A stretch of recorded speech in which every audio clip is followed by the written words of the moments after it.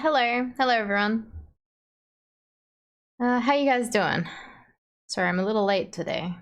Diva, grats on first. How you doing? And hello Danikun, hello Nova, hello Bumfluff, hello Minska, hello Tubers. Hello Danikun, did I already say you? Sorry. Hello Danikun ×2. I think that's everyone who said hi. If you haven't... Hello, Tired Rick. If you haven't said hello, say hello now so I know. Or if I haven't said hello back, say hello again so I can say hello. Yeah, hello. Yeah, we got the wrong food order today for, you know, good old Macca's Monday. And yeah, I had to wait for it to be redelivered, so that's all right. So I'm a little late, and then I consumed my food really fast, so I'm just like dying a little, but it's okay.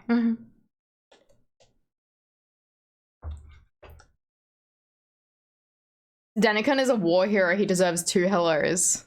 2 hands, 2 hellos to Danikun. Wait, I don't have my leap motion. Sorry. With my hands. Where are they? Show yourselves. Never mind. 0 hands, 0 hellos to Danikun.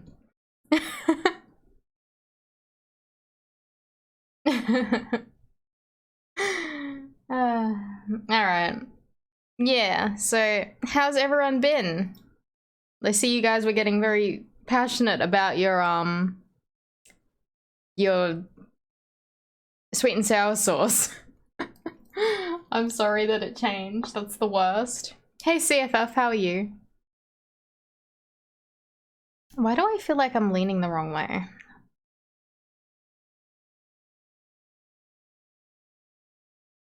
No, it's fine. You're gonna be hearing that after stream, I'm afraid. Oh no. I saw you were furiously typing about it on the Discord as well. Yeah, you're very mad. It's your favorite sauce. You have the right to be mad about it.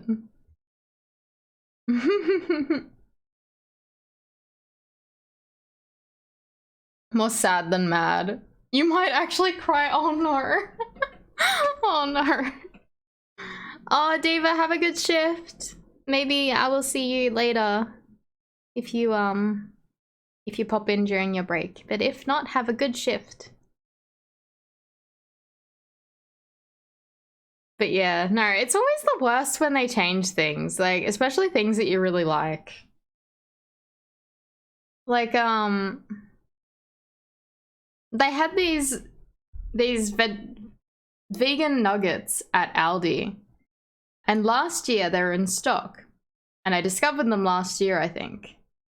And like I think I raved about them so often because they were such a good little snack food, you know? I was like, whoa, cheap nuggets, perfect. And then they disappeared for ages, and I was like absolutely distraught. I was like, can't believe they did this to us. I can't believe they took my vegan nuggets away. And it's like, okay. And then I eventually got over it, and I was like, okay, it's fine, you know, like, can't have nice things all the time. And then they came back, and I was so fucking excited. I'm like, oh my god, they're back after like a whole year. And they are different. They have a weird texture that I don't like, and I'm very sad again. They broke my heart twice. Aldi broke my heart twice. How dare they? Oh well. Yeah, I really hate, like, super oily. Yeah, they're almost like a weird wet sponge texture. I don't like them. They brought the vegan nuggets back, Danikun, but like they've changed the recipe. And instead of, you know, tasting like I guess like a nugget, because even Bumfluff liked them. And he has, you know, real nuggets. I've never had a real nugget before. But these new ones kind of taste like a weird wet sponge. The texture. It's not good.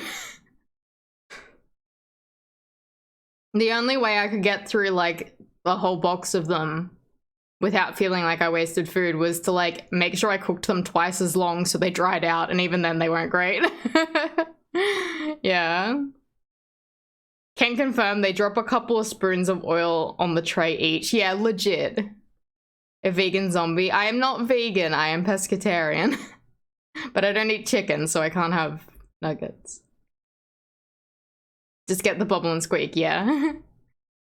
But yeah, no, legit. Like, you take them out of the oven and they are just surrounded by a puddle of oil, and it's like, how the fuck can this fit in these small nuggets? I don't understand. It's really gross. Yeah, don't like it. Not a fan. I don't know why they changed them, because they were fine. They were perfectly fine before. Pescatarian zombie, yeah. You brought up Cole's chicken nuggets.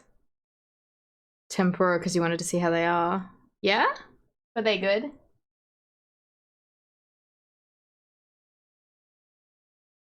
Same problem, but imagine the vegan nuggies had a seriously large pool of oil. No flavor, It's just the texture about them. Like, they taste almost like slimy. I don't know how to explain it. The texture is awful. Probably all the oil that's in them. But it's bad. They're bad. I don't know what they did to them. Fucking bring it back to the old recipe. Yeah, I think they're just so thick with oil that it just tastes, the texture is oily. Like, nah, not good. It tastes what you'd imagine nuggets would taste like if you'd only seen the chicken paste videos. Actually, that is a really good description, Pumplove. Like the pink paste, like photos that people, like, that it went around ages. Yeah. And like, if you'd never had a nugget before and you saw those pictures and you wondered what the texture would taste like, that's what the texture is. You cooked your first lot and threw them out. Yeah, I'm so upset that they changed them.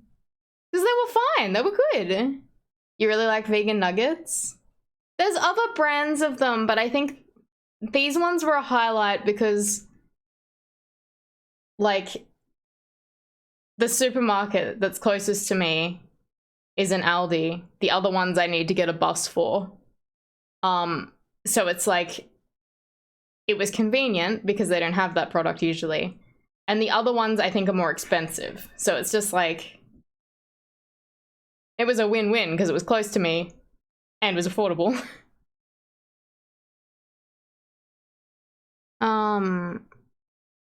Did you buy the new ones only once? Maybe you just got one.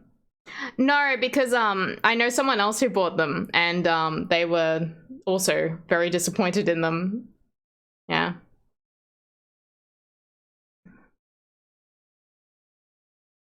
You've been infatuated with reading ingredients?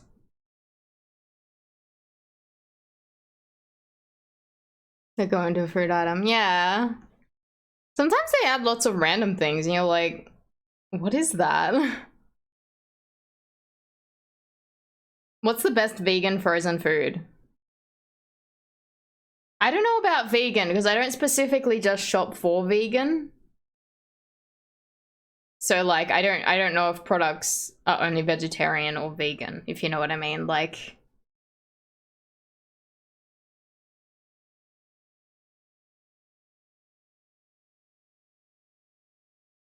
are we talking like meat replacements, like things like that? Or are you speaking about like anything that's accessible to a vegan or vegetarian? You need to make sure they produce said item in an oil that's acceptable for vegans. Oh, really? Are those frozen Korean pancakes vegan? Those were amazing. I'm not sure.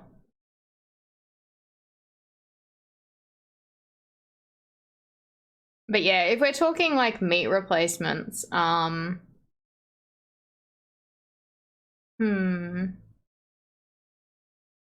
feel like I don't actually use that many these days. I used to a lot.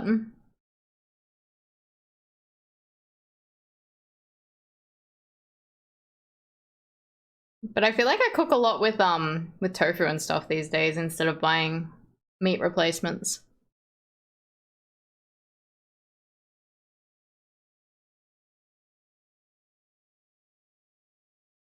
You like corn? Yeah, the little corn pieces are pretty good.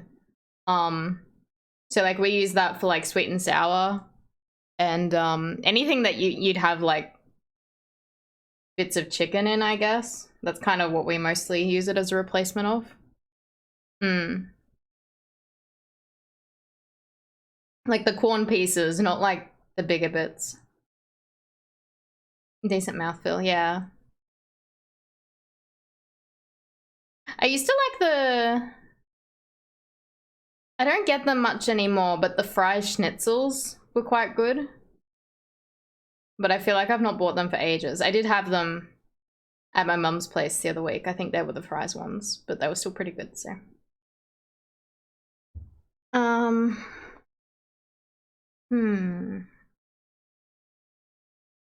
You're dying, you ate the whole double quarter pounder and chicken deluxe. Oh my god, you ate 2 burgers? That's insane. I ate 1 burger and chips and I am full. Yeah, you also ate chips, didn't you? And you have a large drink. You can see through time. There's still a hamburger that came in the incorrect order, yeah.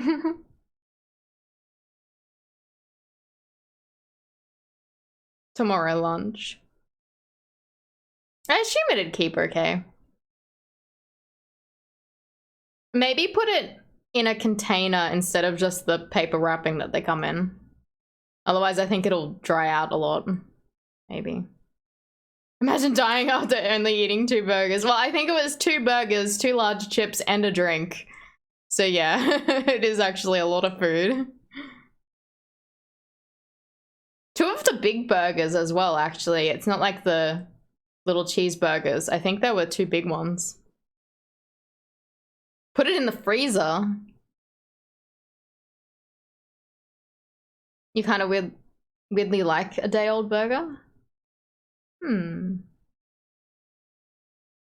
As long as the bun isn't stale. Yeah, I wonder what the best way to store them would be. I'm not sure. Never had to do it because I order an appropriate sized meal.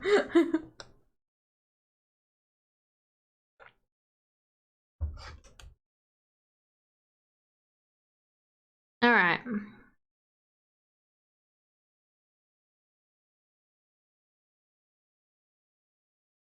There's something about the stale burger patty in Macca's Burgers. You try not to make more than 1 burger when you do home burgers. At most you double cheeseburger. Ah. You ate something really healthy. It's okay, it's Macca's Monday. You're allowed to eat junk food on Macca's Monday. It's only because Bumfluff and I stream back to back, and so we don't have time to actually cook anything. Tomorrow's Vegetable Tuesday. Yeah, what's healthy?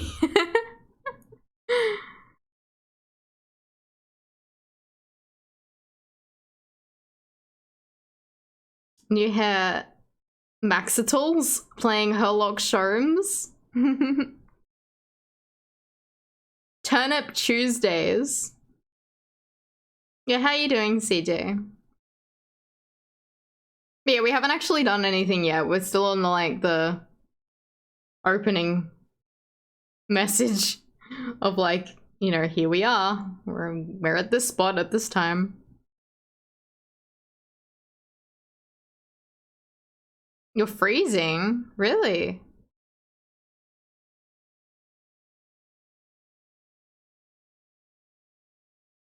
Yeah, how dare they change vegan nuggets? You stepped on a snail, no! Oh, poor thing. Oh, I love snails. They're really cute.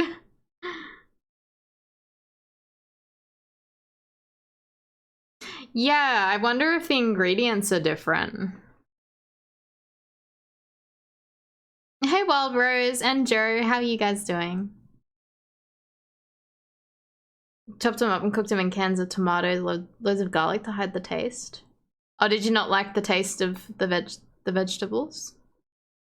According to your weather app, it's 5.6. Feels like it's minus. Fuck! What the heck? That's so cold. Say assume. Assume. Oh my god! Wild Rose, thank you for subscribing. Thank you so much. Some were quite bitter. Do you know what they were?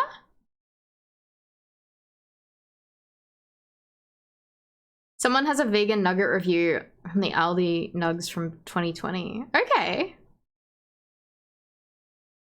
It'd be interesting to see if they review it a second time.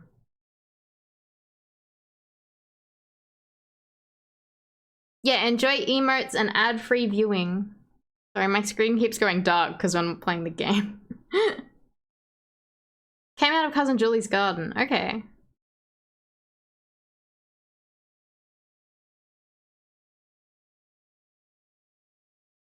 That temperature can shove it. It's probably Taxi's review. Yes, this is my Aldi review website. Or is it like a vegan review website? I don't know. One of them.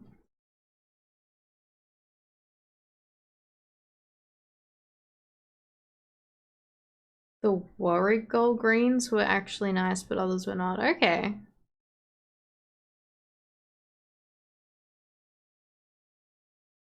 There's lots of greens that I don't like. Like I really don't like rocket. I don't like the taste of that. Luckily, besides if you're using them as salad greens, I don't like them. But like usually if we get some kind of weird greens from like HelloFresh or something, usually they're cooked in a way that you kind of don't notice them. Mukbang VTuber when? No, I don't like eating on stream. You require heat to live. I like the cold, but I don't know if I'd like -1. The rocket HelloFresh has come with hasn't been that bad lately. It's been okay. Are the Aldi vegan nuggets the same packaging? I'm pretty sure they were the same. Pretty sure they looked the same. Never seen an anime character eat. That would be amazing. Hang on.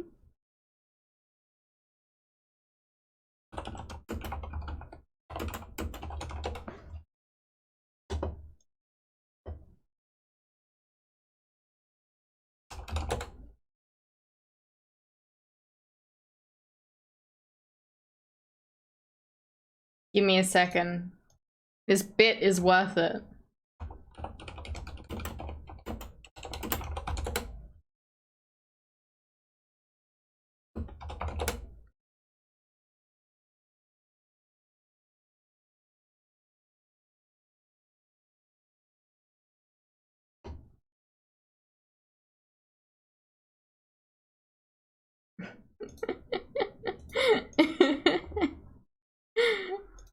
I'm laughing at it myself. Oh my god, that's a big fish burger. Oh my god. Oh lordy. He coming.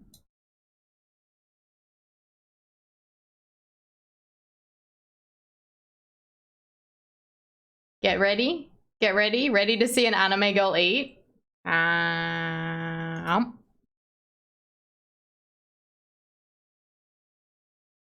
There you go.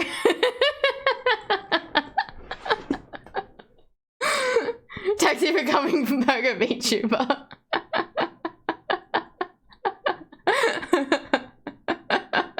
In one bite, fucking, I unhinged my jaw. I'm like a snake.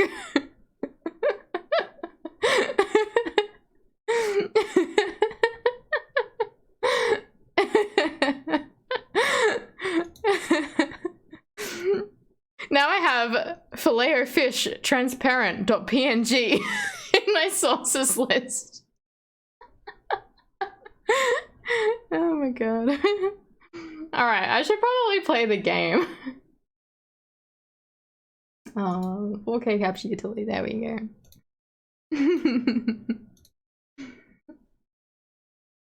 You feel like it's gonna come in useful. Hang on. Wait, no, let's bring it back. Let's bring it back. Let's...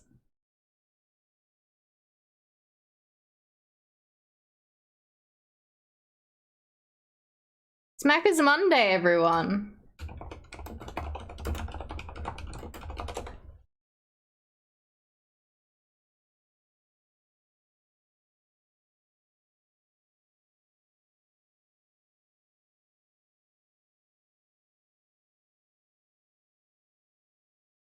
Joe thought it was funny, I'm glad.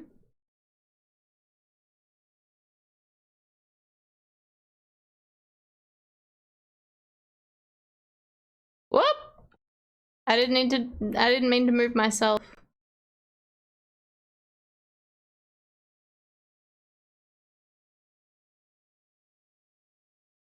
There you go, everyone. Everyone got your Maccas for Maccas Monday? Please make a filet or fish redeem.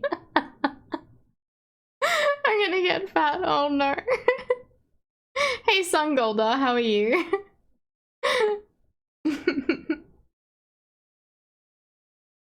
And hi tubers, did I say hello before? I don't know if I did. I'm sorry if I missed people come in. But I hope everyone is well. Wide taxi.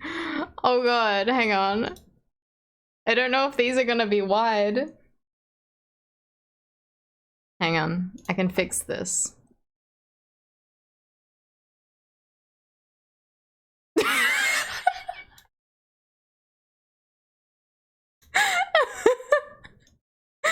Oh no.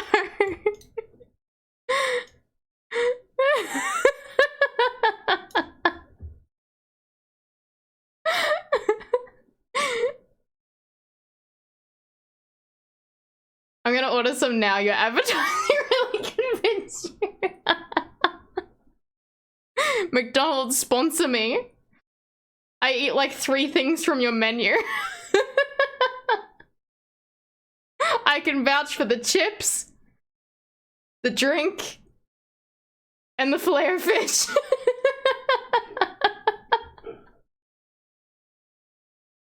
I can hear bum flop laughing. This is the content you paid for. Glad I could supply it.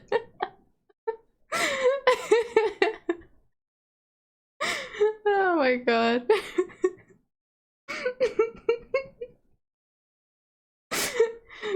Now you want Maccas? Oh my god, everyone wants Maccas.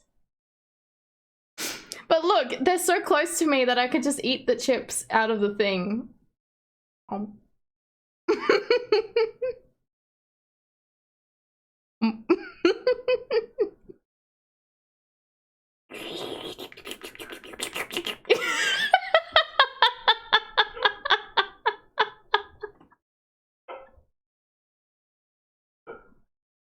can hear bum flop flop.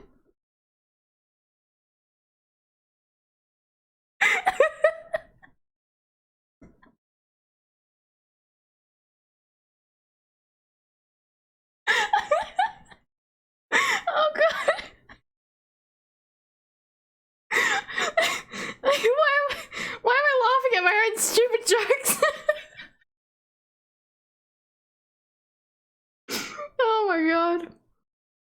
Fucking... I need to leave.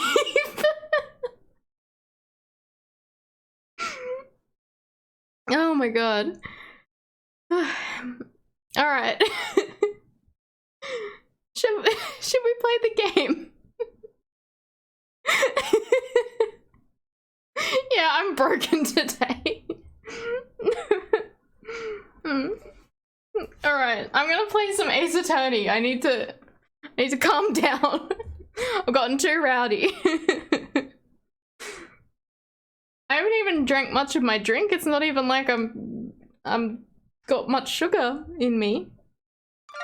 Thank you for the pets. You're making a clip.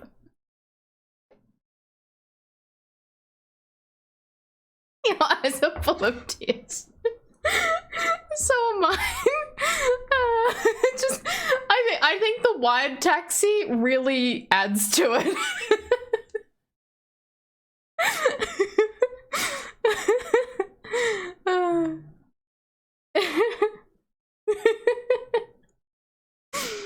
Oh my god. Alright, I'm gonna shut the fuck up and play some Ace Attorney. Alright. Otherwise we're just gonna be here all night talking about McDonald's. You can't breathe. I'm so sorry.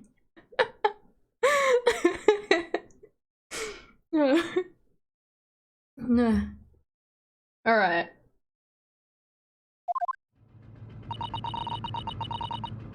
I wish we hadn't been thrown out like that. Wait, am I hearing it twice?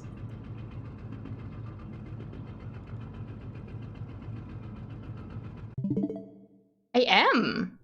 Why am I hearing that twice?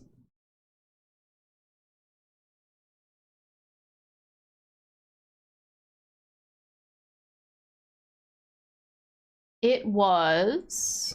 Is anyone else hearing it twice?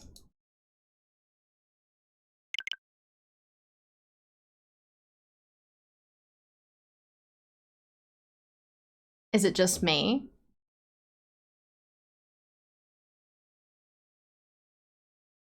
You wasn't listening? Try this.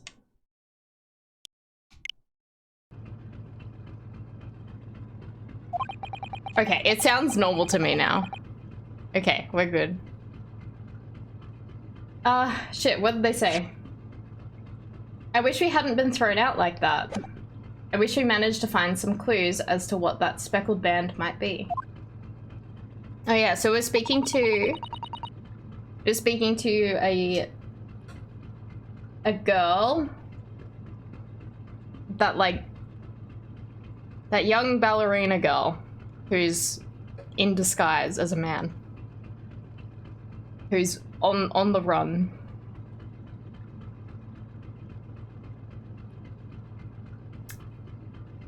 Someone tagged me on something on Twitter. Now I'm curious. We didn't manage to investigate at all. And I imagine that we won't be able to for a while longer. We'll never get past that sailor guarding the door. He's clearly glaring at us, as if to say, don't even think about it. Oh, wait a minute. What is it? Well, what happened to our great detective friend? Where did he go? Oh yes, he's completely disappeared. When did he do that? He slipped away as quietly as the wind, but not before ensuring these were securely back on my wrists. I feel like they had to remove the handcuffs to do that whole, like, they were like prancing about with the evidence, if that makes sense. Like, it's like they couldn't have done it when he had the handcuffs on, so they had to like make an excuse that fucking Herlock Sholmes is a wizard. Alright. Examine. Looked at that. We looked at that. The lawyer wants cheese. Let's get this boy some cheese. We looked at this yet? That book on top of the table there really is huge. There's a pen with it too. Yes, I'm sure that's the ship's log. Shall we have a little look through it? The writing's so neat and precise. Yeah, we read this. We read this already. Oh, anyway, look here. Last night's log is mostly blank. Presumably that means there was nothing to report. Okay. Looked at that. That door leads to the second class area. It's locked. I can't open it.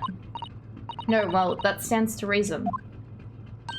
No one wants to let the murderer escape. Gosh, she gave me a very stern look when she said that. Alright. I guess all we can really do is speak to this guy. I really wish we'd had the chance to look around in Miss Pavlova's cabin. That's right, her name's Pavlova. What? Why you look like that? You want something? Maybe you want me to throw you out again, Oh, no, definitely not that. Next time I have to throw you out, I'll show you where lobsters spend winter, understand? Yeah, understand. Maybe I should steer clear of him until he's forgotten my face. I don't think he'll ever forget your face, Naruhodo-san. Can we go back in here? First class cabin number 1. Yes, that's our cabin. Not our cabin, it's Kazuma-sama's. Sorry? Your accommodation is confined to the wardrobe inside the cabin. You know how to make a stowaway feel small, don't you? As small as the wardrobe I've been calling home.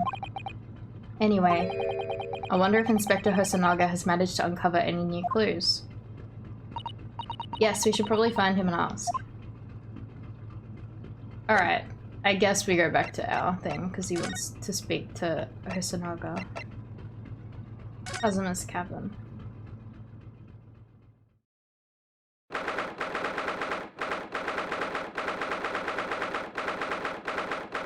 First class cabin number 1. It looks like they're still investigating in here. Yes, on that subject, I wonder if Inspector Hosonaga is unscathed. What do you mean, unscathed? Surely you haven't forgotten, have you, Naruhodo-san? Don't you remember what he said about allowing you out of this cabin to investigate? He was going to talk to the captain about it. He said he's laid his life on the line for you. Oh, yes. But I'm sure he was exaggerating. Let's see what he has to say for himself. He might have some new information for us. You never know.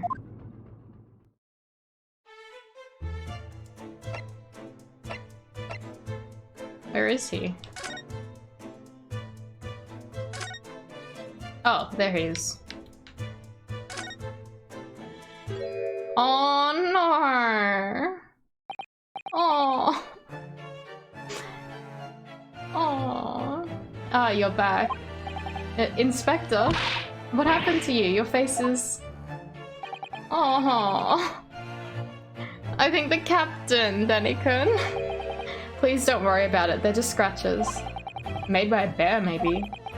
When I told the captain that I'd given you permission to investigate, he told me he'd pummel me with his fist and then toss me overboard. What? But the pummeling was over in a flash and he must have decided against throwing me overboard. So it was nothing, really. It looks like he wasn't joking when he said he'd lay his life on the line if he had to. Well, thanks to your efforts, we now know a little bit about the neighboring cabin. Oh, I feel so bad! Yes, so I understand. Oh. I bumped into a man claiming to be a great detective a little while ago. I think his name was something like Herlock Sholmes. I don't think he was German though. Ah, that explains it. Shall we compare notes then? We can tell you what we found out. Yes, let's do it. Alright. What? Nikolina Pavlova? She's in the cabin next door? Oh, do you know who she is? Please, what self-respecting ballet fan wouldn't know that graceful angel? Oh, he's wholesome. I love him. I hope he's like reoccurring through the rest of the series. I really like him. I feel so bad for him though. Oops, I think I upset him there. Well, that tells us the neighboring cabin is unrelated to the case at least. Oh, how? Because angels don't go around committing crimes, do they? Oops, now I've definitely upset him. Inspector, has your investigation in here proved fruitful? If I'm honest, there's very little more I can do. Our duty is to make sure the scene isn't disturbed, ready to hand over to the Hong Kong police. So I'm just keeping watch here, trying not to take my eyes off the job. Oh, I see. Ah, there is one more thing. I do have a small piece of new information for you. Oh, what? Yes, do tell us, Inspector, please. New information! What is this new information you have, Inspector? It's this. The Burger's medical officer has finished his examination of the body and managed to obtain the report. Oh, Kazuma's post-mortem report? Kazuma-sama. So, what was the cause of death? Damage to the cervical vertebrae is what's written in the report. His neck was broken? Yes, it would seem so. There were no obvious wounds or other signs of injury, so at first I think they were considering poison. But it turns out they found no trace of poison in his system at all. Well, what weapon was used then? Nothing has been found as yet, but the fact that there are no signs of a wound suggests it may have been a blunt object, something that wouldn't leave a mark. Oh, I see. All the body's nerves run through the spine to the brain. A strong enough impact to the neck could induce death. It is a possibility, and no obvious wound would be left. Poor Kazuma. I have a second copy of the report. If it might be useful, you're welcome to have it. Really? Are you sure? Yes, it's fine. I trust you. After all, if I didn't trust you, I'd never have agreed to you leaving this cabin in the first place, would I?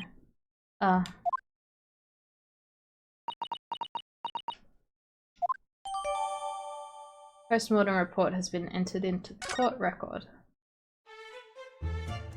Aww. I love all these characters. Oh, Mr. Sholmes was here, was he? Yes, he seemed to be enjoying himself a little too much as he crept about the floor investigating. But then he suddenly left. I suppose he must have become bored. Did he say anything at all? Actually, now that you mention it, yes, just one thing, but he practically shouted it. It's shoe polish, is what he said. Shoe polish? I wonder what he meant. It was when he was over there by the piece of broken glass. Do you see it? Ah. Ah, perhaps he was talking about this brick-colored mark, do you think? Ah, yes, that must be it. Shoe polish. But how can Mr. Sholmes know that it's shoe polish? That leaves me cold, I'm afraid. I have no idea.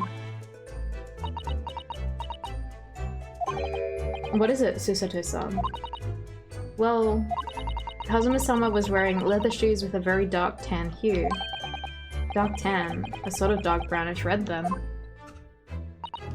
Yes, a little like the color of red wine, but darker. I often repaired them for him.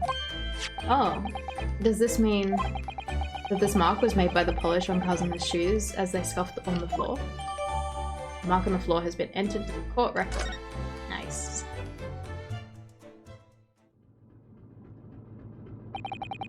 That's really all I can tell you at this stage.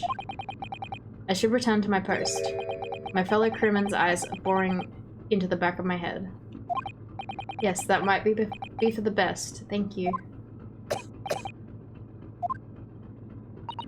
Poor Inspector. You look exhausted. Oh, no. Well... I feel terrible that I failed to protect Asogi-san. He was my responsibility. Of course, my pain is nothing compared to yours. You're his friends. The truth is, I seem to have had a heavy head ever since I woke up this morning. A heavy head? That's interesting. My head's still throbbing too. I wonder if... Because I think they had a meal that Kazuma decided not to eat and gave it to Yunosuke. And like I wonder if they gave it to quite a few people on the ship and they got knocked out. Alright, wide taxi over.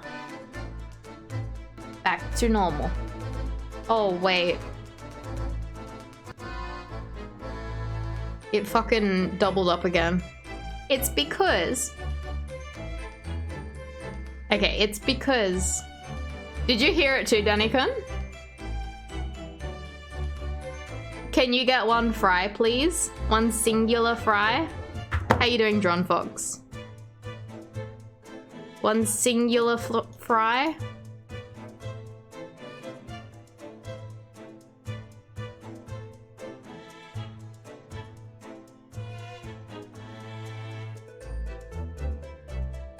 Here you go, John Fox. Is your singular fry. You're full now.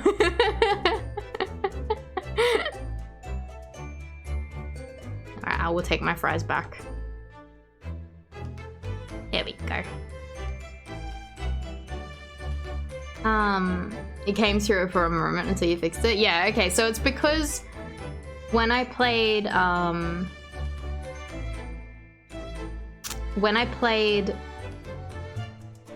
on the the XP machine for Harry Potter yesterday, I wasn't using the Elgato capture.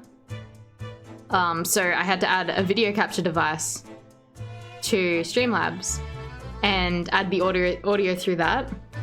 So because now I'm using the Elgato capture, which has its own sound, it like is doubling up. So I guess it's per scene, it does it. Oh well. Alrighty, so examine. Actually, I want to look at the court record. Have a little look-see at this. Examine. Sometime between 1 AM and a little past 2 AM. Neck was broken as a result. Strong blow to the area, no obvious external injuries or traces of poison. Okay, there's not much information there.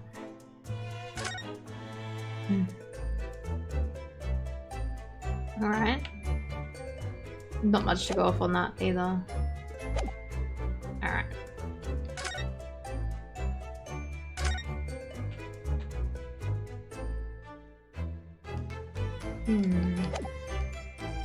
I guess we can talk to this guy, see what he says.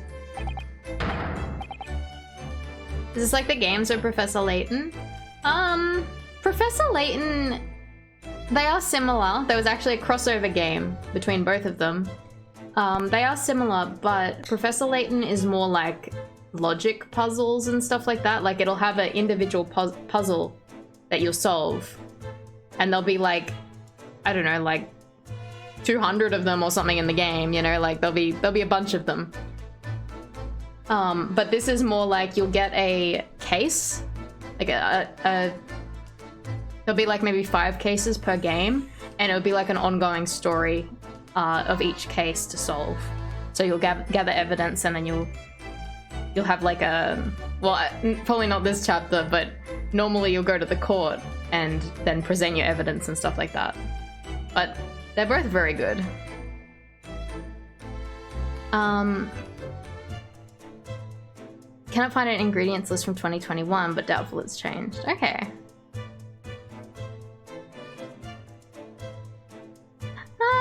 It's not so much harder. It's more like... It's more you just kind of vibe with the story, whereas Professor Layton is more like... You play it for puzzles, I guess. You play it to get... I guess like brain teaser puzzles.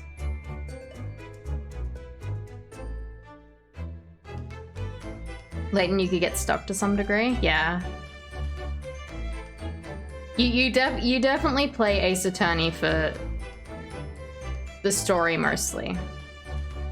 Like it's mostly a story game with like investigation and stuff like that elements to it. But yeah. Where did you go? Oh, sorry. I went to the next door cabin to investigate. Why? Who gave you permission for this?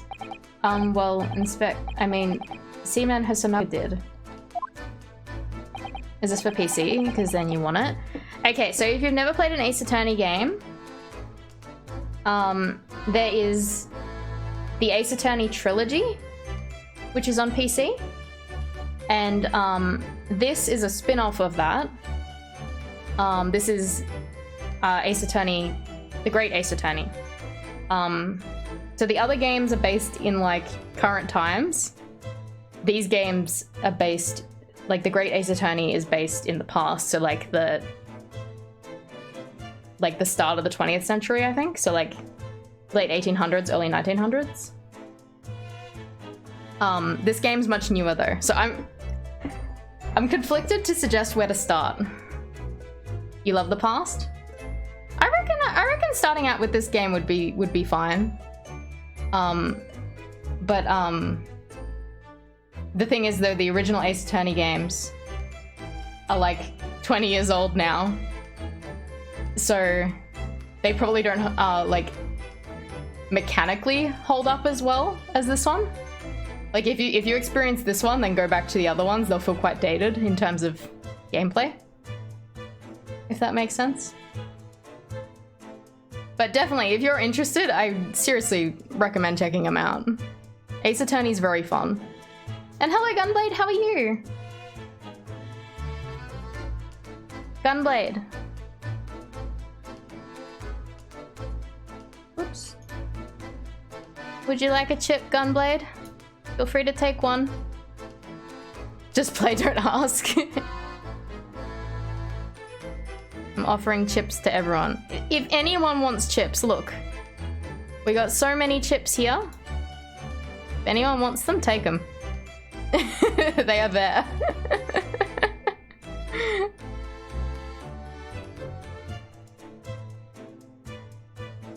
You want drank? I can't share drank. I don't even have a single straw. There's no straw in this drink. No sane person would offer Macca's chippies unless they're stale on one to you. I will offer Macca's chippies because I have... Whoops. I have as many Macca's chippies as I want.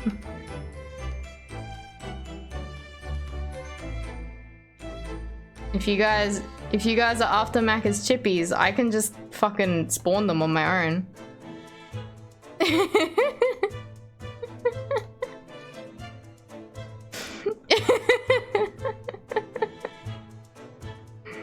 Look, everyone gets a chip. 1 sub equals 1 chip.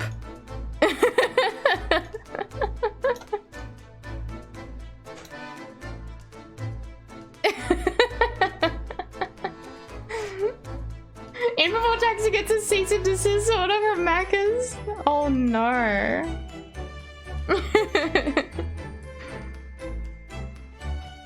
I'll just draw my own chip. I'll draw my own chip. And I'll put the W logo on it. That new Japanese, was it? Later, I will roll him into a ball and throw him in cold room. You wish you had chip? Chips are pretty good. Whackers Wednesday, man. That's Macca's Monday and Whackers Wednesday. Fucking Dannykin's onto something. Phew, he's gone back to guarding the door. I hope Inspector Hosonaga doesn't find himself in too much trouble on our account. He's really gone out of his way to help us, hasn't he? When we get back to Japan, we'll have to take him for a steak at La Carnival. That could be a very long time from now, Naruhodo-san. Yeah, I wonder how long they were meant to go to, England for. The UK. Montezuma's Monday. Oh, I wish. Yeah, whackers, like McDonald's.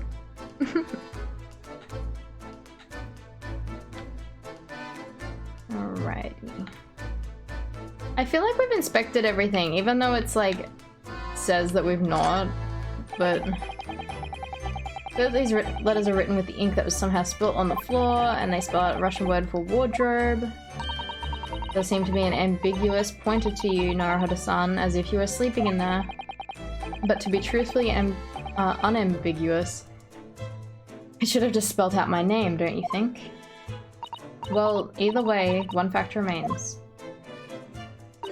It's hard to imagine that Kazuma-sama would have written his last words, or word, in Russian. Which begs the question of who did write it. Yes, the common anime McDonald's name. It really is such a beautiful color, this glass. It looks like whatever it was has broken clean in two, but the other half is nowhere to be seen. And then there's this brick-colored mark, which is shoe polish, according to that great detective you seem to know all about. I suppose it must be from Kazuma-sama's shoes. Maybe, but what I'd like to know is, how can the detective be so sure that it's shoe polish and not something else? Because he's a great detective, of course. That's hardly a reason, is it? Alright, so...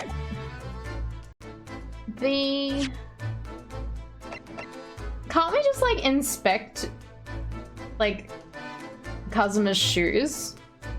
And see if they have scuff marks on them? Hello, Chumley, how are you? How are people tonight? I'm going well. Chumley. Would you like a chip? Would you like a chip?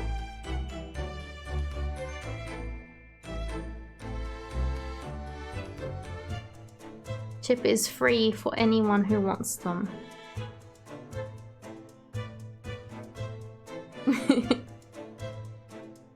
I have chip cloning magic, I do. Oh my god, yes, I will take a chip, yay! Thank you for taking chip, Chumley. It's Macca's Monday, everyone get chip.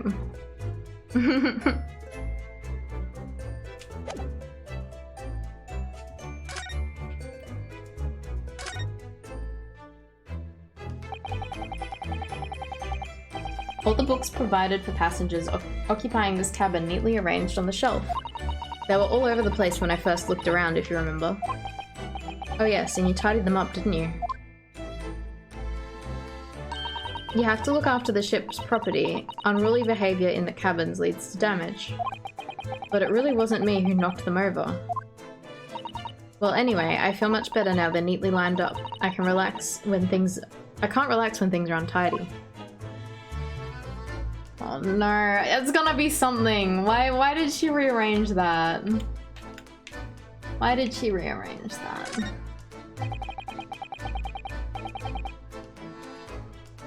You guys ever have really sus fish fingers where you know it's less fish and more weird paste? Yeah, like if you get real cheap ones, they are real bad. There was this one fish finger that I got. It was like, it had been years since I had any fish fingers. And I got like, I don't know, some brand of them. It wasn't like, you know, a cheap brand. And it was like, did it taste good? You used to eat fish fingers all the time as a kid? Yeah, I used to eat them all the time. And it was like, it was really good. Like, it had been years since I had fish fingers, and it was really good. And I can't remember what brand they were, I can't remember what packet they were, and every single time I try fish fingers, they're terrible. And it's like, which fucking brand did I pick that were actually really good? And I feel really annoyed because it's like, yes, fish do have fingers. Fish dongers. No, CJ, shut the fuck up. Bird's Eye has some really good chips. But yeah, it's just like, I don't know, like I can't remember what brand they were, but they were actually really good. So like I ended up giving up because every single time I'd try were terrible. Hate finding the right brand of a terrible but also amazing food. Yeah.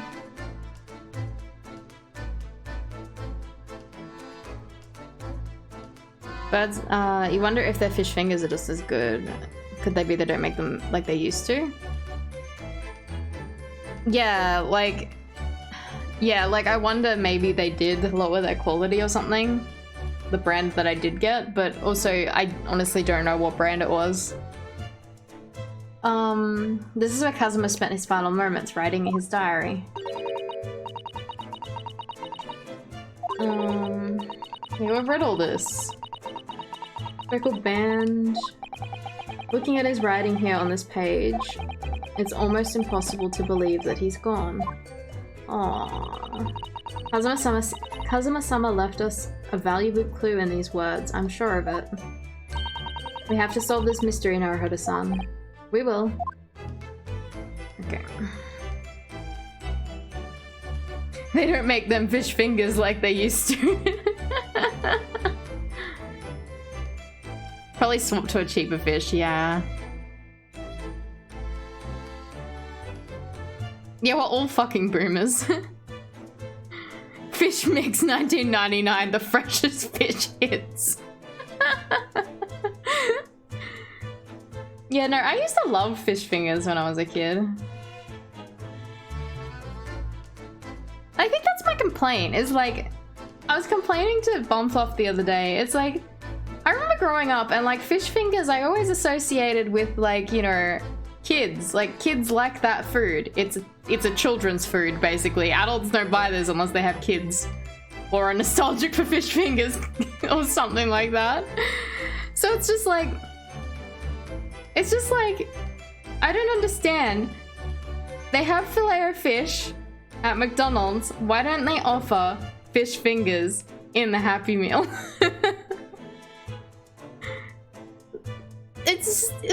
And then apparently they did offer it in America, and apparently, according to the video, children don't like fish, and I'm like, what the fuck are you talking about?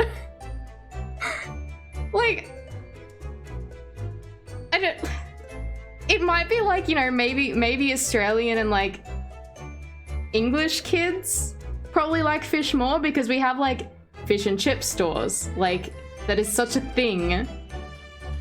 It's such a thing in Australian culture, is fish and chip stores. Macca's Pizza, what? But yeah, so yeah, apparently it flopped in America. Filet-O-Fish is only there because of religious people on Fridays. Yeah, but I feel like it's become its own thing. But yeah, it's just like, it was just this video saying that, oh, it's because children don't like fish. I'm like, what the fuck are you talking about? Maybe American kids. But I'm pretty sure Australian kids grow up eating fish and chips.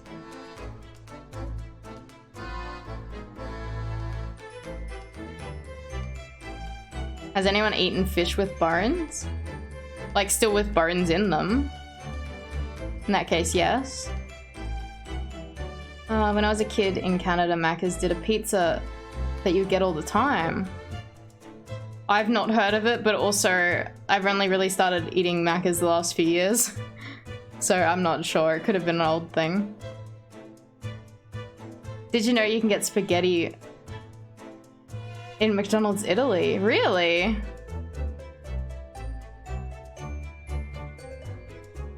Love how we got sidetracked by frozen foods again. Frozen foods and McDonald's again. Smack is Monday.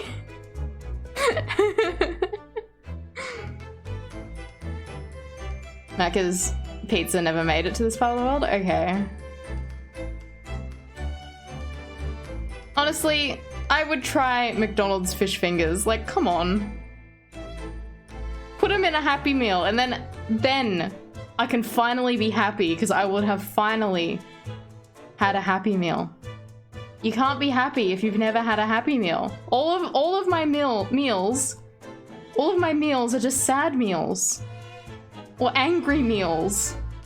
Or fucking, I don't know, any other emotion but happy. If you've never had a Happy Meal. Remember when Red Rooster did fish? Did they? Me walks in to fruit chat. Me walks out. How are you, Ripple? You don't want to get hungry again? I'm so sorry. The same video about the fish also covered the pizzas. Oh. What would they be called? McFingers is not an okay name for them.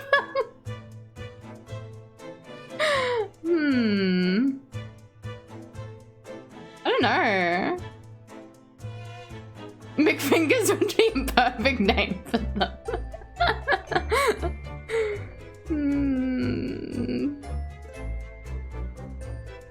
People would confuse it with chicken fingers, yeah. Hey Lapsod, how are you? Walked into Charlie talking about McFingers. McRipper bites? McFish sticks. I think that one works. I mean, the Filet-O-Fish isn't like a McFilet-O-Fish though.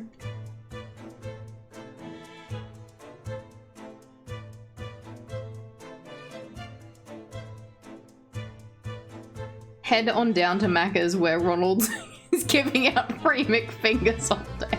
Shut up. Oh yeah, Ripple and Lapsod. Seeing as you're here now, would you like a chip? Would you like a chippy? Everyone's getting chippies today. It's a very special Macca's Monday. Finger o' fish. Sounds pretty good, Danikon.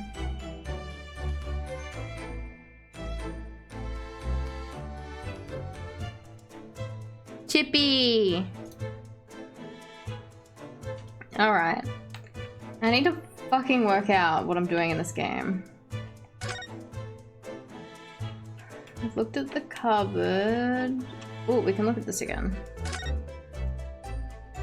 Finger of fish, yep. So this ventilator joins to Miss Pavlova's cabin. Yes, that's right. And just a few minutes before he died, Kazuma saw something emerging from it. Speckled band, as he described it. If only Miss Pavlova had been able to shed some light on it, but it seems she seems as baffled as we are. Yes, I wonder if she's telling us everything though. Subway gets on board, just has one super processed 12-inch finger to slap on the sub like a hot dog. Oh no, that sounds awful. Fish and chips sounds great to Joe. Nice. I'm glad everyone is into fish and chips. Someone in Ripples was talking about subs with fish sticks. Really? Fat sandwiches. I'm not sure. I know most people aboard would say the same about me, but there was something about that woman that didn't sit right with me. I kind of don't like how we've had to like look at all this other evidence again for clues when we've already looked at it all.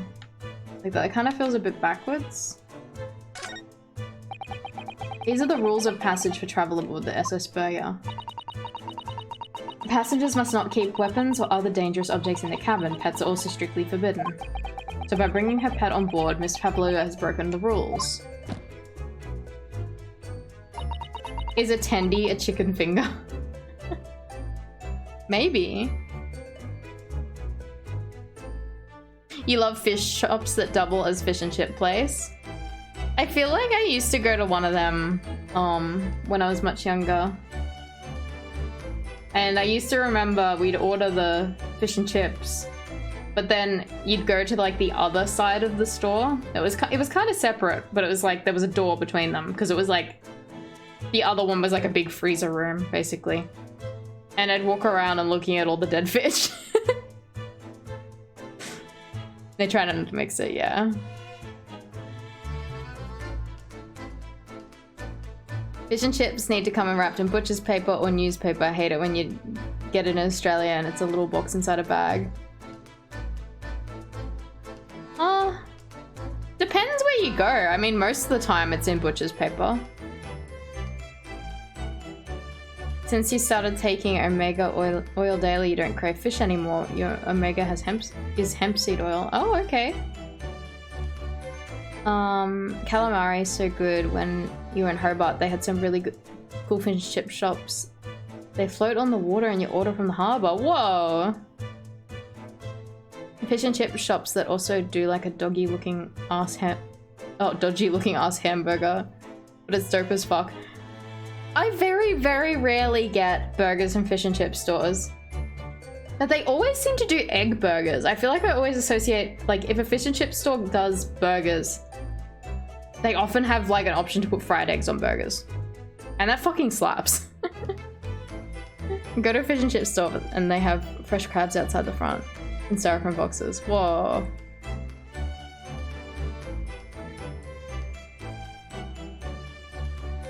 To a restaurant in Japan where you sit in front of a pool with a fishing rod and literally catch the fish yourself. Whoa! Egg on burger is pog. It fucking is. It's so good. She called it her friend, didn't she? Yes, although we don't know what form this friend takes as of yet. Beetroot's a no for you? I like beetroot on burgers. I think it's pretty good. Do you just not like beetroot in general or just on burgers? Like, would you eat it in salad, Nova? I'm almost certain that whatever it is, it's inside the traveling case in her cabin. A friend. There's more to this than it seems, I think.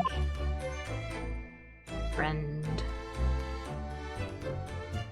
I really want to make an egg burger now. I think I might do that sometime this week. If we eat all of our HelloFreshes, I'm gonna make egg burgers.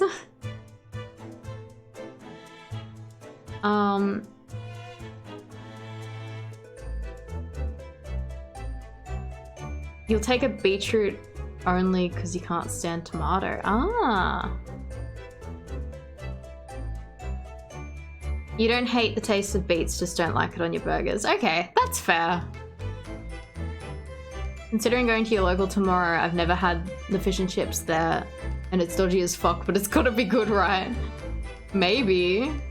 Some places can do fish and chips really terribly though, to be honest. Not burger? I don't know. I don't know what I'm gonna do.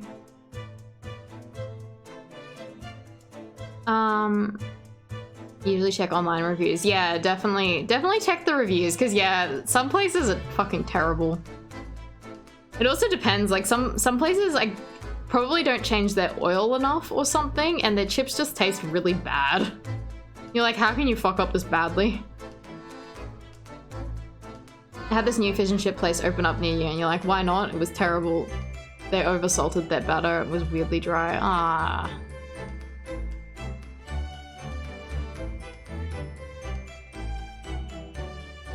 Alright. I feel like we've looked at everything.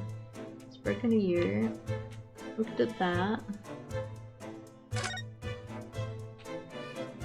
Looked at that, looked at that, looked at that, looked at that. Where are we going? Fish, crumbed or battered? Whoa, that's a... Grilled? Who the fuck would choose grilled?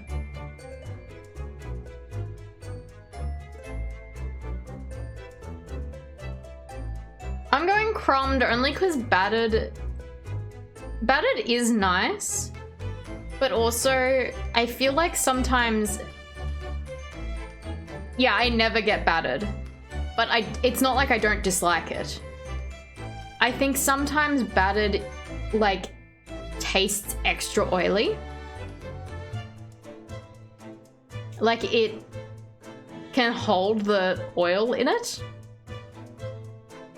Oh, we're talking about fish and chip store fish, Gunblade. I don't know. I don't think they serve steamed or boiled fish.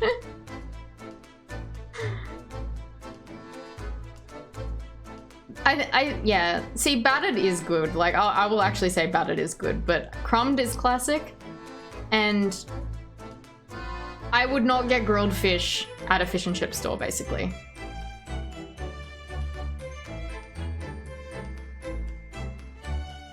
Grilled flake is delicious with lemon. How you doing, Dietzo? Grilled can be nice. Yeah, I just think it's kind of like you can have pizza, which has, like, you know, fresh toppings and like it tastes really fresh. The dough is really nice, you know, the sauce is real nice.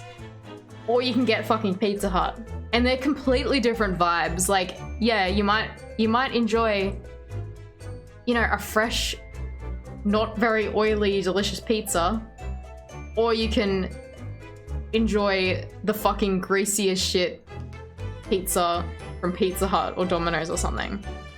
It's completely different feeling. So it's like, yeah, you can have grilled fish, but if you're going to a fish and chip store, I'm not going for grilled fish. I'm going for, like, fucking fried fish. It really depends on the vibe.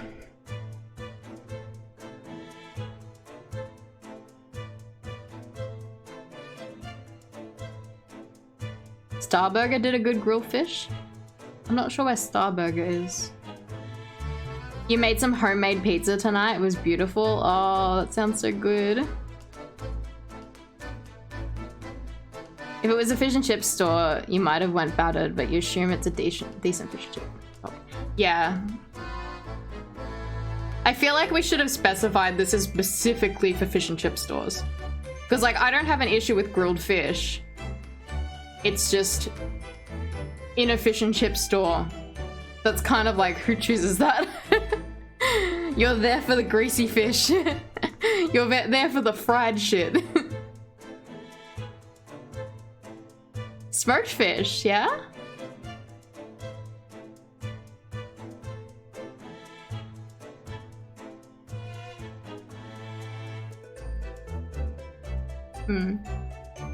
You guys are liking the grilled option though. I don't know, I'm kind of judging you guys. If you're going to a fish and chip store and getting grilled fish, do you guys get chips? What do you guys get? Smoked eel's amazing. The reason that you love grilled flake is because the local store does sweet potato cakes as well, and they're hella nice. Okay. You'd like grilled fish? Yeah, but I wouldn't get it from a fish and chip store. You know? That's not the feeling I'm after. If I'm getting fish and chips, I'm craving that crumbed or battered or, you know, the deep friedness of it. Maybe we need to try it. To be honest, even though I'm pescatarian and I eat fish and no other meat, I don't even like fish enough to want to eat just grilled fish. I feel like the batter or the crumbs is the highlight of it. In all honesty. Like, it's like, if we do grilled salmon, we usually put flavor on it, like some kind of, you know, like spices and stuff like that on it. What do they put at fish and chip stores? What do they put on that?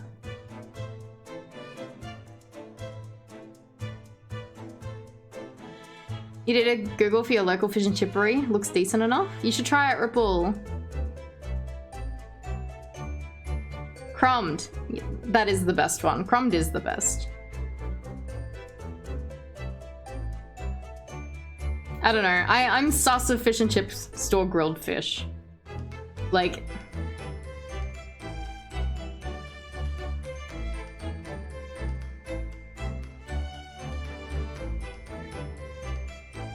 Did get a 1-star review because I started buttering their salad rolls and they don't like butter and margarine.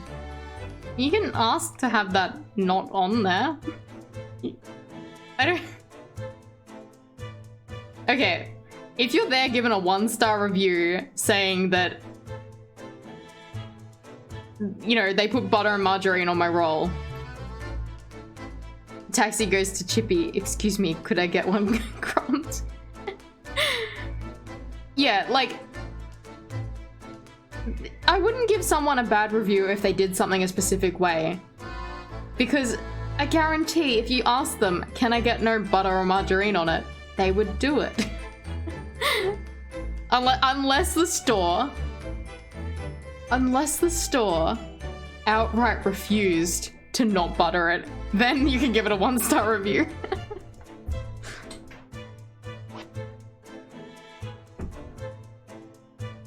Another 1-star. If you don't know how to make a sandwich, please say so. Oh no.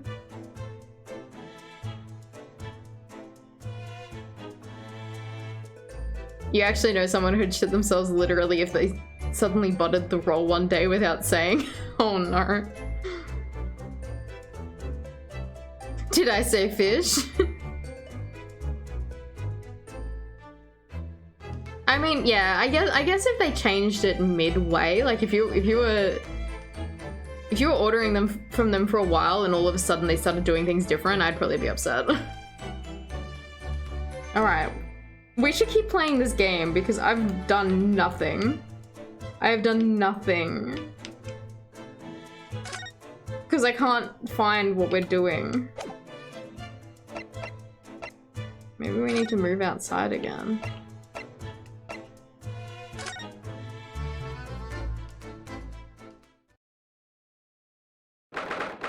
Oh, well, we just had to move outside. That was the answer. I haven't moved in 30 minutes, I know. Ah. Look, Naruhodo-san. Seaman Stroganov has gone. Strong enough? A burly Russian sailor who's always crossing his arms and glaring at us. All these Russian names are impossible to remember.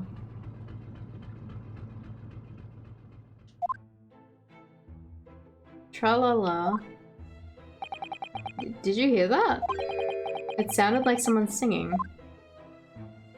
Tra-la-la. Lira-lira-lay. I did it the great detective way. Oh no. It's caroling. I know that lark-like voice. Never mind that now. This is a golden opportunity for us. Yes, you're right. We must seize it. Let's get inside Miss Pavlova's cabin while we can and investigate. Definitely. Before that stringly knot crewman comes back.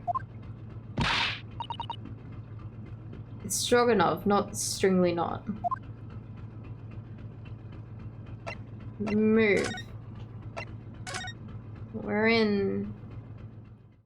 Has she got her friend out?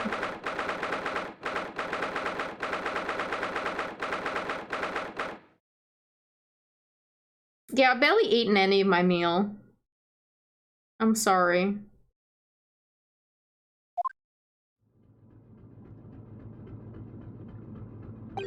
Miss Pavlova isn't back yet. Susato-san. Oh, where's she gone? Hey, what are you doing? Those are her private things. There's not a moment to waste, Naruhodo-san. We must investigate as quickly as we can. I suppose you're right. For Kazuma's sake.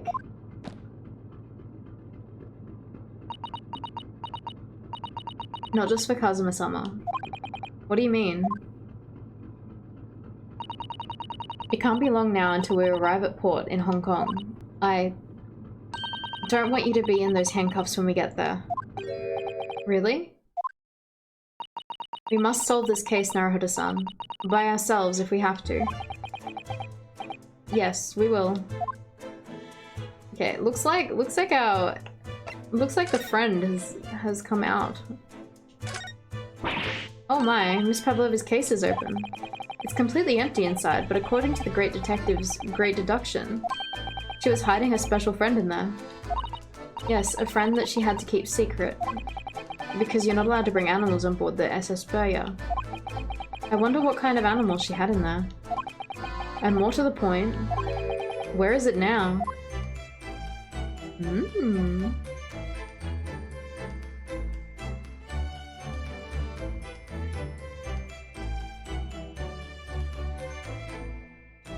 The place you got grilled fish from was a fish and chip store that also happens to do fish and chips as a side thing. Okay.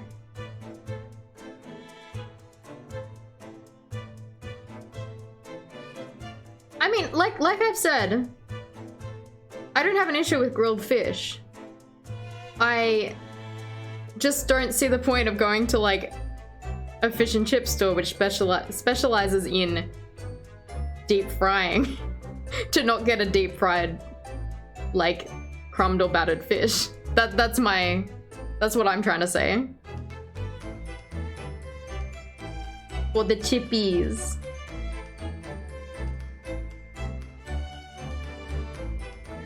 You only eat fish at Japanese places, so it's usually grilled. Yeah, see, that's completely fine. I just think... Sounds like you have a vendetta against grilled fish. No, it's just specifically a fish and chip store. That's why I was like, I feel like we needed to specify fish and chip store, not just what sort of fish do you prefer. Because grilled fish is very common. I was just saying, if you're going to a fish and chip store, grilled fish is not an option for me. You want that battered or deep or fucking crumbed fish, it has to be deep fried. That's what you're there for.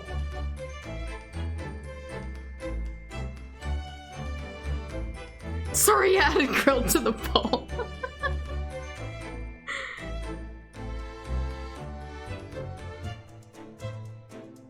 The one near your office was fancy fish paste that came with salad. You're gonna have to put on some oven chips. Make taxi eat grilled fish from the fish and chip place. I don't know about that. I don't know. Just thinking about it's making me not want to eat anything ever. Like, it's actively killing my appetite thinking about grilled fish from a fish and chip shop place.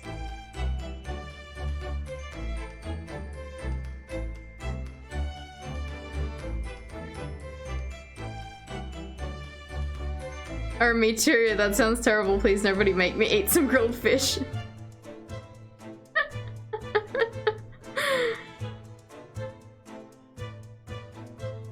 You didn't think you'd like the grilled fish when you got it? It's better than baked fish, you'd think? Have you seen what it looks like? I'm gonna Google it right now.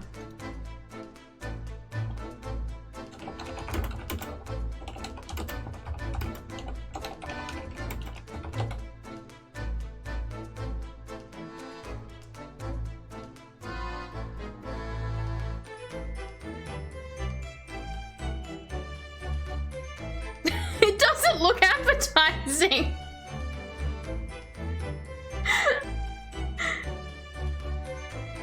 Kind of like a giant salt and pepper fish. I don't really like...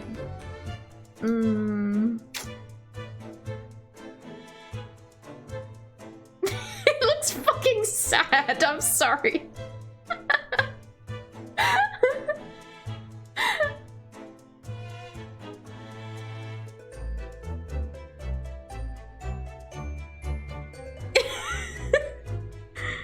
You remember a lot of herbs and spices on yours. Okay. See, that's my concern. It's like, you know, like if you're grilling salmon or something, normally you'd put like normally you'd cook it with something, either like a glaze thing or like herbs and shit. But it's like, whenever I've seen grilled fish from fish and chip stores, it looks like it has fucking nothing on it. And I'm like, that looks disgusting. It's just fish. There's nothing to it. So yeah, it just depends. Like, if it's a store that does like a fancy like fucking lemon coating on it, I don't know. I don't know what you put on it. I don't know. I'm sus. I am so sus.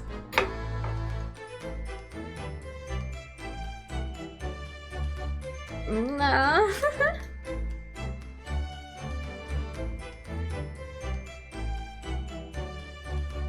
Thank you for hosting, Bumble. Yeah, that's okay. I don't know. That's the thing though, it's like, honestly, I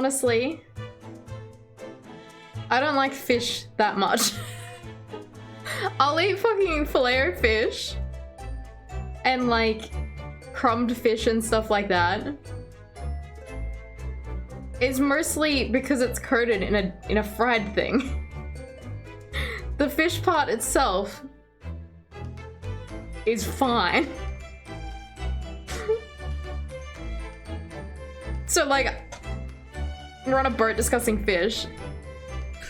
I guess these guys are probably eating lots of fish. But yeah, no, it's like, I don't know.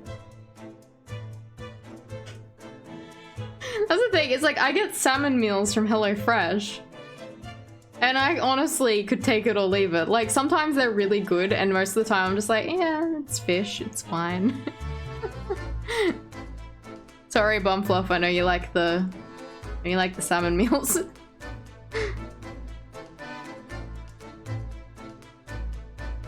You know, Skate ate the only chimkin. Oh no. Salmon also has to be fresh.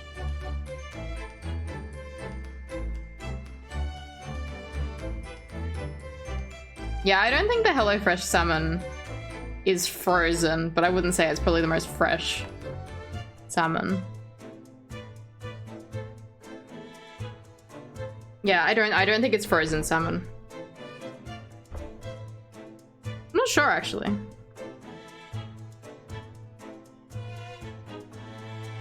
Like, it's fine. It tastes fine. If it smells like fish, it isn't fresh. It doesn't arrive frozen, but it's often salmon that's undergone of freezing as part of parasite removals. Oh.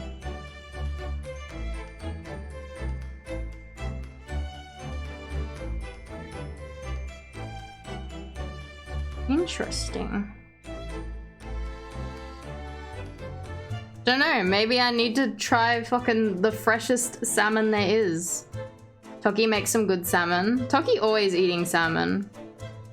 So I reckon Toki salmon would be good.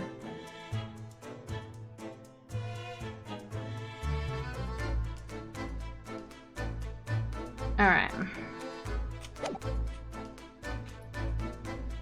We are inspecting.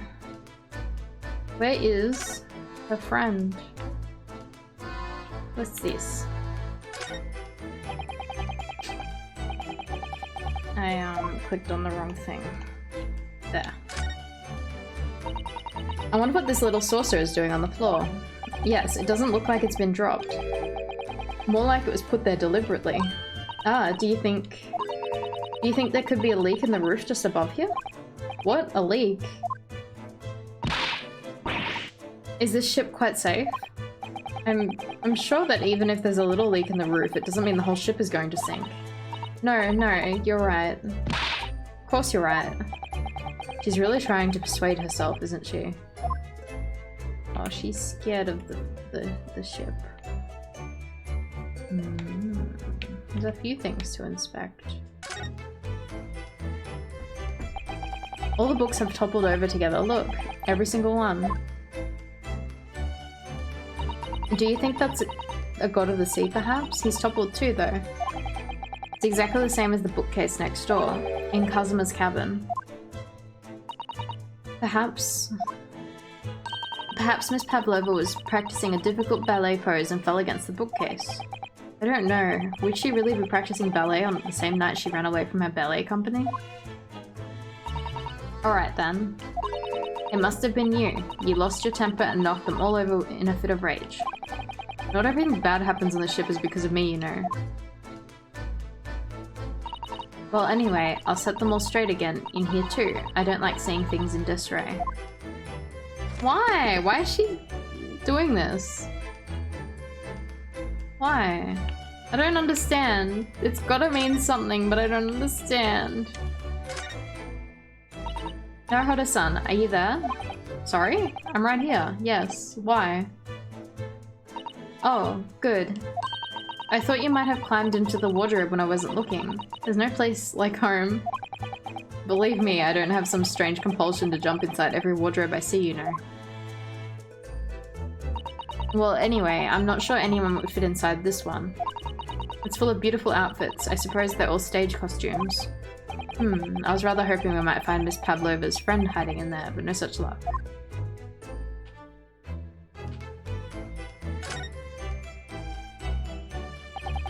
So this ventilator connects to Kazuma's cabin next door. Yes, although what a fool a shipbuilder must be to open a ventilator into another room. Ah, maybe it's so that if there's a gas leak next door, the occupant of this cabin would notice and raise the alarm. Or the occupants of both cabins would die of gas poisoning. A little frozen is definitely okay, just not for long periods of time, which unfortunately happens with our household because we're used to leaving chickens in the freezer for months until we're eating it. I guess my mum who does the same thing with heartier fish, but salmon just doesn't last. Okay. What makes salmon so different than other fish? That is a possibility. Anyway, last night, Kazuma wrote that he saw a speckled band coming out of this ventilator.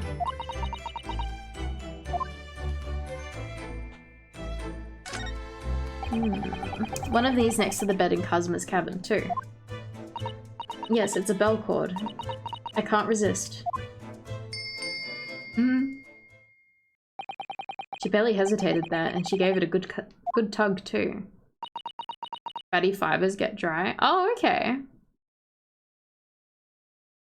I didn't realize salmon was that different. Salmon are known to be really fatty. Okay.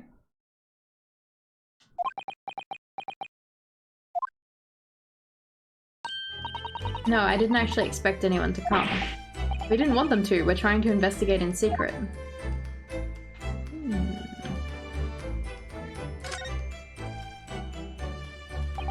This cabin door has the same simple sort of bolted latch that our cabin door has.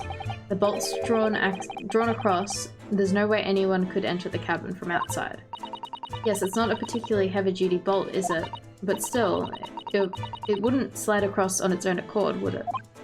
No, and the door is made of metal, so there's no chance of trickery using magnets to unbolt it from the outside.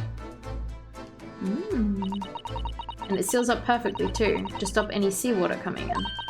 So you could use the method you told me of passing a thread through the crack around the closed door either. I seem to know a lot of tricks for opening doors. I'm starting to see why they suspect me. They don't know you know that. Ah yes, they're displayed in this cabin too. Look, the SS Berger's rules of passage. Passengers must not keep weapons or other dangerous objects in their cabins. Pets are also strictly forbidden. I suppose Miss Pavlova realized that she needed to keep the contents of her case a secret after she read this. Her special friend, I mean. I wonder where her friend disappeared to now. She's probably having fun exploring the ship, I imagine. I just hope Seaman Stroganov doesn't find it and throw it overboard. Oh, yes. So do I. When frozen in an at-home refrigerator, a fatty fish like tuna or salmon will last 2 to 3 months. A leaner fish like cod will last up to 6 months. Okay, interesting. There are just a few books on the desk, nothing else, by the looks of it. Well, Miss Pavlova only ran away from the ballet last night. She's hardly occupied this cabin for any time at all. That's true. I wonder what kind of books she likes to read. Let me see. Yes, I see. It would seem that Miss Pavlova enjoys reading books written in Russian. Thanks. I think I probably already knew that. It's rude to ask too much of people, Naruhodo-san. Kindly remember that. Aww.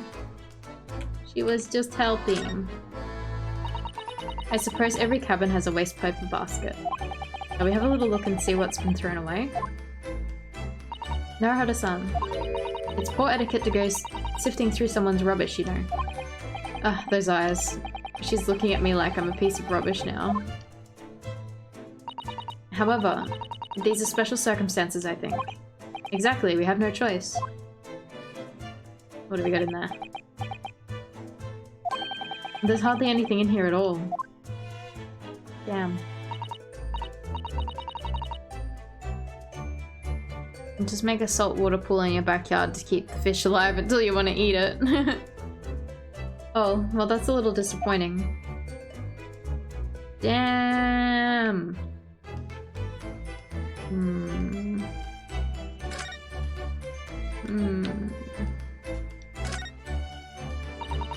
It would seem this teapot is empty. So the natural conclusion is that the Russians are very thirsty people. Or because Miss Pavlova only came into this cabin last night, she hasn't had the chance to make any tea yet. I mean, it could be either. It's definitely that they're excessively thirsty. I lay 1,000 to 1 on it. You're rather obstinate? Aren't you, Naruhodo-san? We fucking looked at everything in here. We fucking looked at everything. There's nothing. We found nothing. Kisato's hair is very cute. I love her. She is adorable. I love her very much. Yeah, we fucking found nothing in this cabin. Hello? Alright, I guess we're gonna move.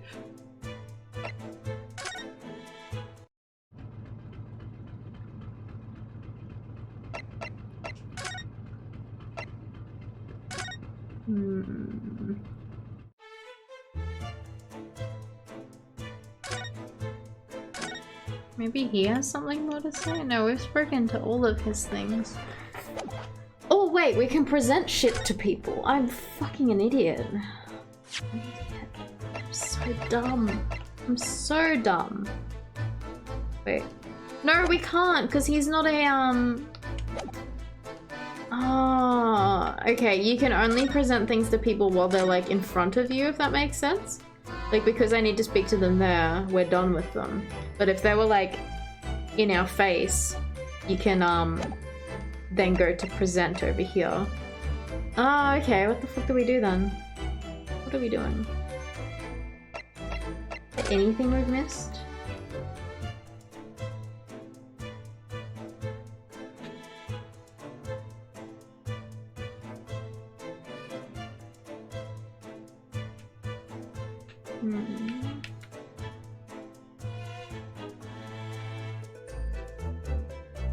Hey Arctic, how are you? How's the tourney game going today? It's going well. We've been a bit distracted talking about other things. Mostly food. So I haven't done a lot today. But how are you doing? Lots and lots of food talk. There's literally nothing I can inspect anymore.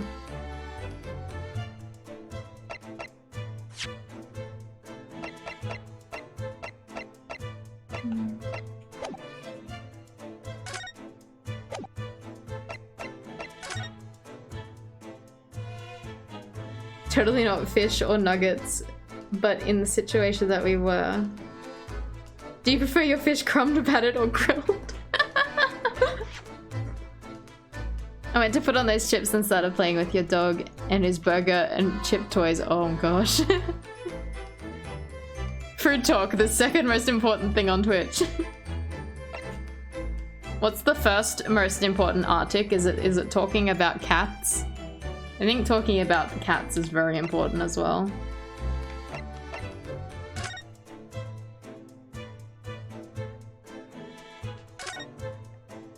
Surely there's something we've missed. Surely there is something.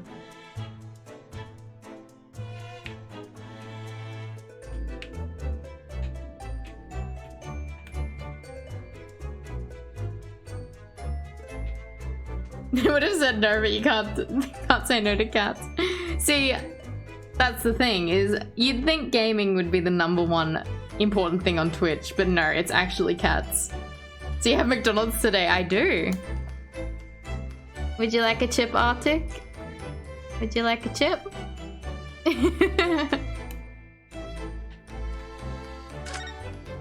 Chip for everyone.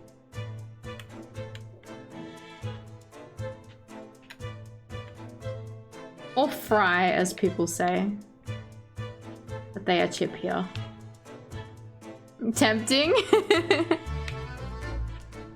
It's okay, I have lots. They've never ended. What's the burger? It is a filet-o-fish. What's the perfect amount of fries? Honestly, I'm usually satisfied with just a medium, but I feel like you often crave the large. Like, I got large tonight, and I feel like I should probably get more medium ones. You've never tried a filet-o-fish, you don't know if they sell it here. Oh, okay. Guess it depends where you're from. I like the filet-o-fish. Medium and large might be a trap. Alright. Might be almost the same. No, the large is definitely bigger.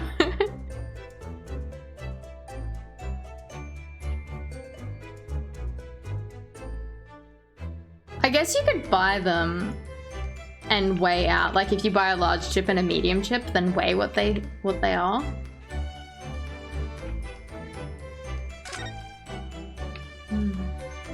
Maybe it's something in the hallway that we've missed. In the passageway. Examine. What do we got?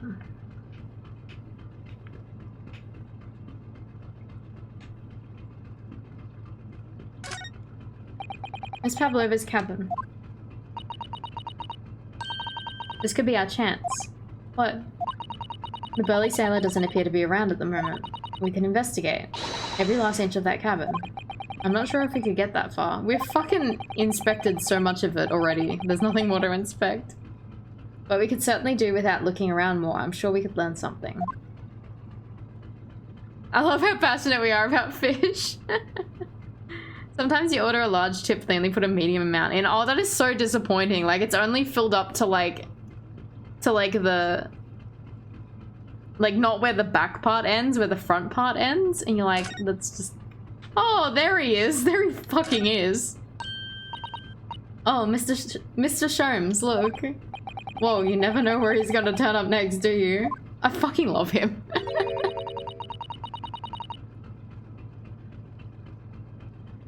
Approximately 114 grams. Large fries approximately 150 grams. Yeah, they'd have different kilojoules as well. Like, I'm sure, like... They'd take into account that sort of thing. Yeah, I love it when they give you so many... Yeah, so many fries that it's like you've got like the large...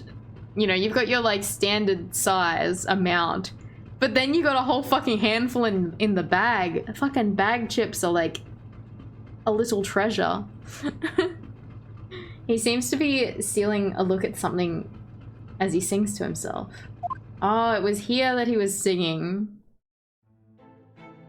Bag chips are better than chips in the packet, exactly. I did it the great detective way.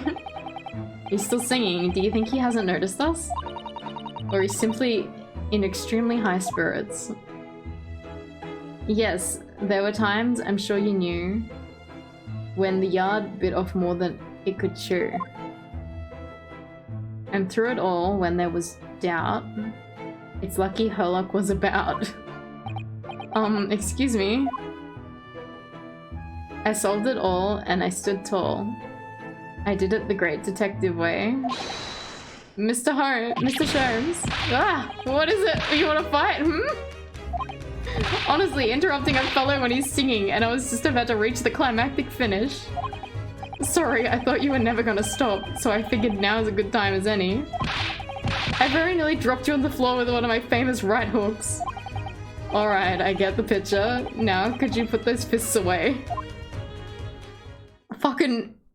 Herlock Sholmes is about to fucking wreck you. He is coming. His fists are ready.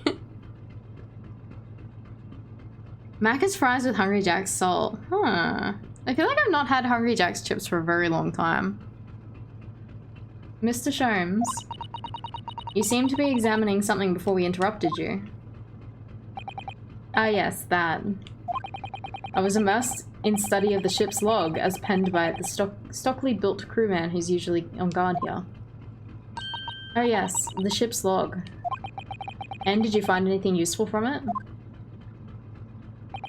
Well, after 2 AM this morning, the majority of entries are blank, which means that there was nothing to report. Nothing of note happened, so...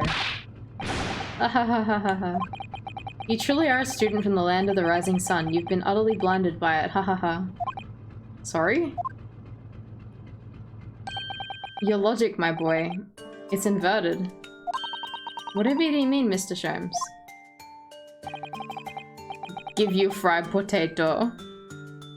Observe the other pages, and all shall become clear. It would seem that the same crewman oft stands sentry in the first-class passageway, and he has an almost religious practice of recording nothing to report every half hour. Oh, he writes that in every 30 minutes? Nom nom nom nom.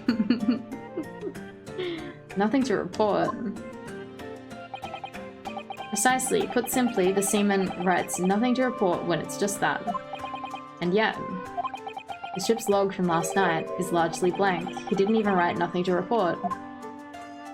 Do you mean... Yes, there were circumstances afoot last night which led to the seaman being absent from his post. What kind of circumstances? What happened? That remains a mystery for now, but we can be sure something significant took place. So significant that it caused the seaman to forget his regular habit of scribbling nothing to report, or scribing nothing to report in the log. These are important details. I would stake my life on it. You must log the ship's log with your mental file. The ship's log has been entered into the court record. New Macca's meal, fish fingers, potato gems. I would be keen for potato gems and fish fingers. Now that deduction was worthy of a great detective. Ah, you're starting to understand what my way is, you see. What makes Sholmes Sholmes. Brilliant. He's fucking hilarious. Oh, ouch. What is it? Are you hurt? Oh, don't worry yourself. I seem to be afflicted with a throbbing head this morning for some reason, nothing more. Fucking everyone was knocked out! Everyone was knocked out! What's the bet that the seaman was knocked out too? Well, my friends, until our next encounter. He's still singing to himself. I can hear it as he wanders off down the passageway.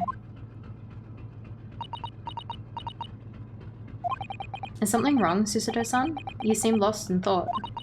It's just... well, I feel the same. Sorry? Ever since I woke up this morning, I've had something of a headache. A sort of continuous throbbing. Oh, you too? Everyone was fucking knocked out. Everyone was. Ooh.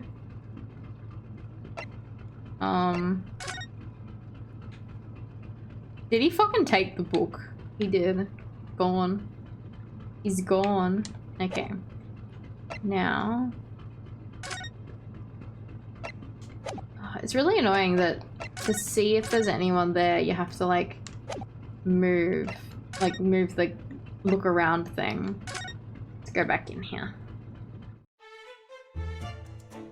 Actually, no.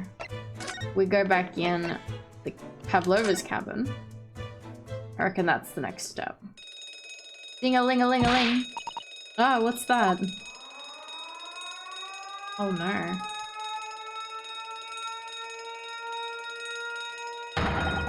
Shut down the engines immediately. Vessel sighted 1/4 mile 4. Full stop, hard to starboard. All hands, brace for impact. Oh no. Raid sirens make you paranoid? Yeah, I think they're meant to though. What the? I think we're about to crash into another ship. What? I can't stand. Susude-san, hold on to me. Wow. Wow, the like camera angle like rotated. Susude-san, are you alright? Are you injured at all? I think I'm fine. Thank you, Naruhodo-san. Yeah, we're all gonna die. This is the Titanic. It looks like we avoided a collision. I think... Yes, the ship has come to a stop. Oh my goodness. What about you, Naruhodo-san? Are you hurt? No, I'm fine. Hello, anybody in there? Shout if you need assistance. Oh, that sounds like... Inspector Hosonaga. Is that you in there, Naruhodo-san? Unbolt the door, quickly. What? The bolt?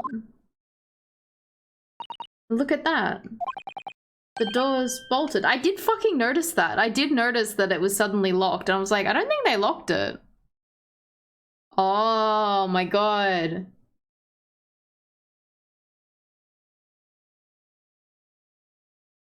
What about if the other door locked?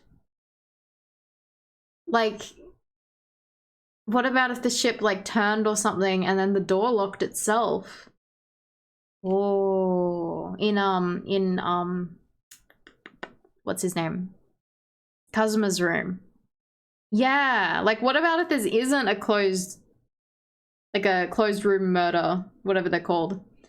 Locked room murder. What about if it isn't at all? And the person just fucking walked out. The door's bolted. Did you do that, Susuto-san? No, I didn't touch it. Well, that's strange. How did... And look at all the books. Yeah, fucking... Yeah! Whoa! Detective Taxi solving the crime better than Sharms. Whoa, fucking... I knew this shit was something that... Something. They're just like they were before again. Naruhodo-san, aren't you going to open the door and let the inspector in? I better tidy this place up first. Can never trust taxi again in a Mogus. A violent emergency stop had solved one mystery at least, in a very vivid way. But I knew that what awaited us on the other side of the cabin door would not be pleasant. I hurried around tidying up the cabin with a new sense of foreboding in my heart.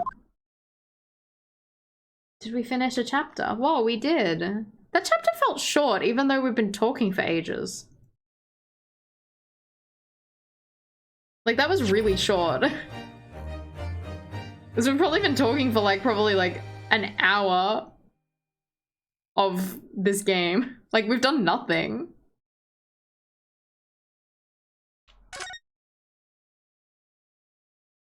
Might have been like 2 to 3 hours chapter for investigation. Well, I'm pretty sure we started the chapter...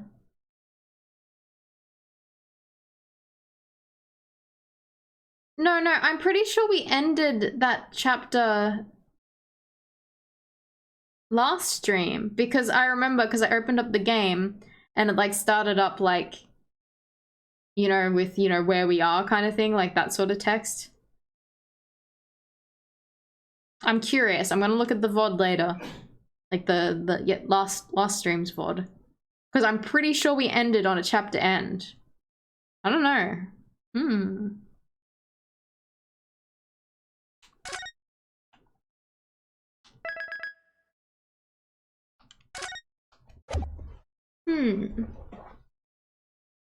Did you hear Bum sneeze?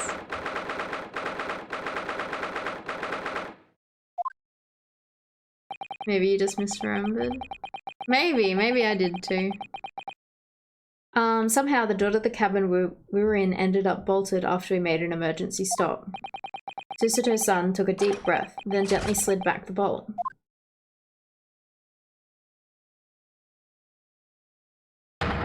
You, what are you doing in Miss Pavlova's quarters? Ah, you both look unhurt. Good. Aww, he looks so relieved. Oh, I love him. I love him so much. Yes, we're fine, thank you. What on earth happened? We heard something about how we were going to collide with another ship. I fucking love Hosonaga Denikun. I love him so much. Yes, it appears to have been a false report though. Oh, how did that happen? There's a dense fog outside, so it's extremely difficult to see. Someone must have thought he saw a ship ahead. Yeah, sorry, I had to yawn.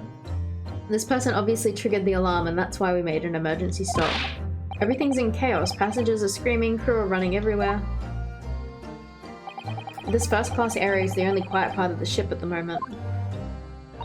Oh, I see. Someone triggered the alarm? Does that mean that someone pressed that button outside? Ah, you wicked intruder, dressed in all black. You're the devil. Sorry, me? I've been called a lot of things before, but devil is a first. You opened my traveling case. How could you? What? No, we didn't touch it. That's right, Miss Pavlova.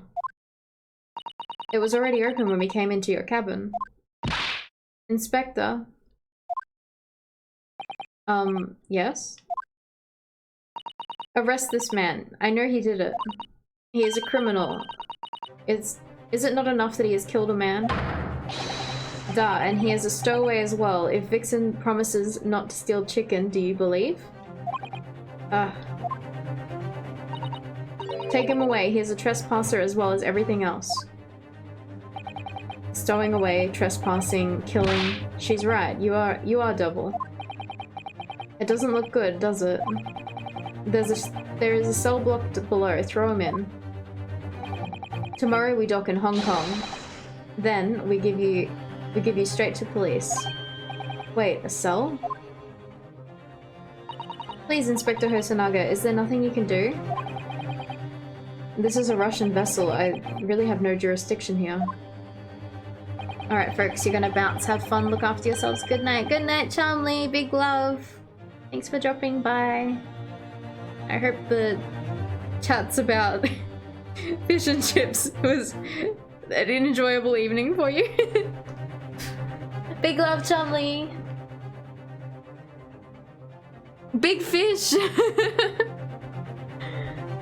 After my last effort to appeal to the captain's good nature, I think I'm out of options. This is terrible. This is a real crisis. I've got to find a solution. Immediately. Oh, she's so small.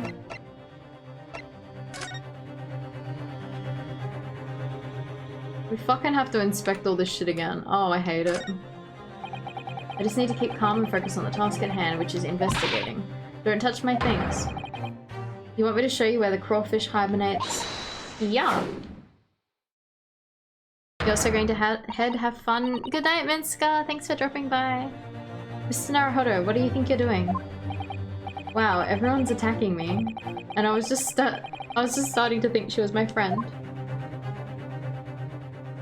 Yeah, his belly button's out. It's funny. Is there anyone who can help me out of this mess? What do we do?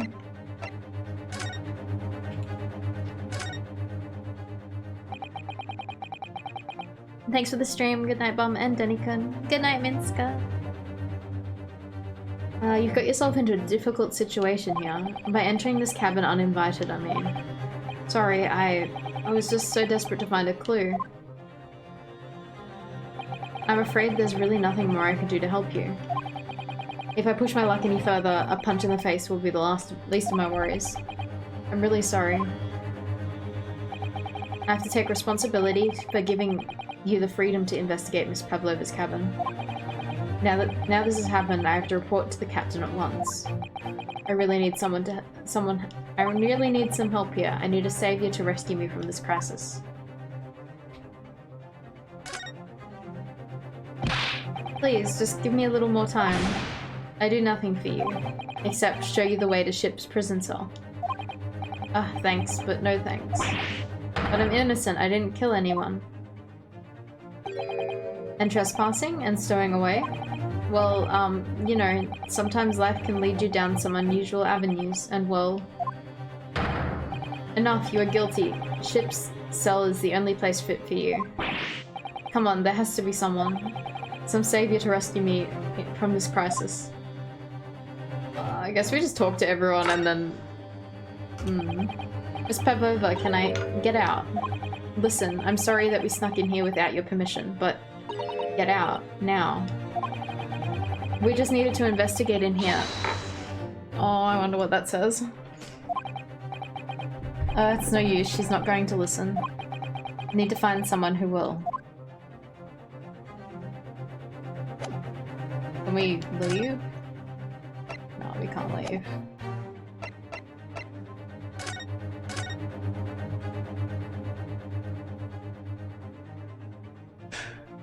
There he fucking is! I love this man! I fucking love him! What is wrong with him? What the? What are you doing up there? Mr. Sharms? Naturally, I was analyzing what a weight of 20,000 rubles feels like on one's head. Have I not told you that as a detective it is my business to know what other people do not? This isn't mere tomfoolery, my boy. Oh no no. Well, why are you hanging from that book? Why are you hanging from that hook before then? Isn't it obvious? To properly assess the weight of the 20,000 rubles, naturally. Rubles. Rubles. I wish to determine if it would bend that conceited-looking hook down on the wall. So full of brag and bounce.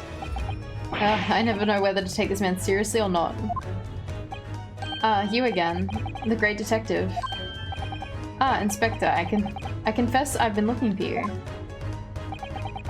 I have something to report to you most urgently. I like his crown. Rubles sounds fancy and fun. Fancy and fun. Rubles. Well, you might try looking for me. Well, you might try looking for me somewhere other than a hook on the wall next time. What is to report? Speak.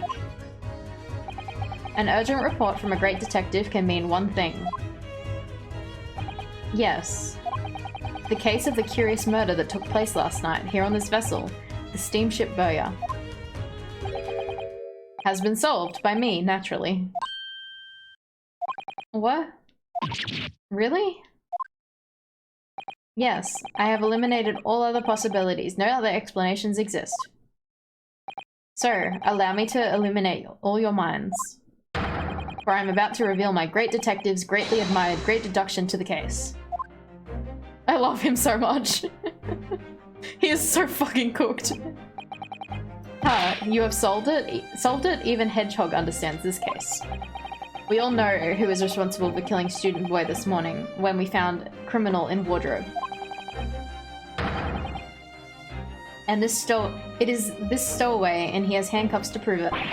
I didn't do it. The trouble is, there doesn't appear to be anyone else who could have killed the victim. Because, as everyone knows, the cabin door was bolted shut from the inside. That means the culprit must be someone who is inside the cabin. Yes, it's what's called a locked room mystery in detective stories. Ah, locked room. That is point. The room was locked? Well, I can't deny that. There's no way the bolt could have been drawn across from outside the cabin. You're all quite mistaken. The cabin next door is not a so-called locked room at all. What? Oh yes, there's another entrance. An entrance used last night by the culprit in order to gain access to the cabin, despite the bolted door. What other entrance? We never discovered one. Why, it gapes open mouth at you even as we speak. The ventilator, man. The ventilator? Gahahaha. You think this is funny? I cannot even put my arm through that hole. That's because your arms are as thick as tree trunks. You're suggesting that the culprit entered and left the victim's cabin through that tiny opening? It's not possible. Ah, but it is. And last night, the victim even witnessed the intruder in the act of passing through the ventilator. Mr. Sholmes, do you mean... Are you referring to the words Kazuma-sama wrote in his diary? 1:23 AM, I can hear a faint whistling sound. 1:35 AM, what looks like some sort of speckled band is dangling from the ventilator grill. Precisely, my dear madame. But what does it mean? What's this speckled band? The answer to that particular conundrum is in this very cabin. He's gonna fucking get him. Mr. Sholmes, what are you doing? There's a distinct element of danger, but fear not, I am ready. What I'm about to expose for you all will shock you to your cause. Behold. Yeah. What the? Oh. Oh. It's cute. Allow me to introduce you all to the band, the speckled band. A snake? Indubitably. Yeah, it was a snake.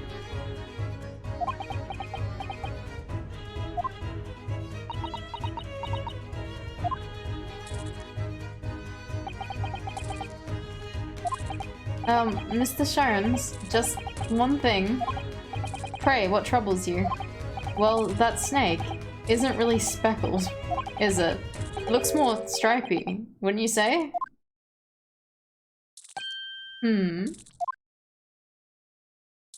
Yes, you're right. I think in this case, you'd have to call it the striped band, wouldn't you? Hehehe. Yeah, this next eyes are baby. He's very cute. You both see and observe with distinction. However, do you not think that is precisely the trap to which the culprit wishes you to fall? Oh my goodness, really? It's a trap? How exactly? I think perhaps it's time that I explain the intricacies of my train of thought. Are you ready, Miss Pavlova? I'm sorry for the young man who died, but that's all. His death has nothing to do with me. This whole thing has nothing to do with me. There are two conclusions I have drawn from the facts. Number one, last night, your friend infiltrated the victim's cabin. And number two, that same friend was responsible for the victim losing his life. No. She's turned as white as a bowl of rice again. Sholmes must be right. He's hit the nail on the head. This young woman's friend killed Mr. Asogi.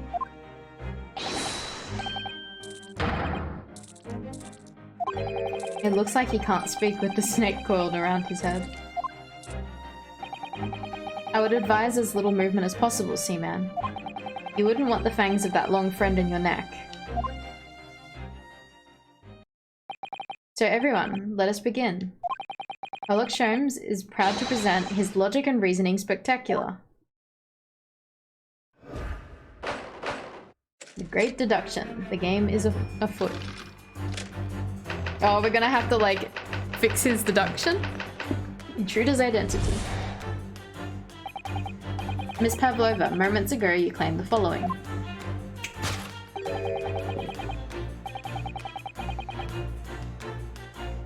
His death has nothing to do with me. This whole thing has nothing to do with me. Yet you cannot deceive yourself. Yes, when you recall those horrid events, your aching heart smarts with pain. And it is at that very pain that evidence your inextricable link to the victim's death. So we ask, what's the nature of this intruder that stole into the victim's cabin on that portentous night? Portentous? I don't fucking know. Why, naturally, it was the friend in which you boarded the vessel, was it not? Ah, as I suspected, another telltale glance. Without doubt, your friend is the writhing serpent we see before us. And yet, that fact leaves us in a quandary. Snake Angie. The victim's written observation on the night in question tell of a speckled band. Whereas, regrettably, the specimen's marking do not fit the description in any way. What explanation can we give, pray? What was this sight that fell upon the victim's eyes last night? No, don't look at me. This has nothing to do with any of this. Oh, but it does. You have the answer to this quandary even now, hidden behind your back. Oh, yes, it is that which you're trying but failing to conceal. Can only be the snake's slowed skin. Evidently, the subtle and horrible crime, this most deadly friend of yours, shed its original skin, no? I don't know what you're talking about. Well, this is so confusing because everything he says is so, like, random, so it doesn't really flow very well. But I think that's the point. I don't know. It's a little stupid. Last night, through the ventilator visible in his cabin, your then speckled friend slithered next door. Using the bell cord on the other side as a bridge, the serpent silently descended onto the victim's quarters. In dim light, it appeared to the young gentleman who was about to lose his life as a speckled band.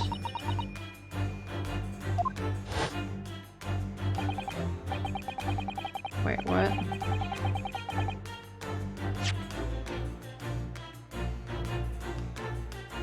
About to lose his life as a speckled band, okay. In summary, the nature of this friend of yours, which last night infiltrated the scenes of the crime. I'm fucking questioning it, Gunblade. Is a rare breed of snake whose markings change each time it slows its skin. I don't know how to pronounce that. A snake so dreadful we can only imagine it would be found in the deepest depths of India. A beloved speckled snake.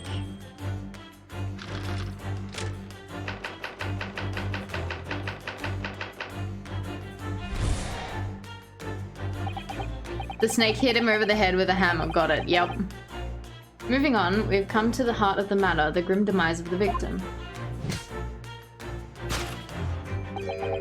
How did this young man lose his life, and why?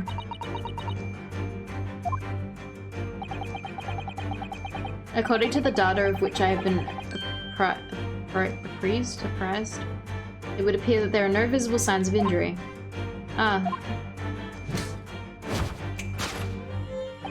In fact, the circumstances of the victim's death can only be explained by a terrible venom. Now, if we take that as a fact, we can reasonably imagine that there evidence remain to affirm that there remains evidence to affirm it at the scene of the crime. Oh no, could there be?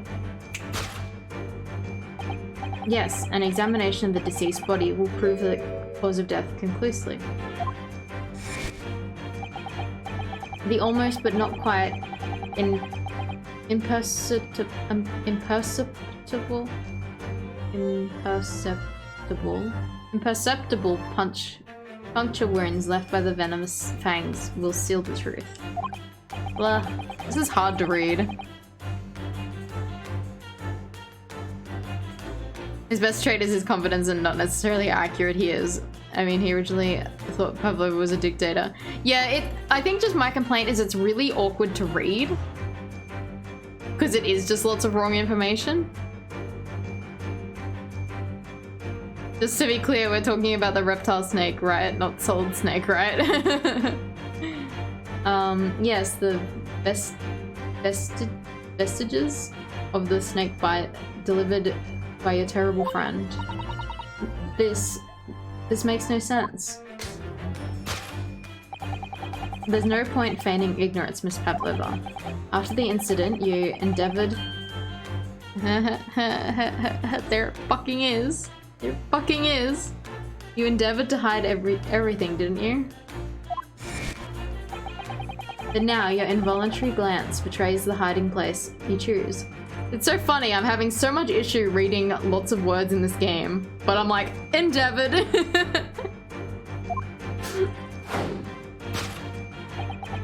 That's right, you hid the evidence that links you to the victim's death in that traveling case. When we first met in this cabin, it came to my attention that your case moved periodically. Your serpent assassin was restless inside, no doubt. You don't... It is telling that the victim made note of a low whistling sound that he heard minutes before his end.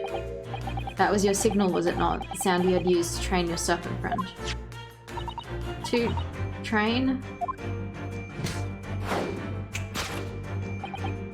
Indeed, you put the serpent through this ventilator and wait, after a period... you'd summon it back with a whistle. You couldn't know if the animal had done its duty, so you would listen for signs of life next door. If the victim appeared not to have been dispatched, you'd release the snake once more. Do you deny this snake has undergone such training? It's not true. Having slithered through the ventilator and down the bell cord, the creature needed only to sink its fangs once, and its venom would course through the victim's veins, ending its existence forever. That is the true nature of the speckled band that took the poor young man's life. There can be no doubt, my logic is infallible. Well, I have fucking doubts. Press X to doubt.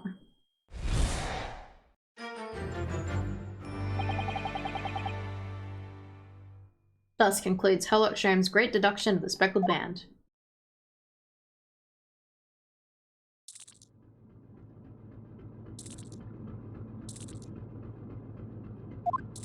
Yeah, same. Miss Pavlova has trained her pet snake as a killing machine. There on the floor you will observe a saucer of milk. The promise of food is key to training any creature. Milk? Milk? Incredible. You've solved the mystery. Amazing. Your great deduction really lives up to its name. I see why Herlock Sholmes has become such a household name. No, more like Herlock was writing his own story and passing it off as logic. My dear man, if it was nothing remarkable, as the Russians say, I could have done it with one left hand.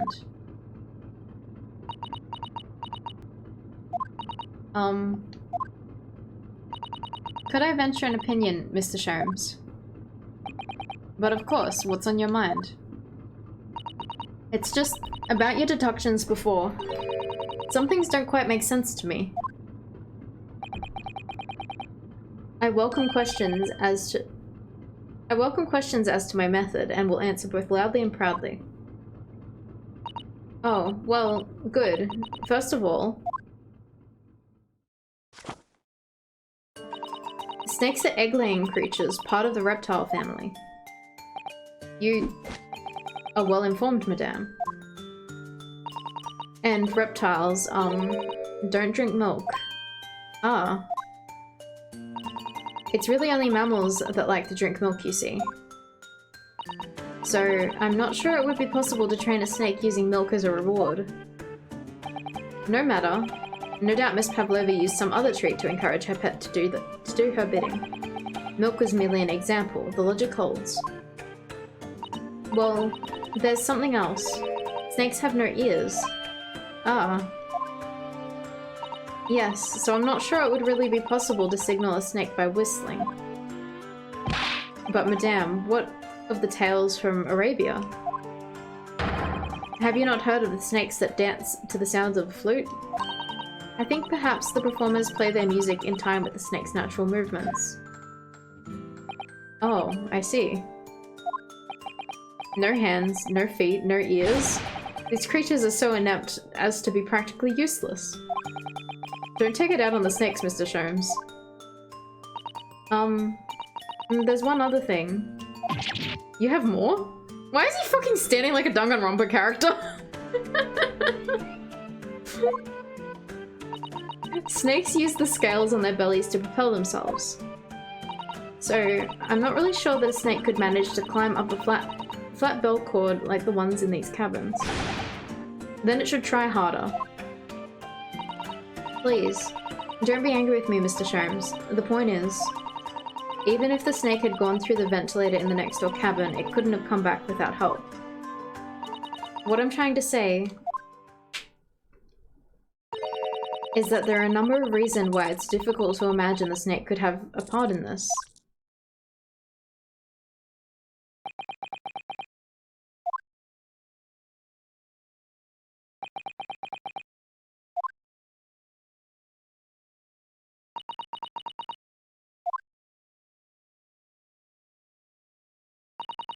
I think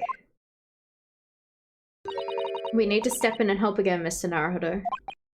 Oh no, you don't mean. Yes, we need to modify Mr. Sholmes' latest deductions and turn them into great ones they ought to be. I had a feeling that was coming. Alright, let's give it a try. Sholmes got wrecked by his #1 fan from the land of the rising sun, yeah. Just what I was waiting for, Mr. Naruhodo.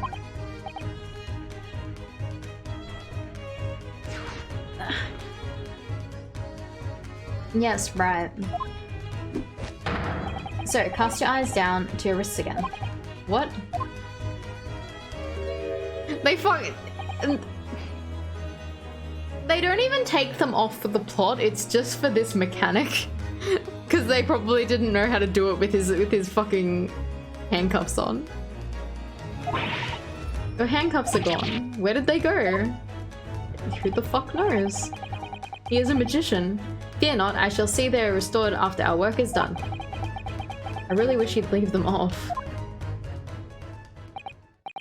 Now everyone, let us begin.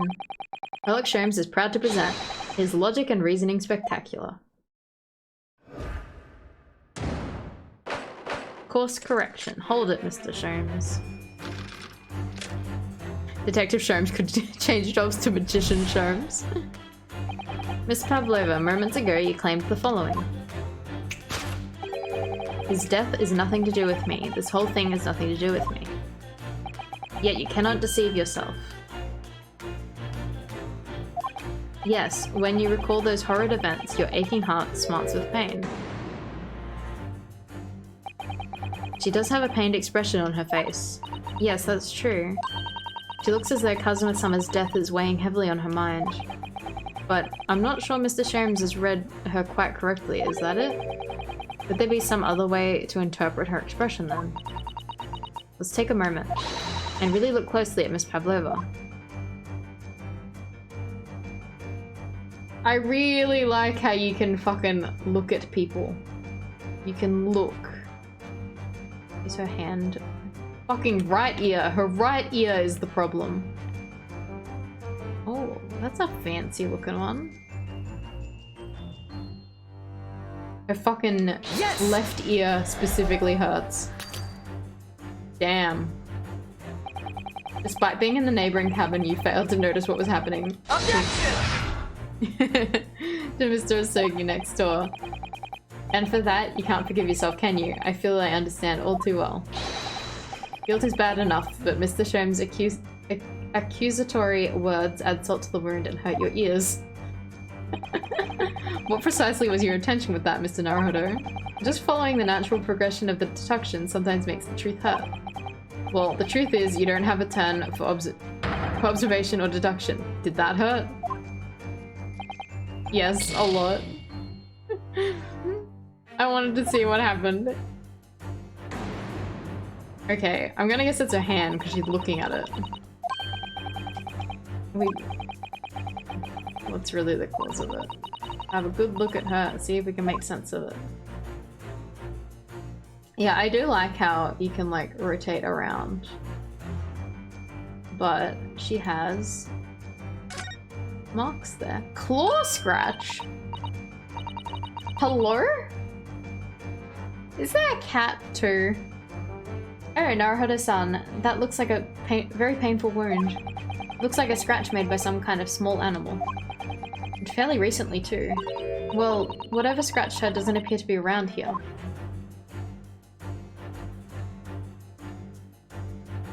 Is that it? Present. Yes! Yes.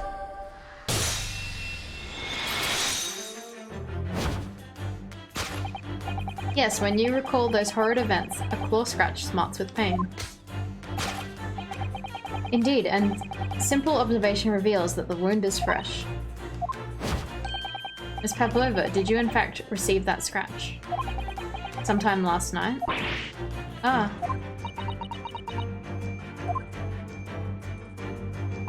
When I think about the young man who died next door, I feel sad. And when I am sad, the pain from this wound is worse. And it is that very pain that evidence your inextricable link to the victim's death. That evidences your inextricable link to the victim's death. So we ask, what is the nature of this intruder that stole into the victim's cabin on that pretentious night? Why, naturally, it was the friend in which you boarded this vessel, was it not? I fucking don't think that's right. Ah, as suspected. Another telltale glance. Without a doubt, your friend is the writhing serpent we see before us.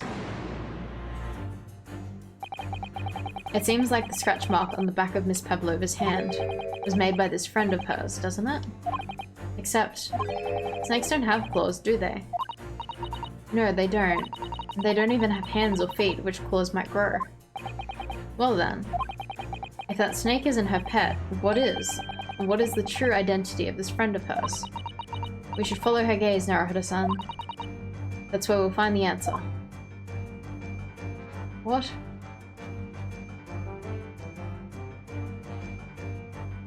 Oh. Where the fuck did the snake come from then? Yes!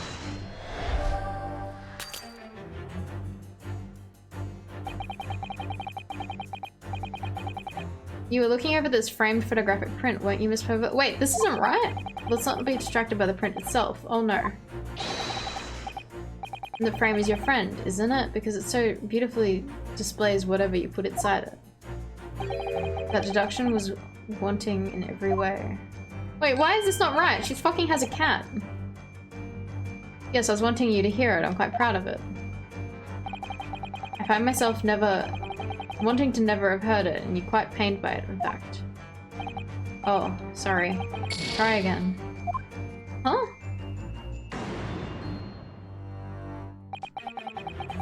Reasonably sure that Miss Pavlova's... Yeah. But what was wrong with the photo? Did I not accidentally... Do I have to, like, look at it first? I hate that. Do I have to...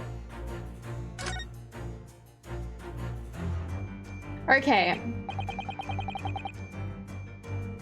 You remember the issue with the steak we had? How it was like, well, there's no other buttons. There's present and, you know, whatever the other button is. There isn't... They don't display that if you press A, you view it. They don't display it in the bottom. In the options. That was medium rare. Yeah, the fucking steak in the first case. Look at the photograph in this frame. This must be something Miss Pavlova brought with her when she ran away. She's exceptionally beautiful, isn't she? Yes, that's true. But personally, it's the little black creature she's holding that caught my eye. Maybe we better take a closer look at this. See, like, for the tutorial case, right? You know, not really understanding how to play this version of the game yet.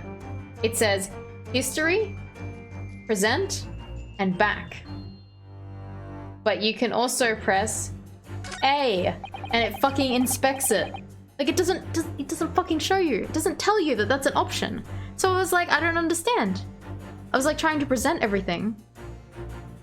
The bell around the cat's neck. Yeah.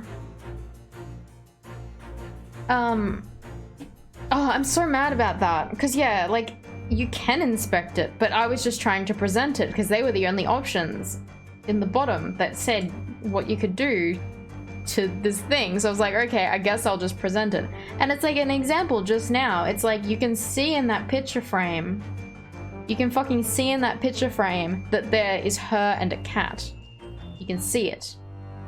Why couldn't I just present that? I've had to go into it and inspect it, now inspect it again. I don't understand. Look at that little cat Miss Pavlova is cuddling here. Oh, what a cute little kitten. It would vie with you, couldn't it, Mr. Naruhodo-san? For the blackest outfit. A black kitten. And from the look of this picture, at least, Miss Pavlova seems very attached to it. You can't inspect the bell. But I assume we... Yes! Like, why did it have to be done like that? I don't know. Without a doubt, your friend is the little kitten we see before us. Yes, the scratch on the back of your hand makes that abundantly clear. Oh no. The whereabouts of this black kitten isn't clear, but what is clear is that you brought the animal with you when you ran away, didn't you? Ah.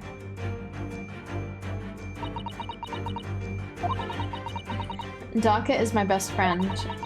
I couldn't leave her behind. Darka would appear to be a Russian blue. And yet, that fact leaves us in a quandary. The victim's written observations on the night in question tell of a speckled band. Whereas, regrettably,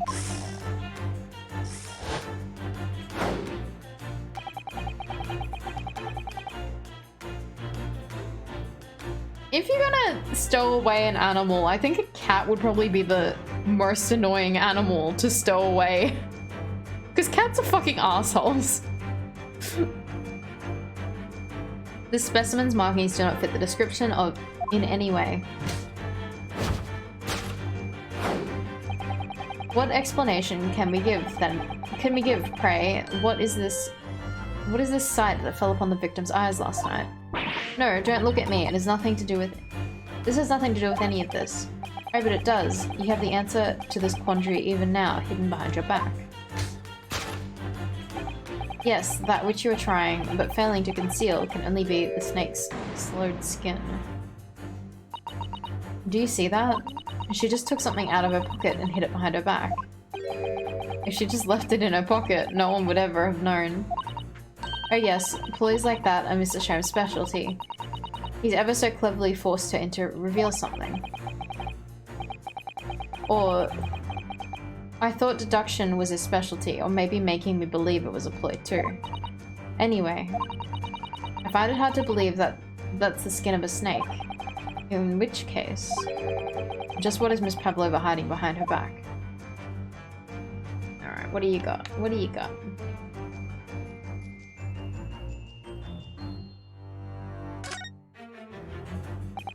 Well, it's a speckled and it's a band, but what is it?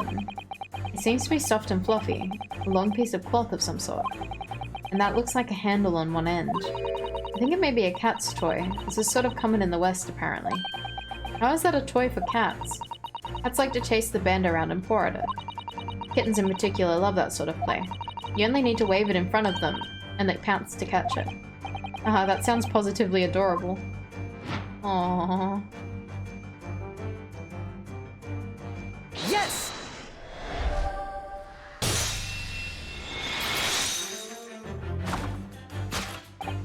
Yes, the thing you're trying but failing to conceal is, a cat's toy. Precisely, and the true nature of the now infamous speckled band. Ah. And it was this toy that you dangled through the ventilator. You waved it around, I presume. Naturally, the victim could not fail to notice it. But why? For what reason? My dear boy, there can only be one answer to that. After her feline friend disappeared through the ventilator into the neighboring cabin, Miss Pavlova attempted to use the speckled cat's toy to incite the creature to return. Ah. In summary, the nature of this friend of Miss Pavlova's, which last night infiltrated the scene of the crime, is a blithesome Russian blue breed of cat by the name of Darka. Kya! A truly troublesome feline young Darka is proving to be. She must be caged once found. You'll forgive us for borrowing the photograph of your pet, Miss Pavlova. Photograph of Miss Pavlova and Darka has been entered into the court record.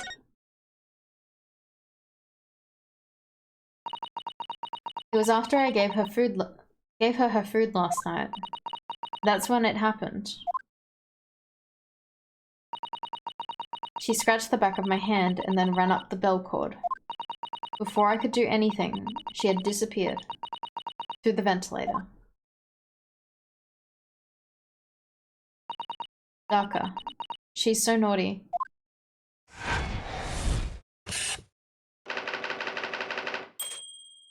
A beloved kitten.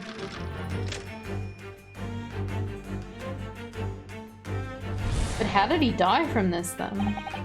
Moving on, we come to the heart of the matter. Darka fucking killed Kazuma. Yep. Murder kitty. Understandable, have a nice die. Alright, Danikun. Moving on, we've come to the heart of the matter, the grim demise of the victim. How did this young man lose his life, and why?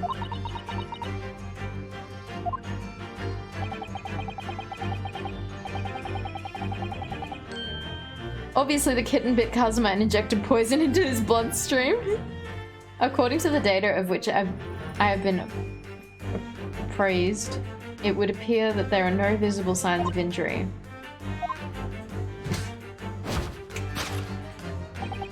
In fact, the circumstances of the victim's death can only be explained by a terrible venom. Yep. What Mr. Shome says is true. There were no signs of a wound anywhere on Kazuma's body. That's right. But Mr. Shome seems to be unaware of one very important detail. Kazuma wasn't poisoned. Yes, it would seem so. Let's give him the information he's missing now. Also that fucking cats don't have poison in them, but okay. Yes!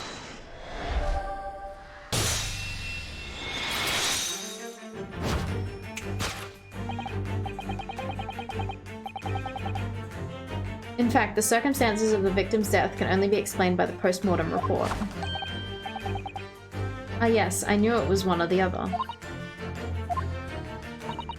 His neck was... Indeed, the breaking of the cervical vertebrae is fatal. Only that Goliath would be strong enough to survive that. Seaman Stroganov isn't some immortal freak, you know. The jury is out. Anyway, we have on good authority that the victim's neck was broken. Now, if we take that as a fact, we can reasonably imagine that there remains evidence to affirm it at the scene of the crime. Oh no, could there be?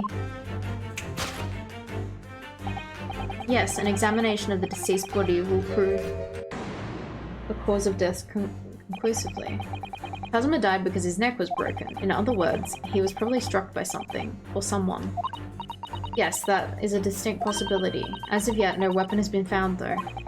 Presumably, Darka didn't silently creep up behind Kazuma and deal him a fatal blow. I suppose it's possible that he had a fall and hit the ground awkwardly. It could have been a terrible act of misfortune that broke his neck completely by accident. Oh, yes. A bad fall could explain it.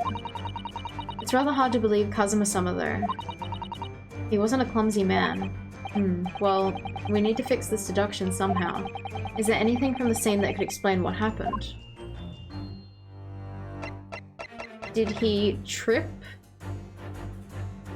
and scuff his shoe? Yes!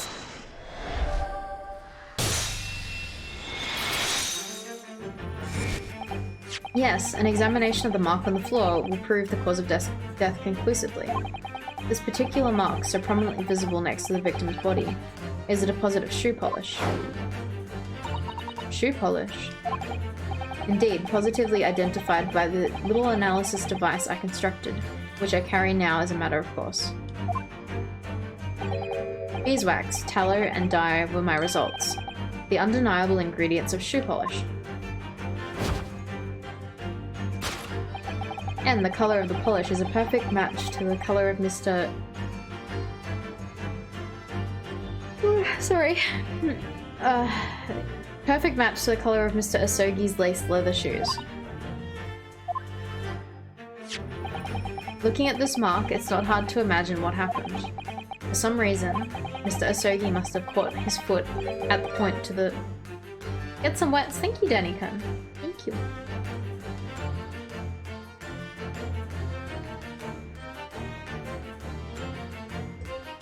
Thank you. Mr. Asogi must have caught his foot at that point to the floor, at that point on the floor and tripped. Please, no. And, by a dreadful turn of misfortune, caught his neck against some immovable object as he fell onto the floor. Suffering a fatal blow to the spine, the victim's vertebrae shattered, and in that instant, he lost his life. No! I don't know. I don't know anything about this. Is that really true, Miss Pavlova? What about the evidence that left at the scene where Mr. Asogi lost his life? Yes, the facts are as clear as day to me. You did all you could to conceal the incriminating evidence. But now your involuntary glance betrays the hiding place you chose. That's right, you hid the evidence that links you to the victim's death in that traveling case. I don't believe it. Kazuma-sama merely tripped over and now he's no more? It can't be true, I refuse to accept it. I know, it's hard to believe, but the mark on the floor does seem to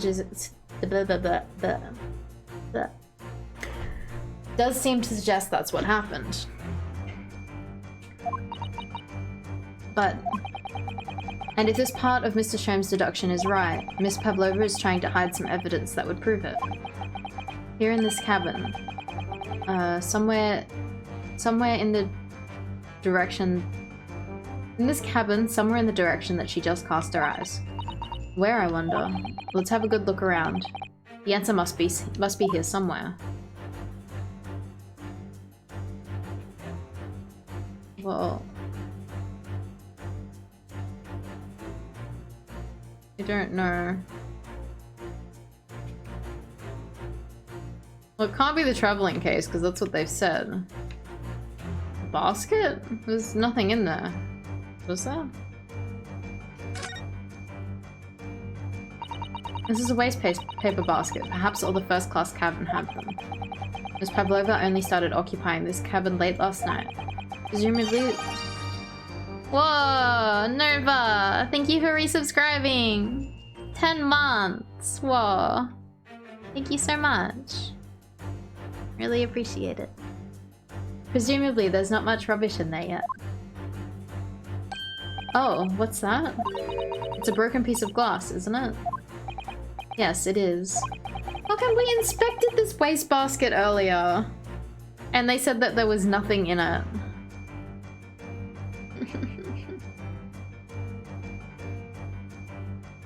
I mean, like, I'm enjoying the game, but some of this shit is just bullshit.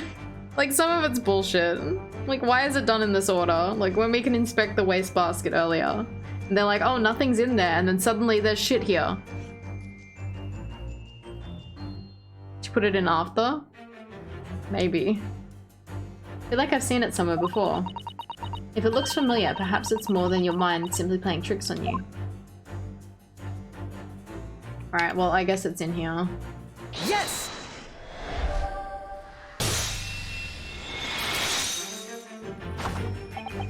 That's right, you hid the evidence that limits you to the victim's death in that wastepaper basket. It's like even the photo on the desk that had her and the cat. And we the whole time are like, I wonder what her pet is. And it's like that photo is literally just there. Why could we not see it before when we inspected her cabin? I don't know, like shit like that is really like... We should have been able to see that before. We should have been able to see this shit in the bin. Like, oh, that really annoys me. I don't remember the other Ace Attorney games annoying me like this. Like, things showing up.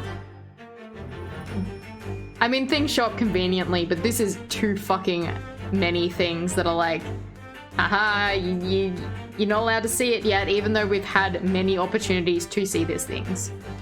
If you know what I mean. That's right, you hid the evidence that links you to the victim's death in that wastepaper basket. Ah. Here we have a fragment of some intricate glass object, it would seem. One that has a familiar air, in fact. Precisely, we found another piece of broken glass on the floor in Mr. Asogi's cabin. As you can see, the two pieces fit together perfectly. Oh no. So, Miss Pavlova, shall we consider what this tells us?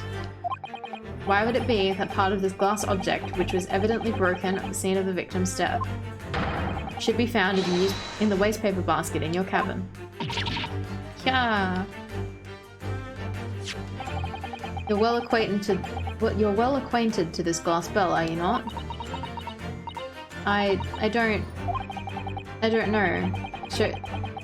I don't know, in that hushed Russian accent of yours won't save you this time, dear girl. Why? Because we have conclusive evidence linking you to the bell in question. What? Take it away, Mr. Naruhodo. Yes. The evidence linking Miss Pavlova and the little glass bell, that would be... this fucking photo. Yes! If you look at this photograph, you can clearly see, hanging from Darker's collar, the very glass bell in question.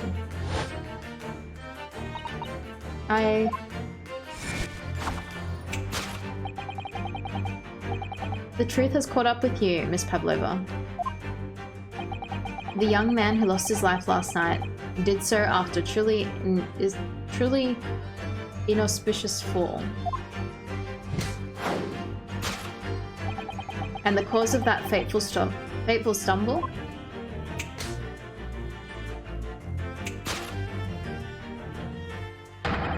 Your absent feline friend, Darker. No.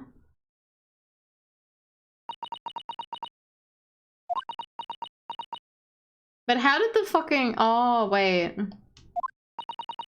I couldn't tell anyone. I'm sorry. Did she go in and like write the Russian words on it, maybe?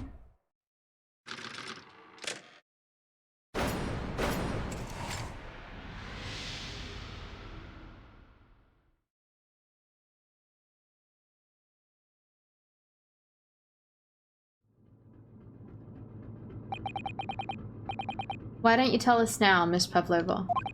Tell us exactly what happened last night. It was a little after 1 in the morning. It was so late, but I hadn't had time to feed Darker, so I gave her some food. And then, all of a sudden, she scratched me and jumped out of my hands. People do say that cats become very anxious and nervous in new environments.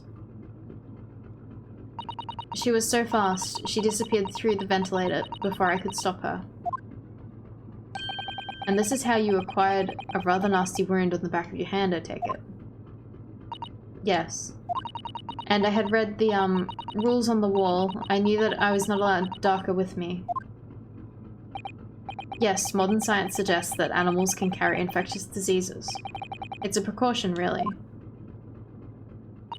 So I listened and listened, trying to hear if there was some noise in the next cabin.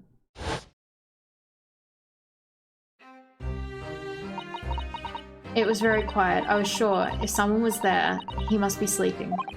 So at that point, you thought it'd be safe to try and lure the kitten back again? By dangling the end of this toy through the ventilator and dropping it and into the adjoining cabin. Darka always loves this toy, but it didn't work. Nothing worked. I tried using her favorite toy, I tried whistling to her softly, but nothing. She didn't return. So the faint whistling sound Kazuma wrote about in his diary was Miss Pavlova trying to retrieve her pet. Cats have a propensity to remain hidden in the shadows when frightened. Aww. Will we get to see the kitty? Yes, so there was nothing else I could do. I just had to wait until she had calmed down. But then... Aww. Aww. I nearly passed out with shock. I heard her cry out and then... Oh, it was such a dreadful bang. Then afterwards, nothing. I was totally silent. It was totally silent. Kazuma was.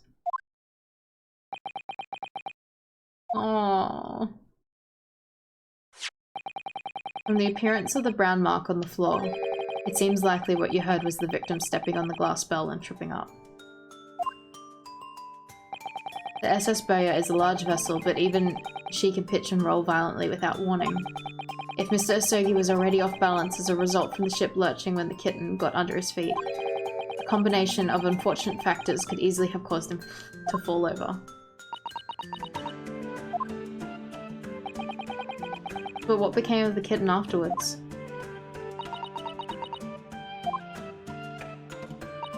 In the end, I managed to get her to come back through the ventilator.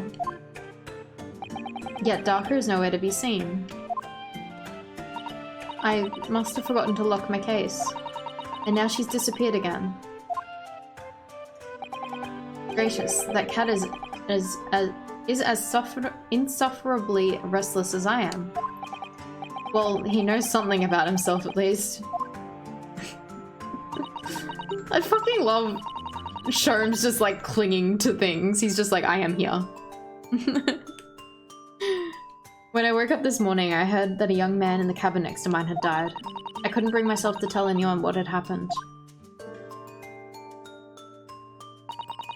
I was too scared. Scared that they would send me back. Oh, hold on a minute. What about the snake? You're right, where is it? If the snake isn't your friend, Miss Pavlova, then whose is it and where did it come from? What on earth is such a dangerous creature doing on board the ship? It is his snake. Oh, I didn't say. Snake is my friend. His name is... Pirozko. Pirozko? What? What? Oh, it's cute. That snake belongs to you? He escaped from the cage when emergency alarm sounded. I was looking for him. I did not expect to find him in here. Yes, how did that snake get into this cabin? But animals are not permitted on board. Huh, we're at sea for 1 year. You want to be so long without close friend? Without someone who understands? Couldn't you find someone a little more human who understands you better? But my dear burly fellow, a gargantuan venomous snake? Surely you can appreciate the danger you're... Surely you can appreciate the danger you're putting everyone in. No venom.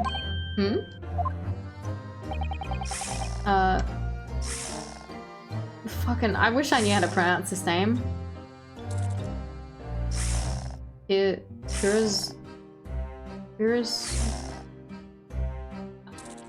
Pirozko. That's what I'm going with. Does not have venom. He is harmless, very strong, very long but gentle. He is adorable, like Granny. It's venomous? Yes. Now he's hungry, so it seems... So he is in a bad mood, but once I feed him, you will see a big smile. And you feed him what? Milk, I suppose? Ha, like they say, milk chickens? Like they say, milk chickens? Ridiculous. Snakes that drink milk are only stupid stories. Piroshka eats mouses, big fat round mouses. Oh, so... Is that what the mousetrap in the passageway out there is for? Of course. How else can I catch my friend's favorite food? Nothing says top of the food chain like the look in their eyes right now.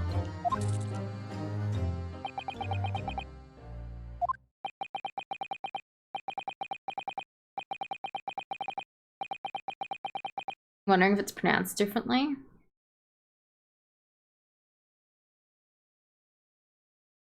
Piroshki. Yeah, I'm not sure.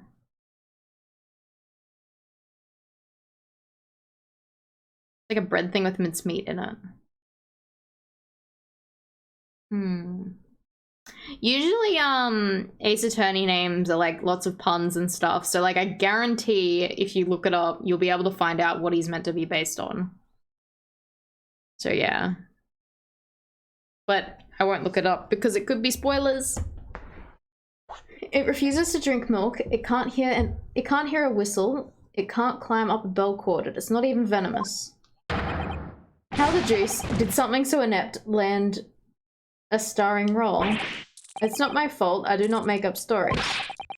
My Piroshka is nothing to do with this incident.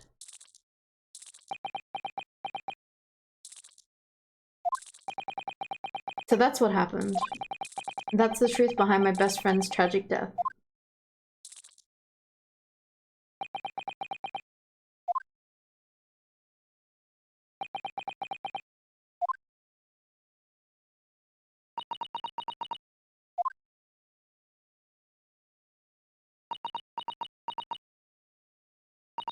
Miss Pavlova.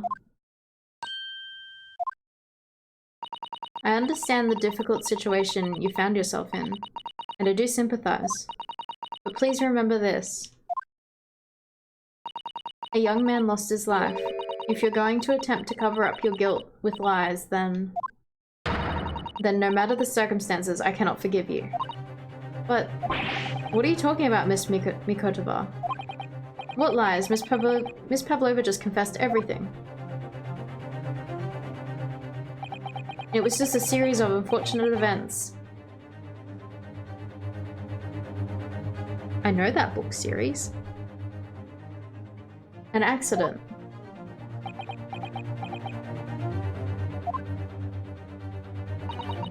I'm no great detective like Mr. Sholmes. I don't have a gift for knowing the truth. But even I can see that was not the truth. Don't you agree, Mr. Naruhodo? To be perfectly honest, yes. There's a discrepancy in Miss Pavlova's story, I'm sure of it. I just can't quite put my finger on it. Well, there's the fucking Russian words on the floor. And I don't think Kazuma knows Russian. Or, I confess. I was intending to let Scotland Yard deal with any outstanding issues on this matter. Oh? I'm only present here for a very specific reason. The truth is, you, Mr. Naruhodo, are simply a distraction. A distraction? I do hope you've not been finding your shackles too uncomfortable. Oh, they're fucking back on. Not again. When did he do that? Especially as they're only on your wrist as a result of my intervention. I was rather hoping I could resolve matters before we made our next port call. You were, Mr. Sholmes? Yes, but I overlooked one important detail. The deceased young man was a very close companion of yours. Was he not? Yes. Kazuma was my closest friend. I owed him my freedom even.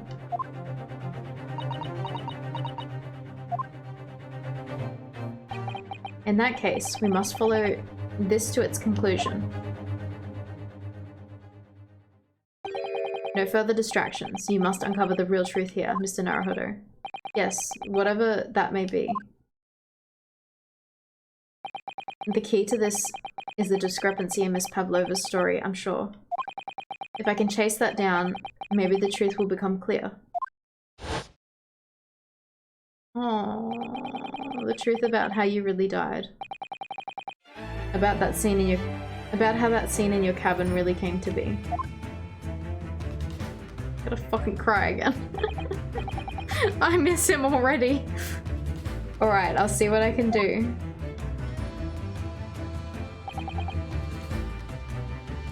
Excellent. Even when he's dead, his bandana flows. Thank you, Mr. Naruhodo. So then, shall we begin? Yes. What should we ponder first? Is the victim who's lost his life in the cabin that was bolted shut from the inside? Was this truly an unfortunate accident? Or was it in fact no accident at all? That's what we must establish in the first instance. But we've already established it, haven't we? The man tripped over the kitten that had climbed into his cabin via the ventilator. Tragic, yes, but still an accident. Hold it! Wait, let's just take a step back. It doesn't make sense if that's really what happened, does it? It's flapping in heaven now. I'm going to have to ask you to spell it out for me, I'm afraid. Yes, it's starting to take shape now. There's a clear contradiction between the facts and Miss Pavlova's story here. The evidence is right there in Kazuma's cabin. It's undeniable. His death couldn't possibly have been a mere accident. Really? Let us show our hand, Mr. Naruhodo. Time to present the evidence. The evidence that proves unequivocally that the victim's death was no mere accident. Yes! The truth is clearly recorded in this photographic print. There's no way that Mr. Osogi could have left this message on the floor. That script, it's Russian, isn't it? Indeed it is. The words written it means wardrobe. Hey Traz, how are you? G'day from the car with Macca's outside work. Fucking, it's Macca's Monday! What did you get, Traz? What did you get? This is my Macca's meal. It's a bit stale. It's been here for about 3 hours. But this is mine.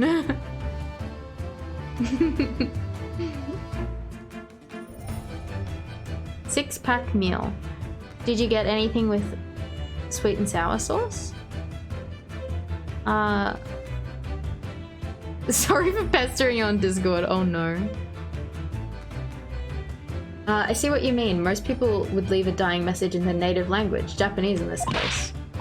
But maybe he was studying Russian. It's a simple language. He could have picked it up very fast. That doesn't seem likely.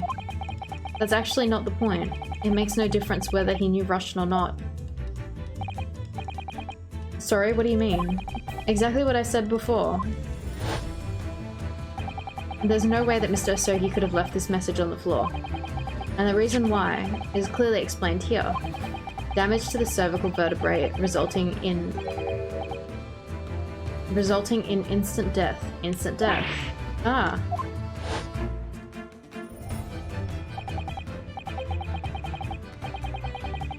Is it the new change, sweet and sour? You need to get some now, Denny-kun. Get it tonight and it was different. You're fuming. Is it that different? Like, is it that bad? Which means after the victim fell on the floor, he couldn't have possibly written anything.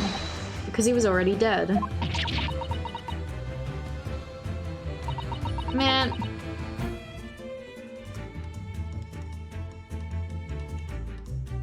I really want to say things about the first Ace Attorney game, but it's kind of like, if you've played the second case on the first Ace Attorney game, these games have so many, like this case and the second case of the first Ace Attorney game have so many fucking parallels. It's just like, whoa. Whoa.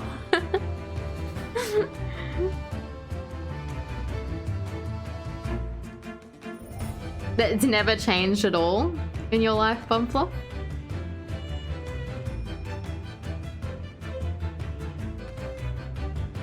You rarely can Twitch at work unless Mac is run. That's not the only reason either. There's something else we found in Mr. Asogi's cabin. A remnant of something that could possibly have been there.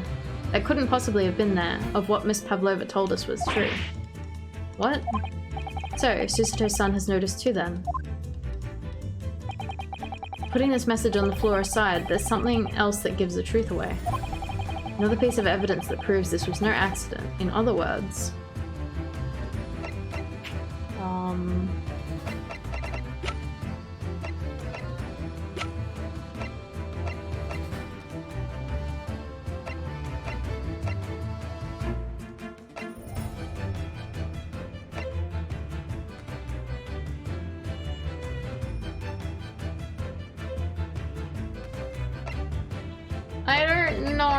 I don't know what the answer is.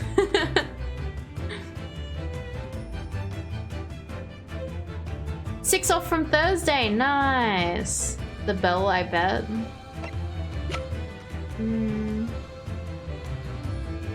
I don't think so, because the bell would be from the cat.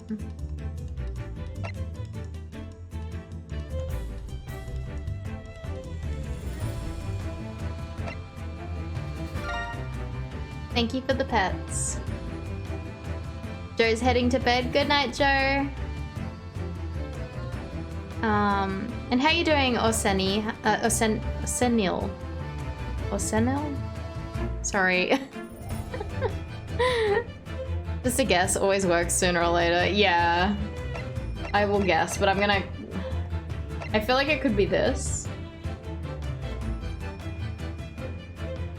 Because... That's true.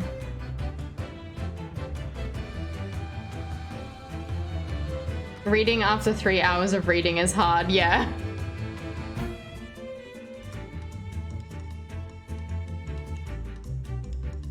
Falling asleep in class, oh no. The state government just shut down the entire construction industry for 2 weeks. Oh my gosh.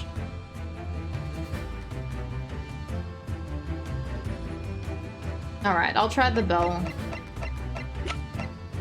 Because we don't have the bell, the other half in the... Yes!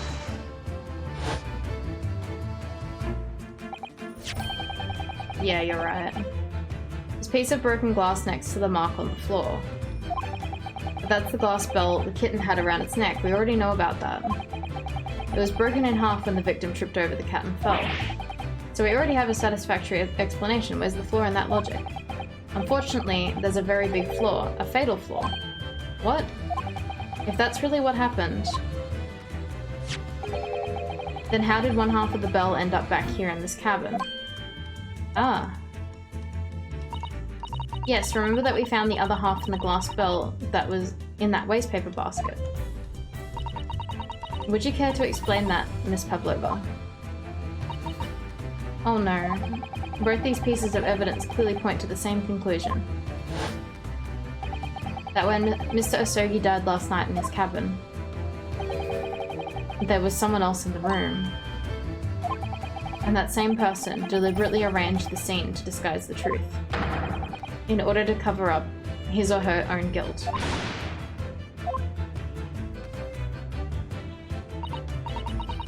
There was someone else present in Mr. Asogi's... Hold it!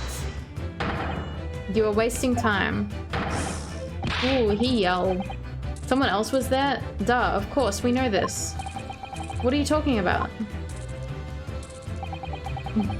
Bulkhead was bolted shut from inside. There's no way in or out. Oh, yes. And the only other person in the cabin when young student died was you. Yes! It's true, I was in the cabin when it happened. You were shut inside the cabin wardrobe, to be precise about the details. But I don't know Russian, there's no way I could have left that message. Now, not would have. There's no way you could have left that message, to be precise about the details. Would you mind? Ha ha ha ha. Forgive me, my dear fellow. As I was saying, the person in question wrote the word wardrobe in Russian on the floor in an attempt to incriminate me for the crime, even though I had been asleep in there the entire time. And then the same person picked up the broken glass bell that had fallen to the floor, the fear of it becoming evidence that would show Mr. Osogi really died. But why wouldn't this person have taken all the pieces of the bell away? Leaving half behind was always going to raise questions. Yes, well, it was past 1 o'clock in the early hours of the morning. The cabin would have been quite dark. The single small lamp suspended from the ceiling would have barely cast any light onto the floor there. Little wonder then that the culprit failed to notice a fragment of the tiny item. You all suspect me, don't you?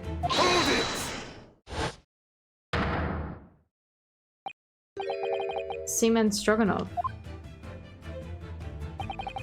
Nina is a woman of sea. She is daughter of strong sailor.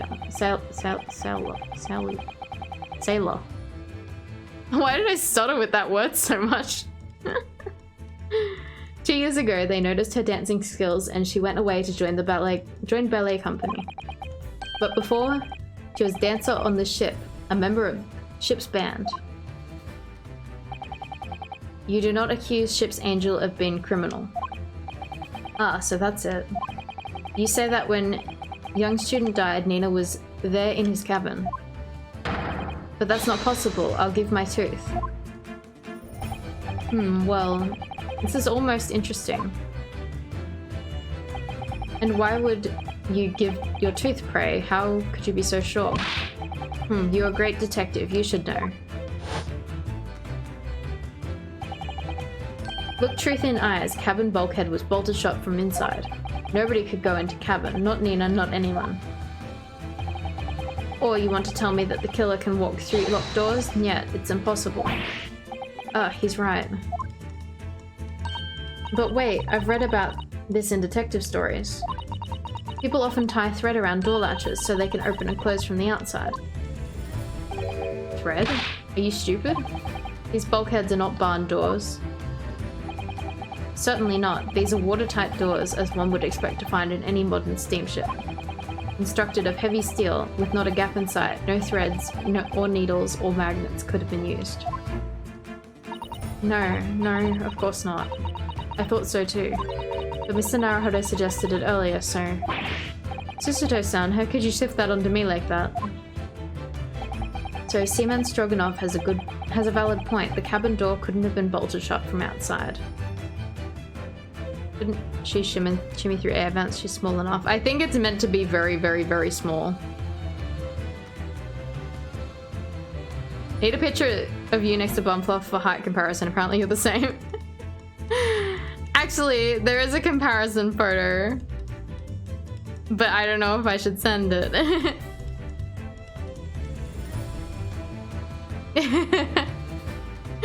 There was a photo taken the other night.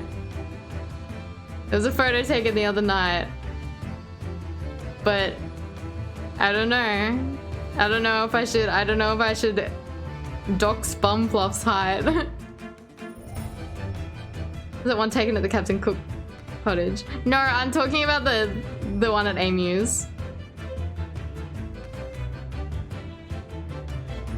Gonna need sleep soon. Good night, Gunblade.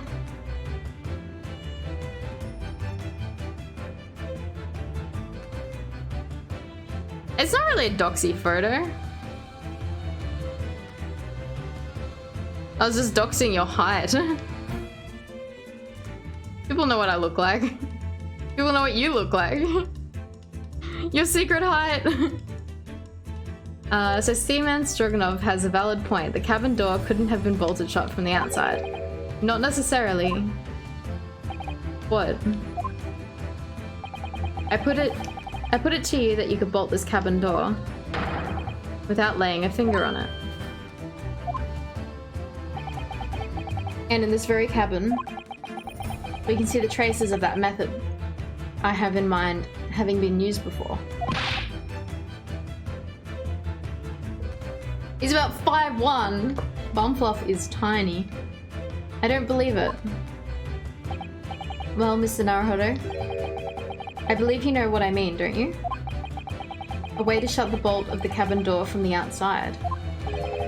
One way does spring to mind, yes. Do you really know what Mr. Sholmes means, Mr. Naruhodo? You were fucking there! Yes, and so should you. Yeah, you were fucking there. Because we've seen it happen. Indeed we have. So, would you care to do the honors, Mr. Naruhodo? Point out the telling side of the method that was used to slide the bolt across from the outside. Do we fucking present these? I guess so. Yes! Look at the bookcase there. See how all the books and things on it have toppled over? That must have happened when the ship made its emergency stop before. Yes, that's right. It is a very powerful vessel after all. When the engines are thrown into reverse, a violent jolt goes across the entire ship. Any small objects that aren't fastened down are bound to fall over. I believe, yes, it's what's known as the force of inertia acting on the objects. Is there nothing Susato-san doesn't know? Or that isn't in her book at least?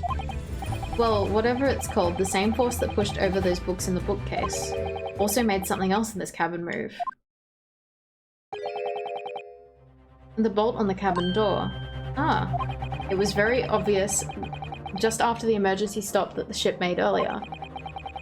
We had come into the cabin not long before and we hadn't bolted the door. But then...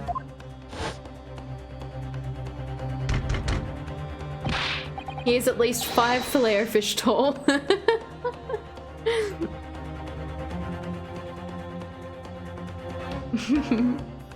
One day when the world settles down, we might find ourselves in the same place. And I bet you'll pull the same shit saying, like, stay sitting down and refuse to stand up so I can't prove you're taller.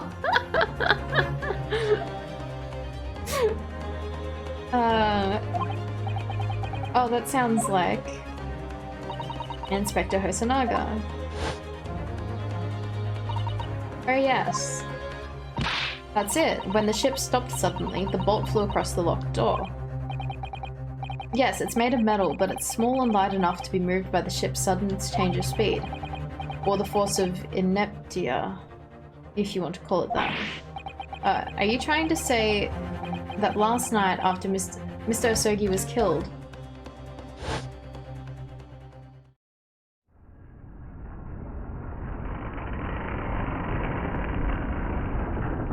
that would explain why lots of things were on the floor.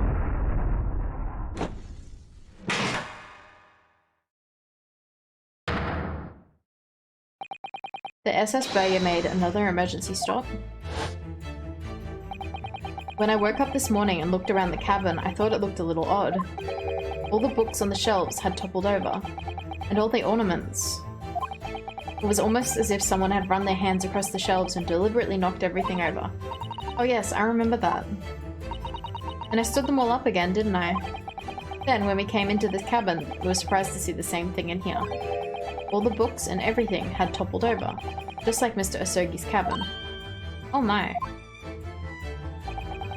Do you have anything to say about this, Miss Pavlova? Are you out of your mind? You say Berger made emergency stop? Does seem a little far-fetched. How could that possibly have happened? Unless you're saying that the culprit is actually someone from the engine room. Oh, it's simple enough. Are you forgetting the button in the passageway outside? Used to trigger the emergency alarm? Oh yes, of course. There was a notice, wasn't there, telling you only to press the button in times of emergency. In dark nights when the fog is dense, the captain cannot afford to rely on eyes of its lookout alone, hence the placement of a number of buttons around the vessel to allow any crewman to raise the alarm. The sort of button One is almost compelled to press to satisfy one's curiosity. Oh, he is sus. Wait, it was you? Wait!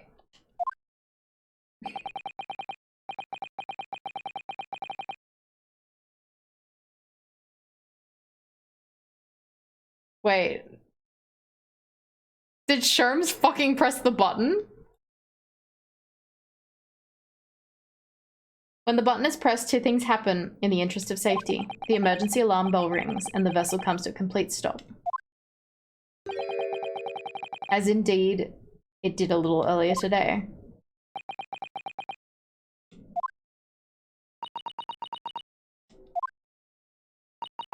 Mr. Sherms, surely it wasn't you who...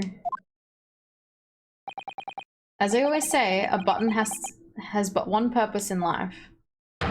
To be pressed, whatever the occasion. He sounds almost proud of himself. How dare you mess with ship? I report you to Captain. You are in much trouble now. Now, I'm sure that can wait until later. Back to work. Have a good shift, Traz. Thanks for dropping by. I really appreciate it. Let us not overlook the fact we have now learnt a valuable lesson. When the vessel makes an emergency stop, the bolts on the cabin door slides closed. So, what we must now consider... Yes, it all comes down to one thing. Last night, after what happened to Mr. Asogi, did this ship make an emergency stop, or did it not? You idiots, Burya is a huge ship with many passengers. If we make emergency stop even in the middle of the night, there would be chaos everywhere. Not if everyone was fucking knocked out. What are your thoughts, Mr. Naruhodo? Well, it's certainly possible that some kind of emergency happened last night. We have evidence to support that idea. Really? What evidence, Mr. Naruhodo? Fascinating. Do show us, my good man. What evidence promotes the theory that some emergency gripped this vessel last night? Probably the ship's log, because it has no fucking reports. That's my guess. Yes! Seaman Stroganoff. It's your duty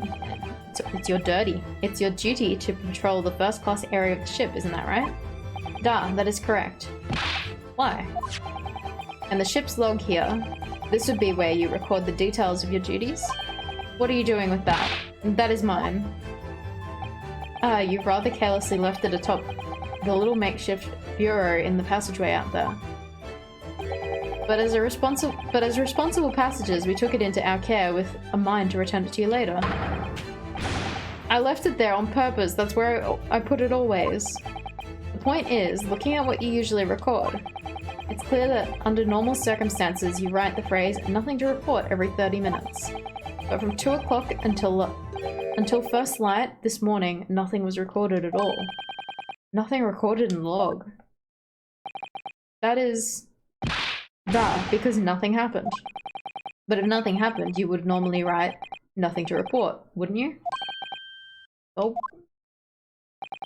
Indeed so, which tells us that shortly after 2 AM, something happened here aboard the SS Burya.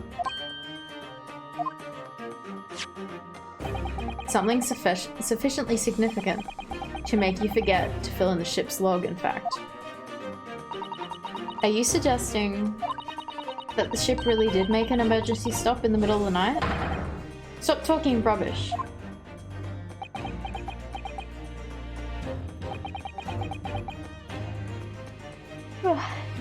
If I'm perfectly honest... Sorry, I keep yawning. I haven't had a break at all this stream. I'm really wanting to see the end of this case. I find that a little hard to believe myself. Oh, why? Well, because if something as major as an emergency stop really happened, surely all of us would have noticed. That's very true. Thanks to the emergency stop we experienced earlier, we all know what it feels like now. The ship lurched so violently, and the alarm bell was so loud. I can't imagine that anybody would sleep through that, even if it happened in the dead of night. Well, no, that's a good point. What of the throbbing? Sorry, what do you mean? Your head, man. The throbbing in your head since this morning. We've all suffered from it. Ah. Oh, yes. I've had a headache, you're right. In fact, I haven't been feeling myself since I woke up today. Nor have I. My head has been feeling heavy ever since dawn. Yes, you've all been afflicted, haven't you? Just as I suspected. He's right, my head's been throbbing today too. And since eating dinner yesterday evening, everything has felt sort of hazy. I can't really remember anything that happened after I climbed back inside the wardrobe. Then, the first thing I noticed this morning was the throbbing pain in my head. If I had already been dragged out of the wardrobe and had those handcuffs put on me by that point. Why didn't I wake up when all that was happening to me?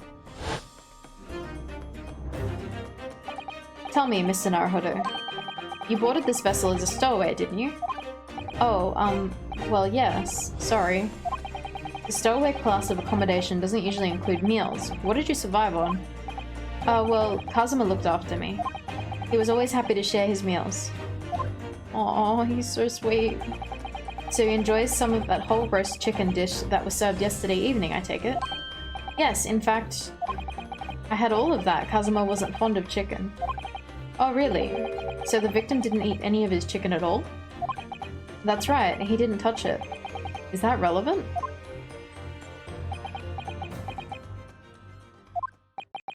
My dear fellow, does that not strike you? Oh, Mr. Sholmes, do you mean to say that there was something wrong with the chicken? I do. No, really? Is that really true? The meal prepared for the passengers last night had been tampered with.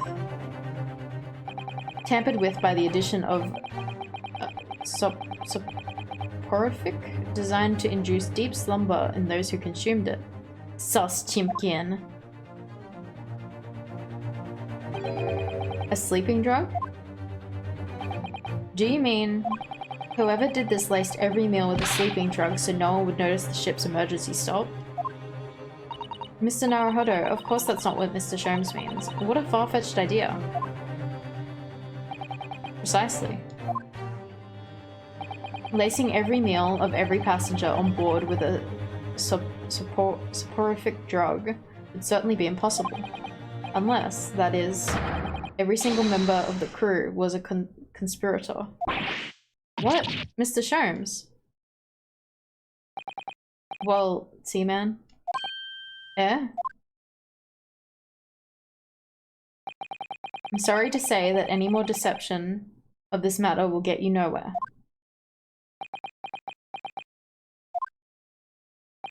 If you refused to talk, there would have been an inquiry made through the shipping company, of course. And, were that to happen, every member of the crew, and the captain himself, would be hauled over the coals. For aiding and abetting a renegade.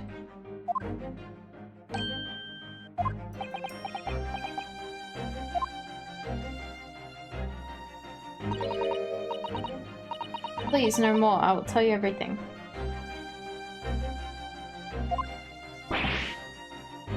Interesting. I can't tell. She feels more 3D than he does. I don't know how to explain it. Like, her eyes feel like they're not just like textures, where his eyes feel like they're textures. It's like the difference between cutscene Sora and cutscene Sora with the JPEG face. If you know what I mean. I don't know why, I just noticed his eyes are weird. Like, her eyes blink like they are fully animated. His is like 3 frames.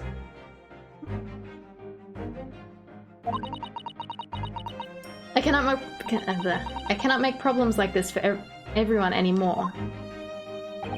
These crewmen are your former comrades, I believe. Yes, so when I decided to run away, I asked— oh shit, I accidentally skipped it.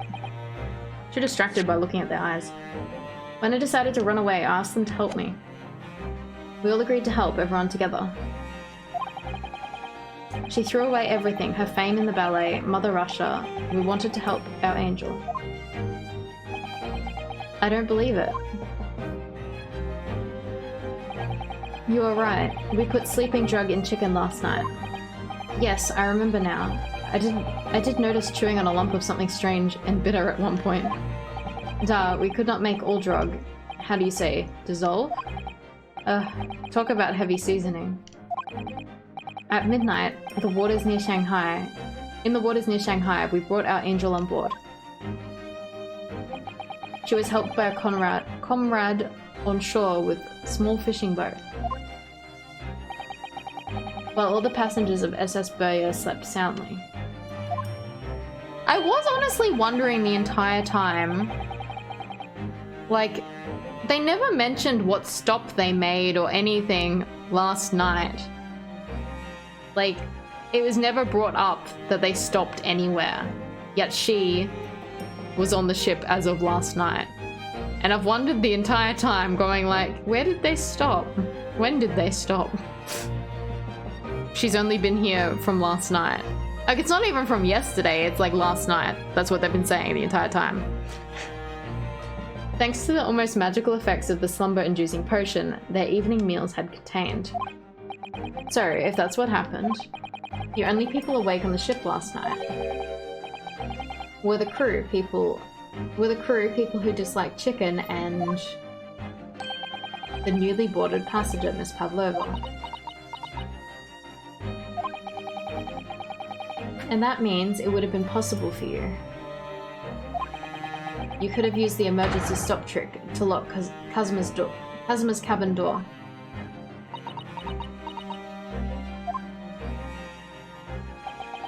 But how does that make sense?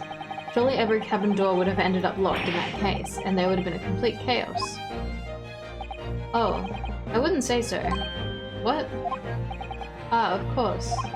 Just like us, all the other passengers would have eaten their evening meal of chicken in their cabins. After which they would have been overwhelmed by tiredness because of the sleeping drug. Quite. And accordingly, all passengers were already in their cabins for the night. Yes. The overwhelming majority of passengers would habitually sleep in their cabin with their cabin doors bolted anyway. And so not one of them would have found it remarkable to find the door locked in the morning. In summary, in order to fasten the bolt of a single cabin door in the ship, the culprit brought the entire vessel to an emergency stop in the early hours of the morning.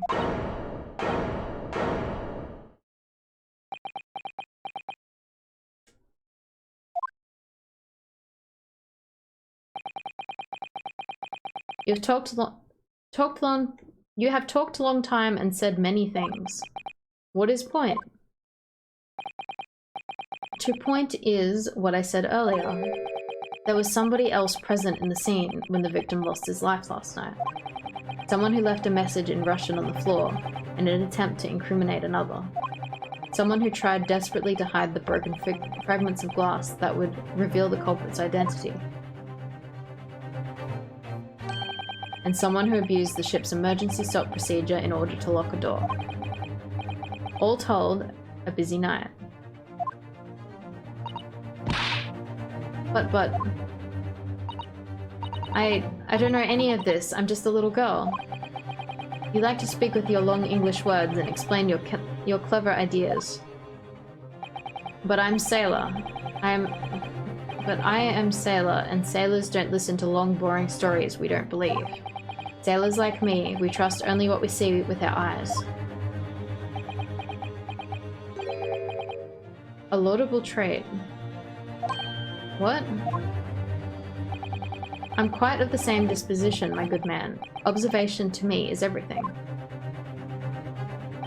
Mr. Naruhodo. Oh, yes? Do you hear it? The accusatory cry of guilt in the wind? What accusatory cry of guilt? Sorry, you've lost me. Proof of involvement, man. But you can't hear such a call with your ears. No. You must hear it with your eyes. For observation is the basis of all deduction. What are you talking about? I believe the time has come. For one final logic and reasoning spectacular. To expose the truth. Alright. Before we start this, I'm gonna have a quick break. Alright, everyone go stretch your legs, because I've not fucking had a break in like, you know, almost 4 hours. Alright, be right back.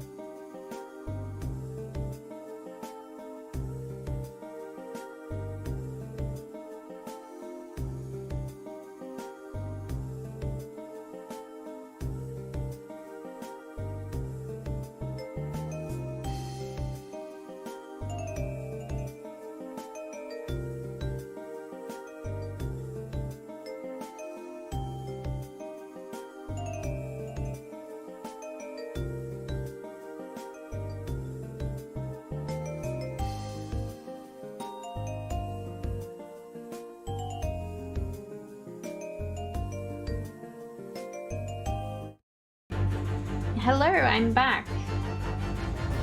Oh, fucking... It fucking keeps unmuting that thing. That's very annoying. I'll have to remove that thing. Yeah, welcome back. Thank you. But yeah, I've got a new command. I forgot to say. I was gonna mention it at the start of the stream that I have a new command. And oh yes, Diva! Diva, welcome back! I hope you are well. Are you done with your shift? Or are you on break?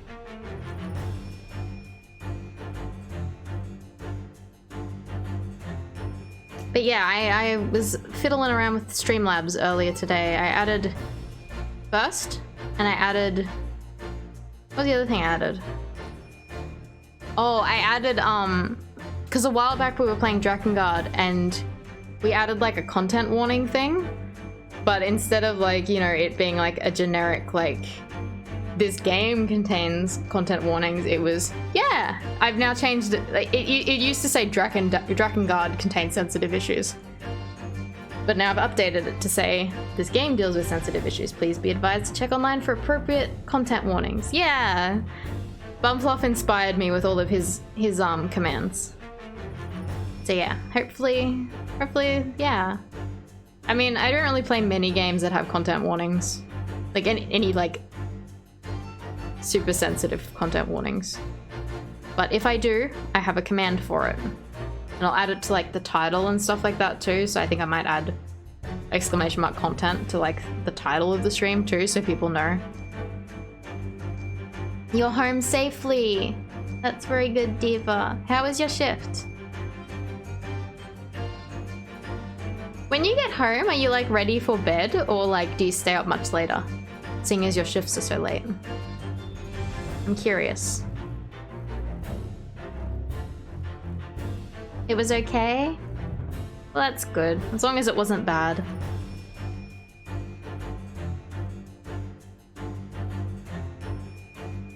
But yeah, so we just have this logic and reasoning spectacular left.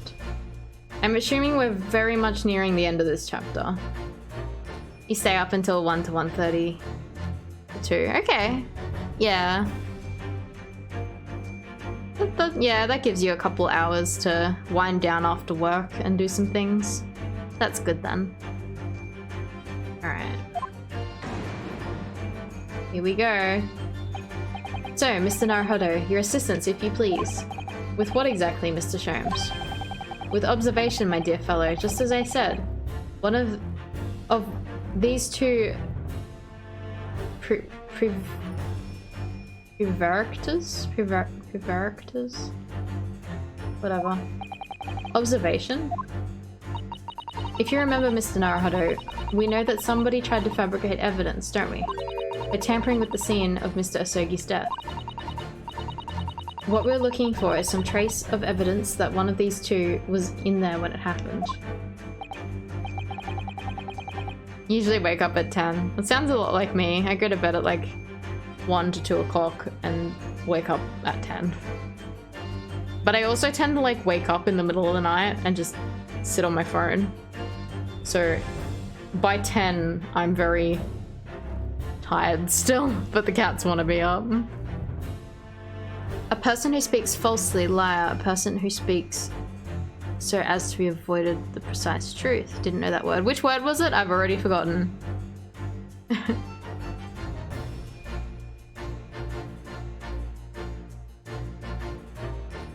Prevarictor. Prevarictor. I don't even know how to pronounce it. Alright. Precisely, you are delightfully quick to grasp my meaning. Alright, I'll see what I can see. So, we're looking for a trace of evidence that shows someone else was there the night when Kazuma died. Oh, wait. Why are we inspecting it here? This is her... This is her room. How are we meant to know that?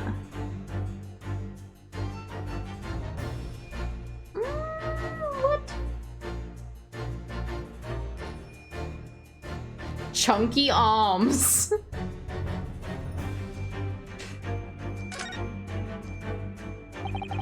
He has arms like tree trunks, doesn't he? Hairy tree trunks. Yes, he certainly has sailor's arms. He was born a man of the sea.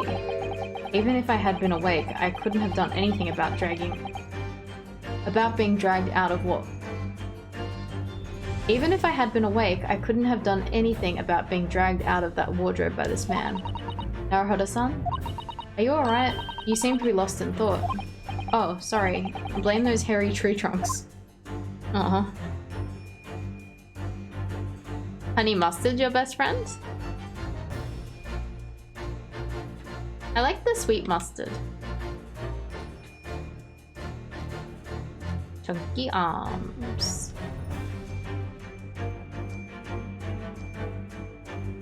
Oh, I just fucking realized why he has these like lines around his face. I was like, these are weird tan lines. It's because he has the snake. Because he has the snake.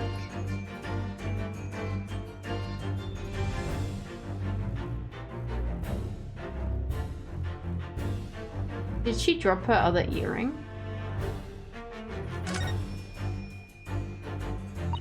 She has such petite ears among that beautiful hair, like little pink shells. Oh, what's that? There's something attached to her ear. Ah, I expect that's what's called an earring. A little piece of jewelry. An earring, is it?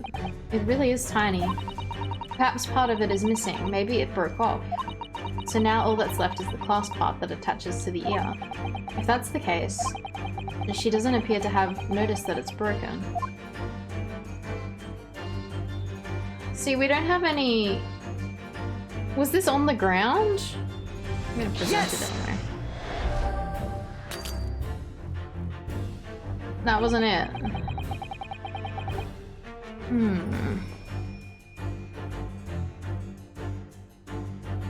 I'm gonna use tomato sauce at home.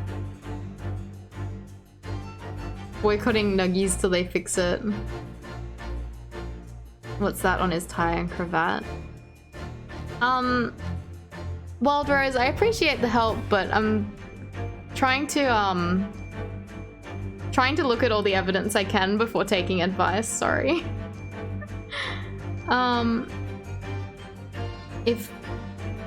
If Bum does, you can too. Boycott the nuggets. Yeah, I have a safe word if I actually need help. But I understand wanting to help. Notice the dainty jewelry you're wearing on your ears, Miss Pavlova. We were to find a piece of those earrings in Mr. Asogi's cabin, it would prove beyond a doubt you were there. Although, we haven't actually found anything yet. Yeah, I thought we didn't find anything. Not trying to give advice, just asking. Yeah, I understand, but also I've not inspected it yet, so I don't know if it's anything relevant yet myself. To be fair, nowadays nuggets is 70% the sauce. Yeah, everyone's very passionate about their nugget sauce. It isn't Diva. What precisely was your intention with that, Mr. Naruhodo? Just following the natural progression of the deduction. Sometimes the truth hurts. Well, the truth is, you don't have a term for observation or deduction. Did that hurt? KFC has good sauce? What's your favorite sauce at KFC, Nova? How are we supposed to show that someone else was there when Kazuma died? I can think of two possible ways.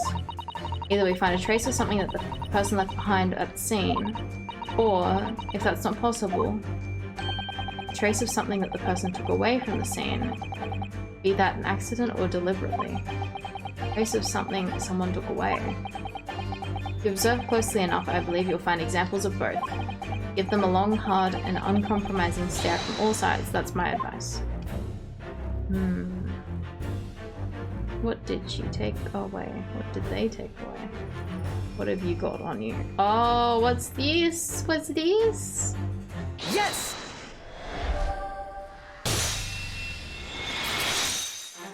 Found it.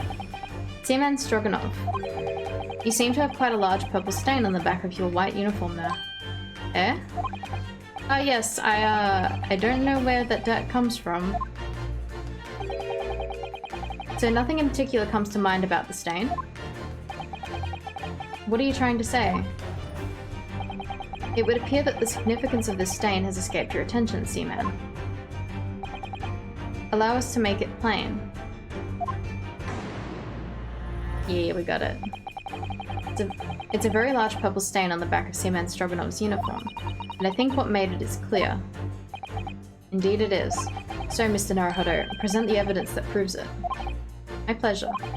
Alright then, the evidence that proves what the stain on the back of Seaman Stroganov's uniform really is. That is... I guess this, because it's... Yes! Anyone made Seaman jokes yet? Supercharger is spicy and you like it. Nice. You only like their zinger sauce because it's got a nice kick. You prefer KFC nuggets.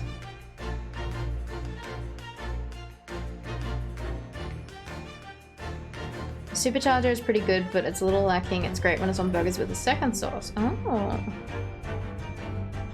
Yeah, we met him last stream. Yes, it's this photograph and the ink shows. That's what caused the stain on your uniform. Ink? A rather unusual color of ink. Purple. Ah. Ah, the penny drops. At last. Now you see the significance. The Russian word on the floor next to the victim's body was written in purple ink. And the stain on the back of your uniform is ink from the exact same color. If the ink had been dry, it couldn't possibly have stained your uniform in that way. Which means... you must have been present in the cabin in the moments immediately after the ink was spilt. Alright, yes. It was me, I did it. Everything. I arranged everything in Dead Student's cabin to make it look like Wardrobe Man did it. Then I pressed the button to make Burya do emergency stop and bolt the cabin door shut. I did everything so no one would suspect our angel. Biff, please. Don't worry, Angel. Let me do talking. It was after 1 in the morning. I was on duty, patrolling passageway. Then our angel came to me. She was white like sheet.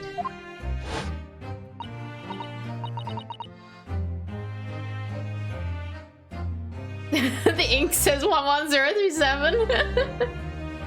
Biff, please, you must help me. I went with her. The door to cabin number 1 was open. When I looked inside, I saw student boy on floor. What happened here?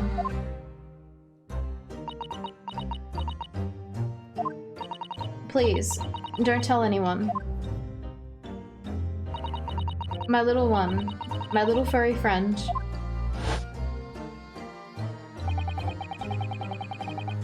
Everything that happened in cabin is like Angel told you.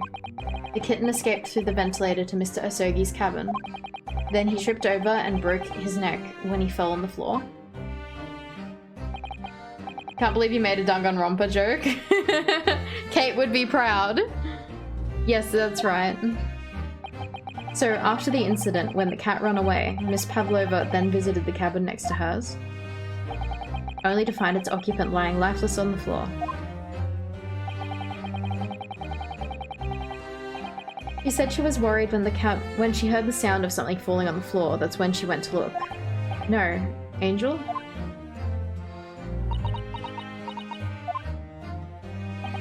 The door was not locked. So she opened to look, and you already know what happened after.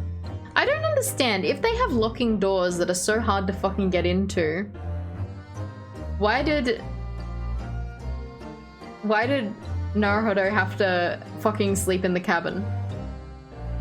Sorry, sleep in the cabinet.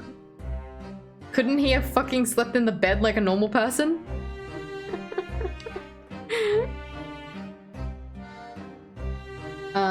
So she opened to look, and you already know what happened after. It was his preference, staying in the closet. Poor guy. It is a metaphor. There's just one thing, if you wouldn't mind. What? When you went to Mr. Asogi's cabin, Miss Pavlova.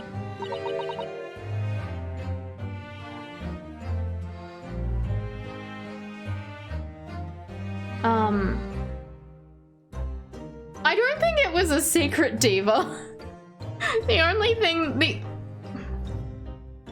they're trying so hard to not make it obvious that they made him sleep in a closet instead of the same bed as him. Was he already dead? Why? I already told you. When Nina opened door of student's cabin and looked inside, I was asking Miss Pavlova. Well, Miss Pavlova? Da? Oh. Yes, that's right. I saw him. It was dark, and he was wearing black, but he was on the floor, not moving. I was scared. Shush, diva. Shush. I was scared. I understand, and I believe you. There is so many parallels to the second Ace Attorney case though, like legit, to this case. Like this second case and the second case to the original Ace Attorney are like fucking the same. So is that finally it now? Have we discovered the real truth about Kazuma's death at last? Ah, something very nearly slipped my mind. Oh, Mr. Sholmes? This photograph. Yes, I took it myself, you know. Oh, he calls it a photograph instead of photographic print. You need to finish the second game. The cause of death was a broken neck, therefore the victim died instantly. And the unfortunate incident that precipitated these events, a kitten on which the victim stumbled. However, if those are the facts, then there's one particular area of this photograph that seems to me somewhat unnatural. What do you mean, unnatural? What are your thoughts on the matter, Mr. Naruhodo? Oh, well... Got to the first one, the museum one, and got burnt out.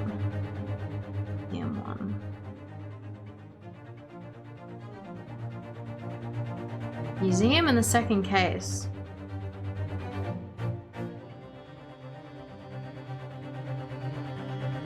I have this on Switch. Yeah, I have the actual physical cartridge. Because I imported it.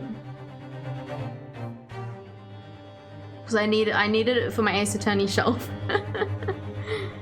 If Kazuma tripped and fell and by some terrible stroke of bad luck broke his neck, which part of this photographic print seems unnatural?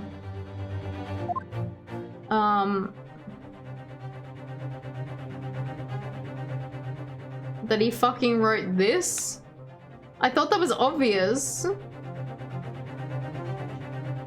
Yes! Word in Russian clearly wasn't written by Kazuma. So if you're looking for something unnatural, that's the obvious point. What the fuck did we have to point that out? It was very obvious. Hey KK, how are you? Heading to work, but always gonna say hey, hello. Have a good day at work, and thank you for the pets. Wonder what it'd be like on PC. Probably similar enough. Very true, it's certainly peculiar, but it's not what I meant by unnatural, I'm afraid. That particularly crass detail was orchestrated by the culprit. I mean to identify another point. Oh, I see. Imagine, if you will, losing your footing yourself. In my opinion, if you landed as the victim appears to have done, would have been most unnatural. I'm sure you'll reach the same conclusion. How thoughtful you are, Mr. Sholmes. Thank you for your gentle guidance. What?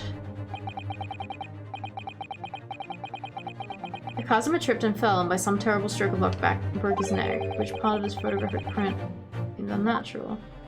I guess fucking a clenched fist. That seems pretty sus. Alright, if he really fell due to an unfortunate incident, then his fist just doesn't seem quite right. Oh. You love Sherm's design, it's so good, plus he is hot. Diva! Diva!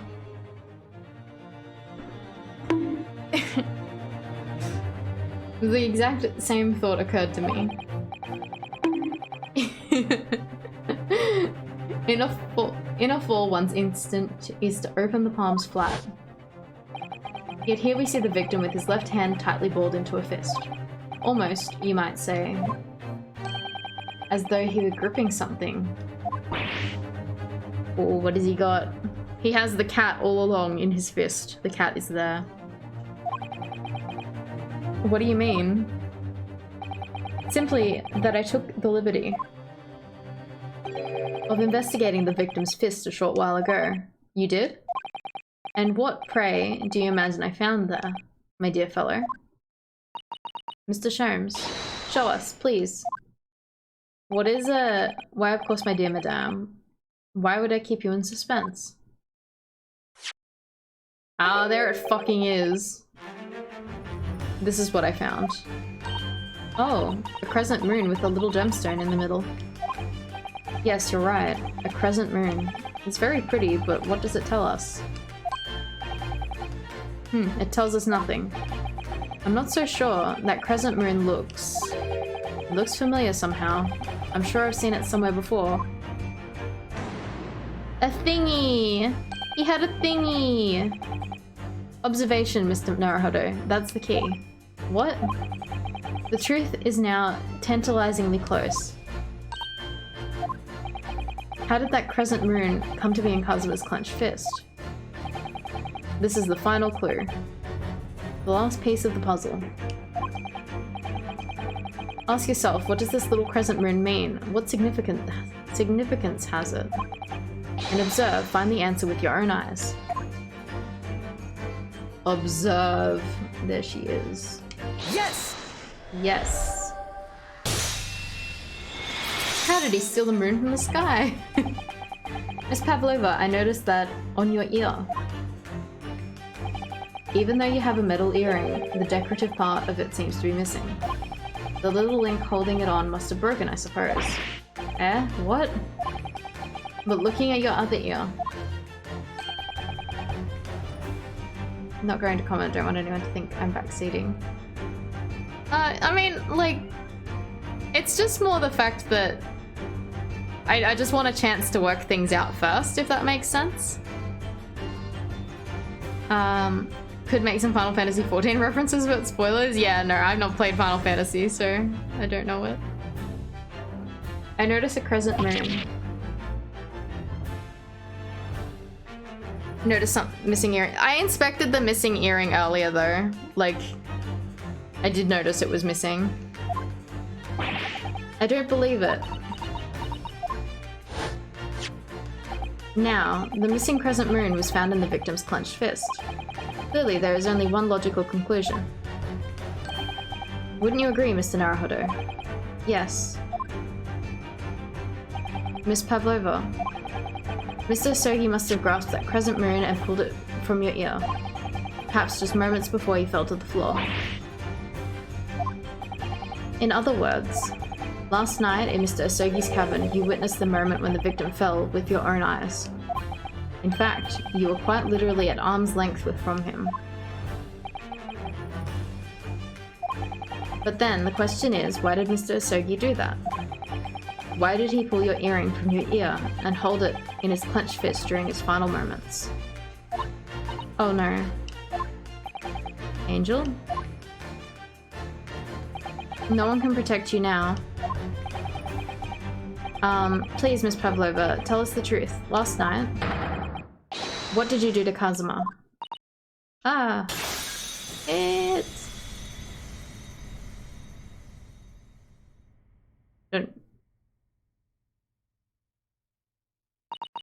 When I think about everything that happened yesterday, It was too much. Running away, the fishing boat in the middle of the night, trying to climb onto this huge ship. And then, when I was at last in this cabin, and I could relax after this horrible long day.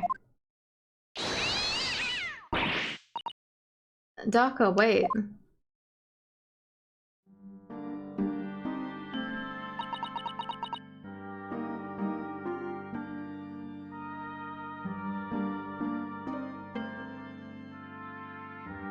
Yeah, as long as you're not directly pointing out something that you might think is obvious.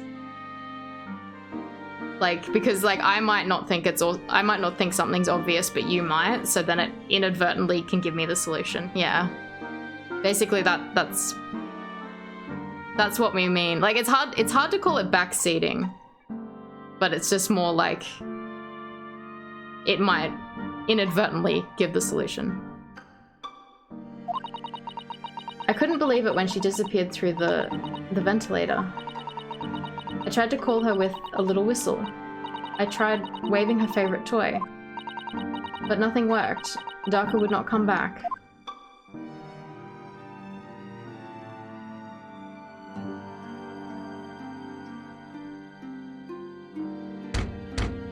Knock knock.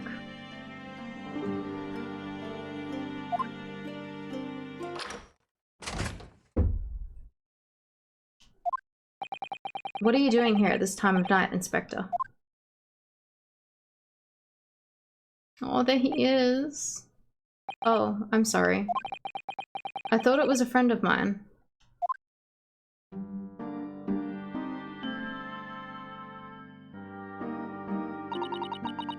The young man from your country, he was very polite and kind. He helped me to find Darker, and he promised not to tell anyone. But then, when I had my friend in my arms again, and I was going to leave this man's cabin. Just a moment. Sorry, but... Oh, he fucking helped her. Oh, yes? I'm sure I know your face. I've seen you somewhere before. Ah. Ah, of course. You're Nikolina Pavlova, aren't you? The Russian ballerina. Huh? No, I don't know that name. My heart nearly stopped when he said that. He knew who I was. How could this man from a land in the faraway east know a Russian ballerina? Oh no. Yes, I saw your performance in Japan. The beauty of the ballet made a deep impression on me. But what are you doing on this ship? I'm sure I read that your ballet company was performing in Shanghai at the moment.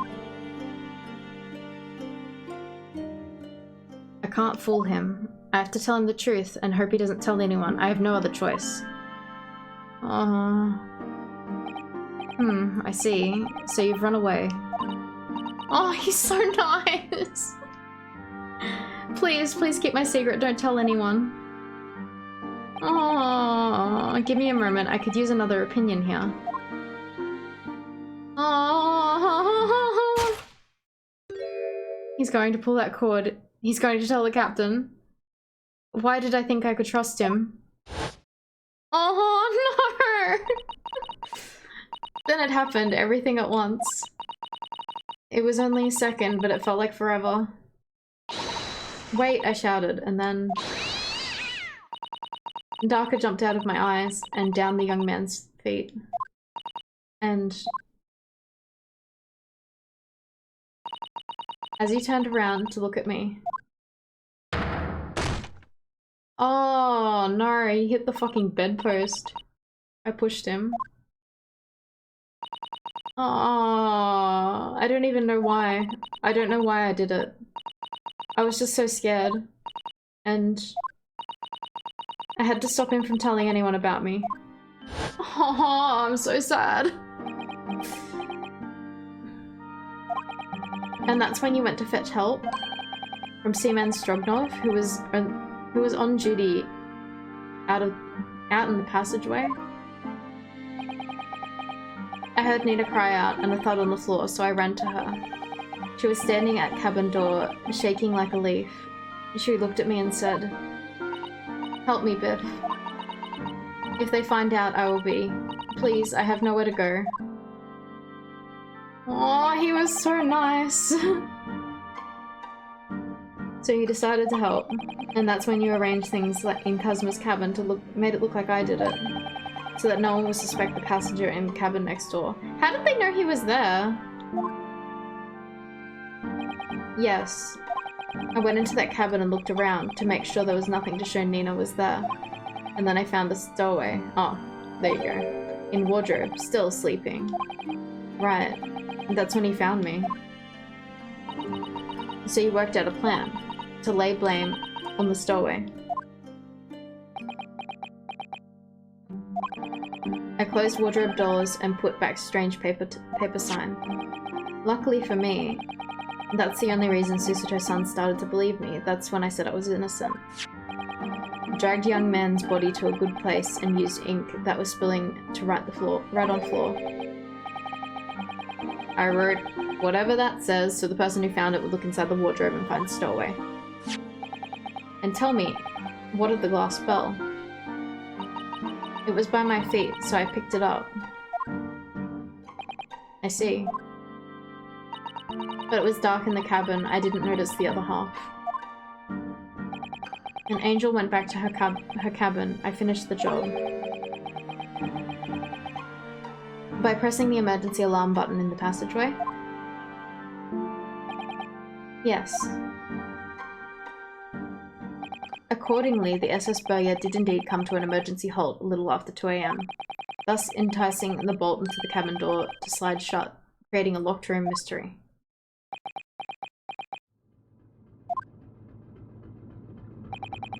There's still one thing I don't understand, Miss Pavlova.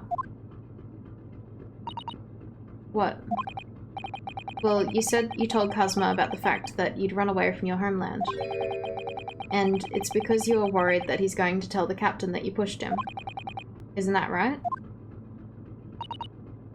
Yes. But even if you pulled the bell cord and called for the captain of the ship, aren't you friends with every member on the crew? Why would that have been a problem? It was what he said first that made me scared. What he said first? What are you doing here at this time of night, Inspector? Aww. Fuck. Oh, I'm sorry. I thought it was a friend of mine. Oh, it's making me sad. He said an inspector was his friend. Ah, yes, meaning me. Who was supposed to be acting as his bodyguard. I thought that if police knew about me, they would arrest me. So before he could pull the bell cord, May I stop you a moment, please, Miss Pavlova? It's just doesn't seem to make sense. I mean, was Mr. Sogi really going to pull the bell cord? I don't know.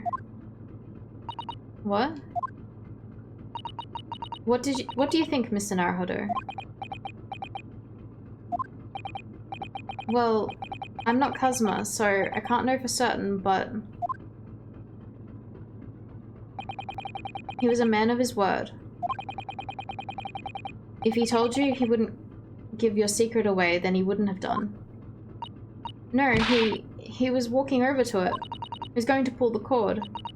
He was going to make them send me back. Well, Mr. Naruhodo? The day's work is not done yet, it seems. There's one more deduction to make. What? Another deduction? Another one! Yes, what action was the victim really about to take at that moment? Oh, I miss him so much. Can we determine whether the young man's gaze was directed? Oh.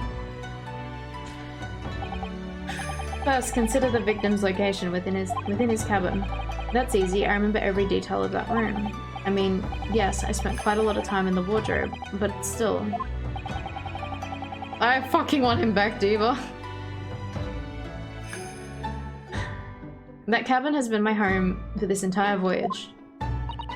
So this is how the cabin looked last night when Miss Pavlova visited Kazuma-sama?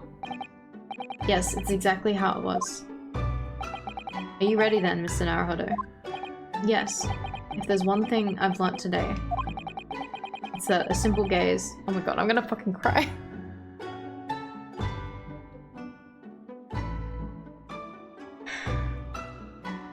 Is that a simple gaze can reveal all manner of truths. And not only that— hang on, my light turned off.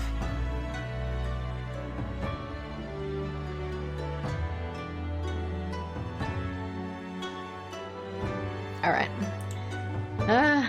Not only that, in order to draw the right conclusion, you can't afford to be out. You can't afford to be out by even a little bit when you're following the gaze to where it lands. So, when he turned away from Miss Pavlova, what exactly was Kazuma looking at?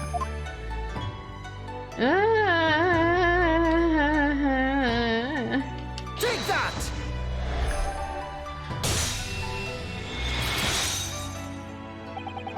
Considering everything that had happened last night, certainly it may have looked as though Kazuma was going to ring the bell cord. Yes, however, what is directly beside the bell cord? The wardrobe. He was looking at us, Diva! The wardrobe?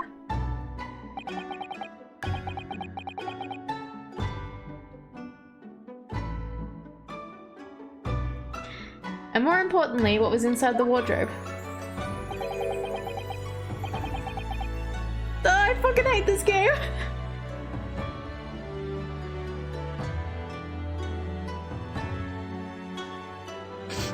Oh, I hate this game!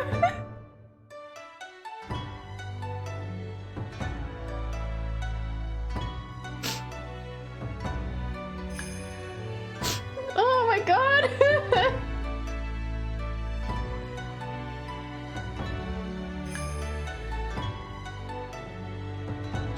Oh no!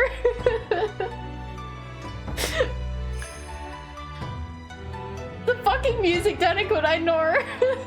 It's killing me! Oh my god. He was gonna propose! Oh! The man's great friend, sleeping soundly. Hello, Hayes! Bye, Hayes! Thank you for dropping by. You came in at a moment where I'm crying! I'm half lurking, so you're not sure why you're all crying. It's okay, CJ. Everyone's showing up now, you're crying. Oh my god. Fuck this game.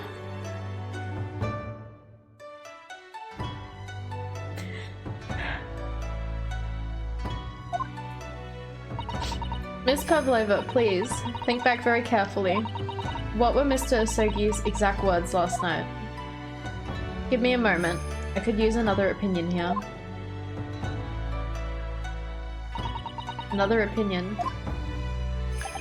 Yes, but not from a member of the crew. No, Mr. Asogi attended to consult his close friend on the matter. To see if, between them, they might be able to help in some way, no doubt. Oh no. Sadly, we can't know the truth for certain now. It's too late for that. But I wish you had made sure of what Mr. Asogi was looking at. Things may have ended very differently if you had.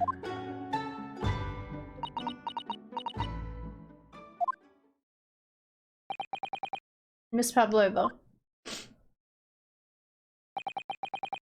I want to thank you for finally admitting the truth.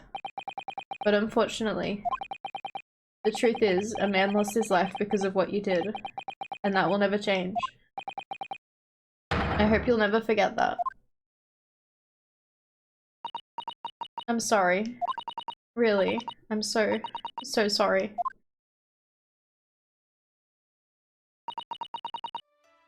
What have I done?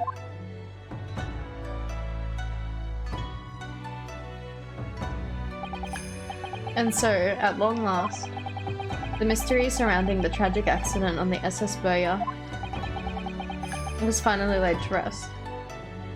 Oh my god! This fucking game!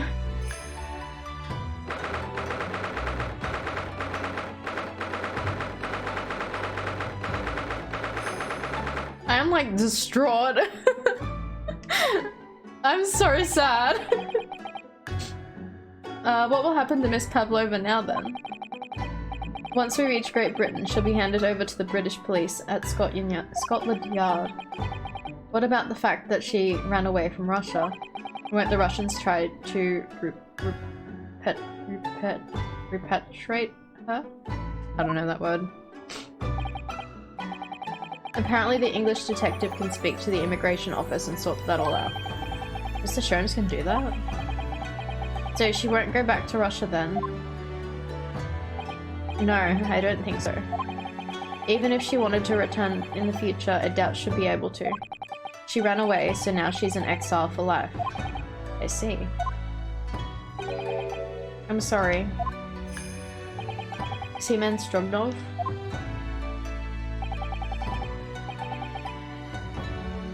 Repatriate. Ah! I wanted to help out Angel no matter what, but I didn't think about you, about how you lost a good friend. I will go with Nina. I will give myself to British police. That's kind of you. In the meantime, thank you for letting me go free again. Kazma's death feels like such a waste, but... well, do what you can for Miss Pavlova, won't you? Duh. Well, I'm afraid you need to pack now. We're due to arrive in Hong Kong tomorrow. As much as it pains me, I'm going to have to hand you over to the consul to arrange your passage back to Japan. Yes, I did stow away after all. I couldn't really expect any different. So, you should get back to your cabin now. My cabin where my friend died, thanks. Bless you, Bumfluff. Oh, thank you, Danny-kun.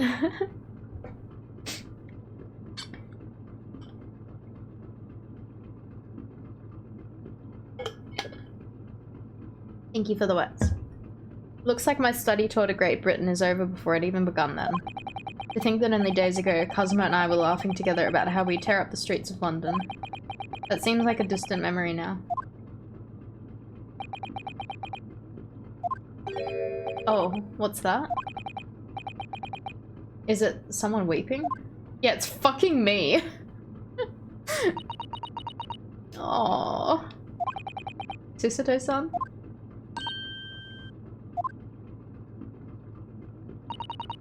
Naruhodo-san, I didn't know you had returned. Oh, well, I haven't been back long. I feel like a fish. You want some chipper, Maher? Maher, we are all crying. We are crying. Just giving you a warning. This fucking game has wrecked me.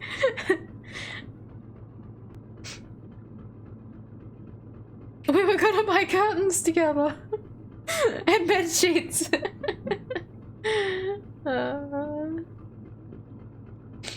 Yeah, we are sobbing. I'm sobbing into my fucking McDonald's. Inspector Hasanaga just told me I should pack, you know, ready to leave the ship tomorrow and all that.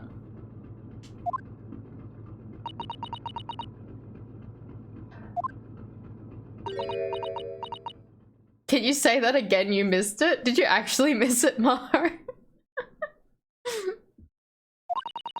I can't believe this has happened. Oh, her fucking eyes are all teary. Oh my god. I hate this game.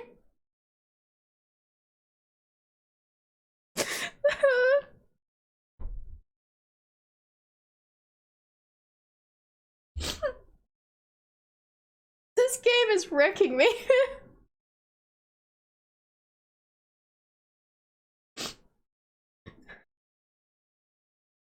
Oh my god. I can't believe someone's life can be over just like that. Oh my god. Susato-san. Oh.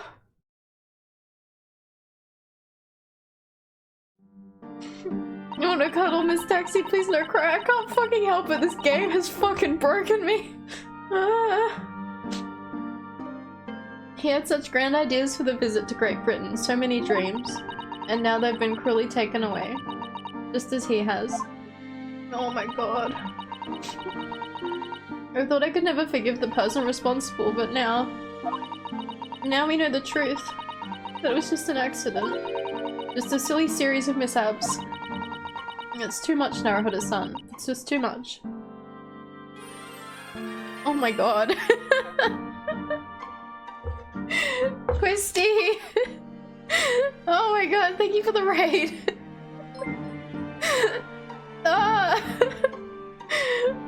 You caught me at a terrible time. I am fucking crying into my McDonald's.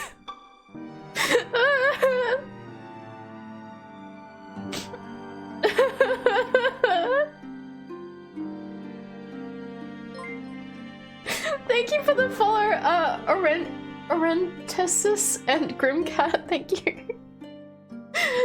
Because this game has fucking wrecked me, I am so sad. Chlorella, thank you for the follow. Oh my god. Oh. Yeah, would you guys like a chip? Oh my god. I'm so sorry. This game has fucking broken me. Oh my god. Oh, welcome everyone. I don't always cry on stream. You may all have chippy, and yes, that is a filet of fish. More salt on chip. These are well salted. Well salted. Salted with the tears of taxi. Yeah, it fucking is. You would like a finger of fish. Oh my god. So for anyone who is planning to play this game, I'm just giving you a warning, we're right at the end of the second case. Just giving you a warning, because it's probably got spoilers. Or it definitely has spoilers. But yeah. Fucking... I've been crying into my McDonald's for like the last 15 minutes. How was your stream, Quisty? I'm sorry. And welcome everyone. Yeah, I don't normally cry into my McDonald's every day, but you know, it's just a fucking mood.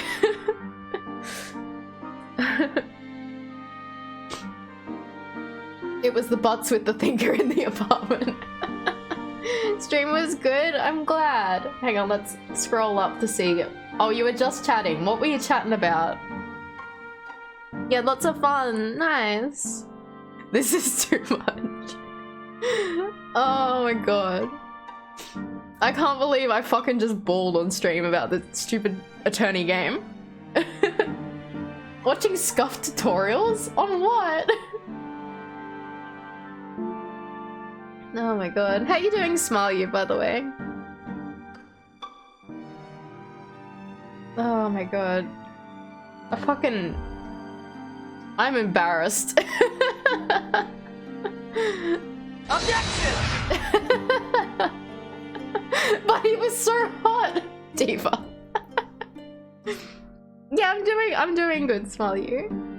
Hate to raid and dash, but you gotta run. That's all good. Go get some rest, go hydrate, whatever you need to do. Thank you so much for raiding in. I really appreciate it. Alright, I'm gonna fucking finish this case. Enjoy the stream, thank you.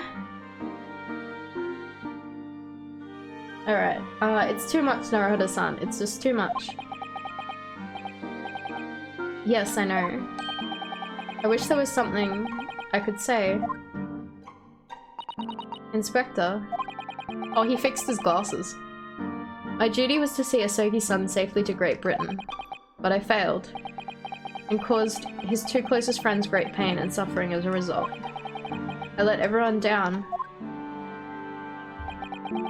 And I will do anything to make up for my terrible blunder. Nobody blames you, Inspector. What? Wait, what? He got his fucking handcuffs on again? Fucking Herlock Sholmes at it again. Oh my god, I love you. Surprised, Mr. Naruhodo? What is the meaning of this? Oh, a trifling matter. Simply that in my head, I think I shall always picture you wearing those shackles. Without them, the balance seems all wrong. It's distracting. Sorry? So I decided to restore them for old time's sake, shall we say? You're a stowaway after all. Ahaha. Oh my god. Diva! He thinks this is funny. Why is Sherm's Fortnite dancing? He fucking totally is. How are you doing, Brady, by the way? Sorry, I feel like I couldn't respond to the raid appropriately because I'd spent like the last 15 minutes just bawling. Big himbo energy. He fucking is. Mr. Sherms. We do appreciate all your assistance. I'd like to thank you from the bottom of my heart. Not at all, not at all. And though it's a little late, may I offer my sincere condolences. The loss of your companion is truly heartrending. I hope that you'll be able to fulfill some of his aspirations in his honor. Oh, I'm gonna fucking cry again. I'm afraid that won't be possible. We shall be disembarking at the next port. In Hong Kong. We have to return to Japan and make full report about everything that's happened. What? Wait a minute. It's just me that has to go back, isn't it? I mean, I was the stowaway.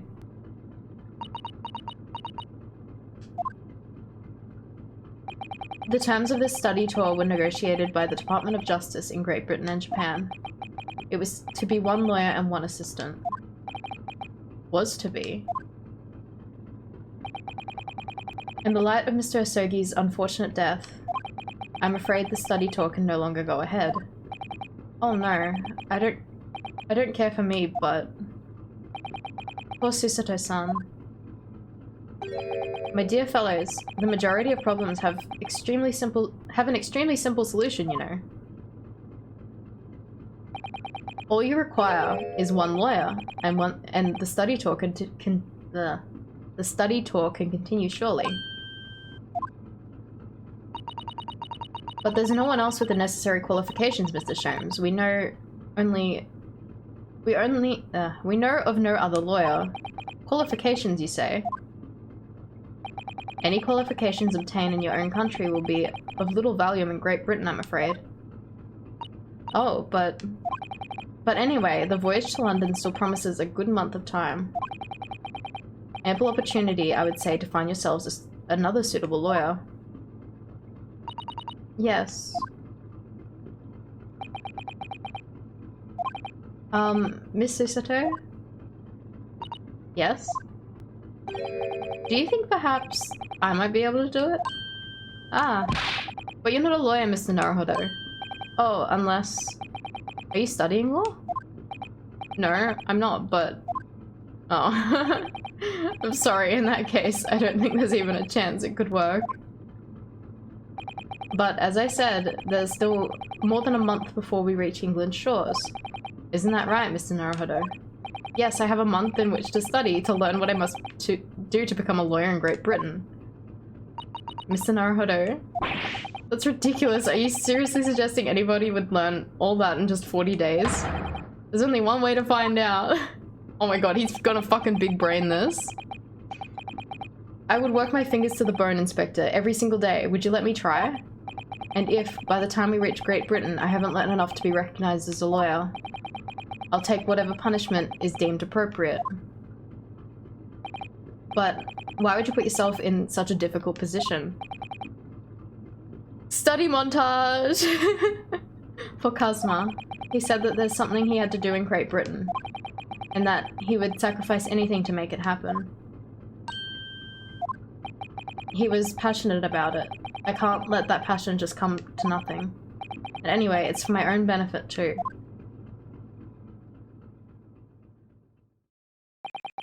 I will become a lawyer. I have to. What do you say, Miss Susato?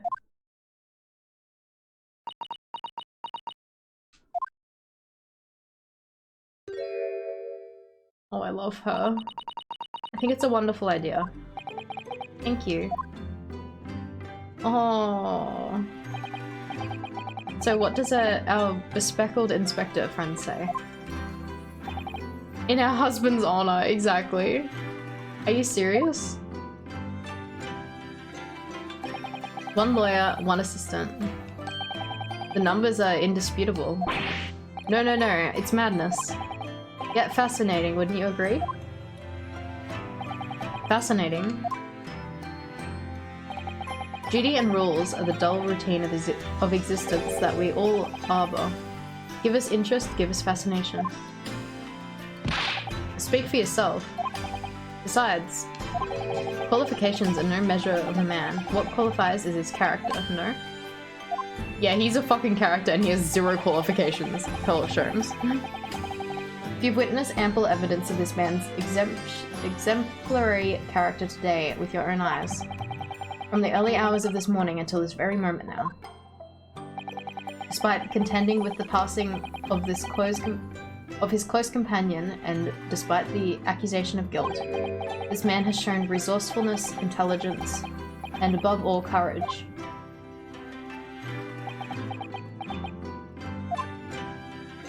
I hate this game. It makes me so sad. Very well. I'll think of a clever way to word my report to the Department of Justice. Inspector. After all, I did just make a promise, didn't I? I said that I'd do anything at all to make up for my shortcomings here. Oh, he's coming with us! Oh, thank you, Inspector. Is he coming with us? You're emotionally sore, legit. If you'll excuse me, I must pay a visit to the captain's quarters, I think. I need to discuss what to do next and how best to make my report. I hope he comes with us. I love him. Are you really prepared to attempt this, Mr. Naruhodo? Yes, I'm going to try. I wonder, would you consider teaching me what I need to know? Everything about being a lawyer? The music you can't. Oh no, Diva. I would be delighted to help you. I am a judicial assistant after all. Thank you. And, Mr. Naruhodo, I'd like you to take charge of this. What? Me? Are you sure? I'm sure it's what Kazuma-sama would have wanted. Oh my god. Its name is Karama. It's a great sword that has been in the Asogi clan for generations. Very well, I accept. I'll treasure it always.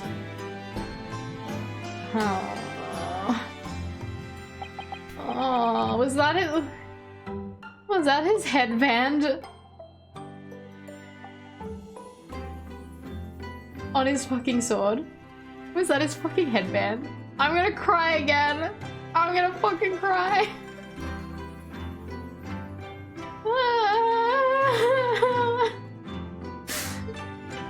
So then, Miss Susato, it seems we'll be working together from... Oh my god. It seems we'll be working together for some time to come yet. Oh no, Diva! It will be an honor, Mr. Naruhodo. And for the next 40 days, I shan't grant you a single minute of freedom. We shall fill every spare moment with study. Yes, that's exactly what I need.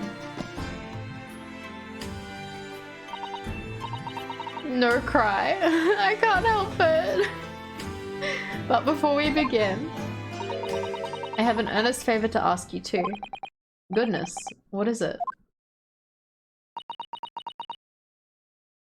Bottle your tears and sell them as VTuber tears.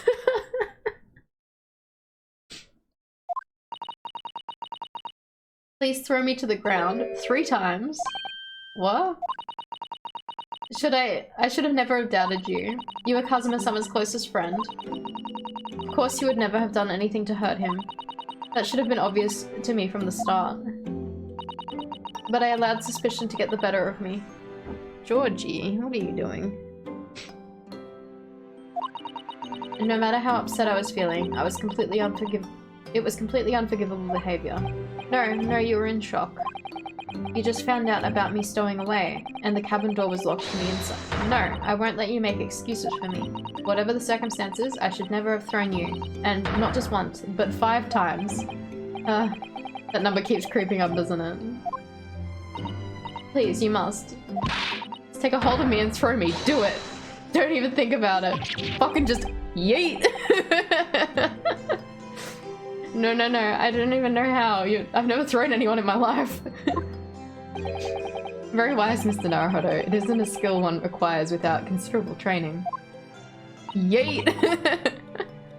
Oh, Mr. Sholmes. I observed your throwing technique several times with great interest. I confess, I was most impressed. When did he see that? I presume that would be a form of Japanese wrestling? Oh, well, in a way. It's not wrestling, but my own interpretation of an ancient jiu-jitsu technique. Apparently it's called the Susato Takedown. It leaves your head swimming, believe me. How beguiling? I am a practitioner of the combative arts myself. I am somewhat accomplished boxer. Oh my god, I love him. He's fucking punching her in the head though. Yeah, you fucking... There he goes, dancing around again. I wonder if you'd be so kind as to instruct me on that technique of yours, of your arresting throw. Yes, I'd be honored. Can Sholmes and Susato stay with us to fill the void? I hope so. Then let us not dally. Demonstrate, my dear madame. Oh, of course. Is she getting us instead of... Oh my god. She's gonna get us one more time. Sorry. Oh no. As you can see, you throw from the abdomen. Oh yes, interesting indeed, and that's the term Susato Takedown, is it? Actually, no, that was a Susato Squash. It's blurry because of the tears! In my groggy state of consciousness, a scene from an evening recently spent with Kazuma flicked into my mind. Oh no.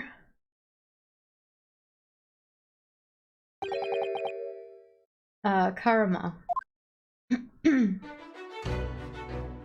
Oh,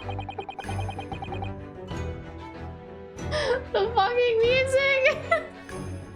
Ah!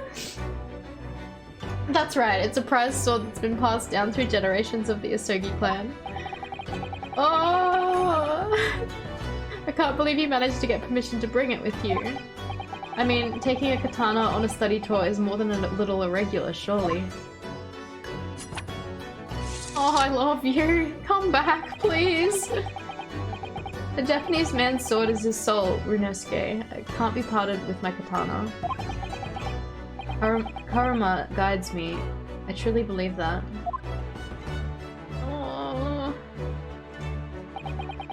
So its name compels its wielder to slice evil in two. Not that you would need much compelling. Oh my god, Diva!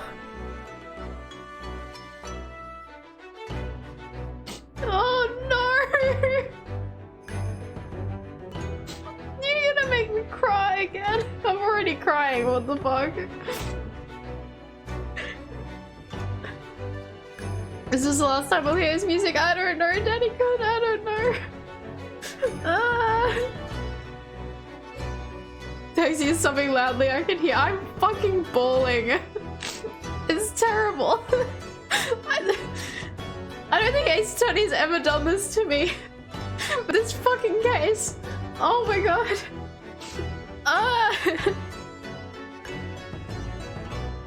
I'm so fucking sad. On that subject. There's something. Oh god. There's something very important that I have to do in Great Britain. And I'll sacrifice anything to make it happen. I'd appreciate you seeing through it with me. Of course I will. Whatever it is, I'll see through it to the end with you. Oh!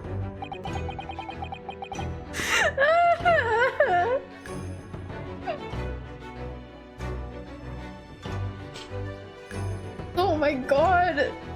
Why is this so sad? Fuck this game! I knew you wouldn't let me down. That important thing he had to do. I still don't know what that was. Oh no. Fucking give him back. But I'm gonna see the place for myself and work it out. This is some anime flashback levels of sad. This is sadder than fucking... This is sadder than fucking like Angel Beats and Clannad combined. I'm so distraught for fucking lawyer boyfriend. I'm going to see the place for myself and work it out. In Great Britain's capital, London. Oh my god. Oh my god, and this is only the second case. This is the second case. Oh, I hope the rest aren't as sad.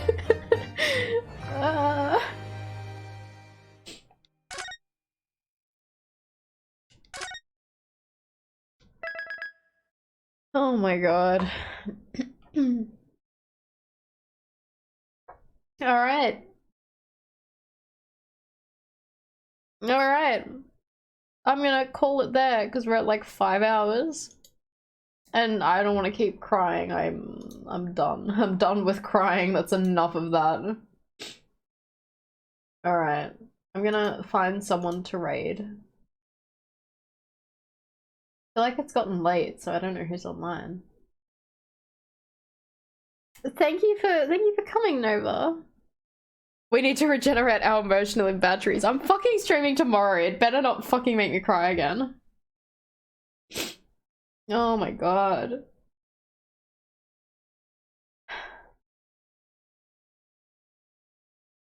Thank you everyone for coming. I'm sorry I'm a fucking mess at the end of this.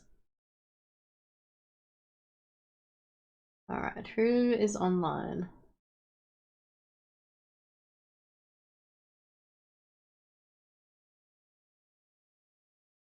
Everyone's playing Deltarune and stuff, and I can't raid into that because I've not seen it. Your bedsheet is wet with tears. Oh no, Diva. Thank you for coming, Deetsaw. Alright, I'm gonna raid.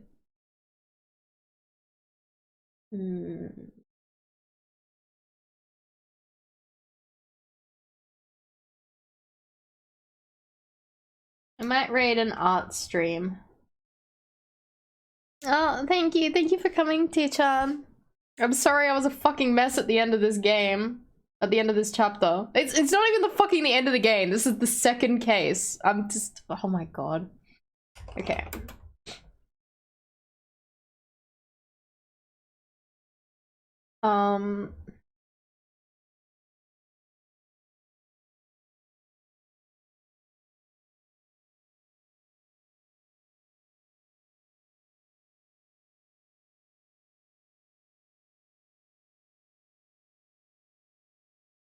Actually,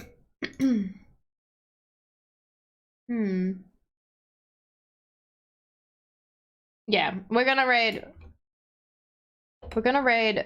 Fua CH. They are doing art. Everyone, copy the raid message, text your raid beep beep. I will see you guys Tomorrow. Tomorrow, we play more Ace Attorney. Hopefully, I will have recovered and I won't cry anymore because that fucking killed me. That game, man. That game. It's gotten me more than any other Ace Attorney game has ever gotten me. Holy shit. You'd be more distraught if this was how it was ended. Oh god. Alright, good night everyone. See you guys tomorrow for more Ace Attorney. Good night, good night, good night.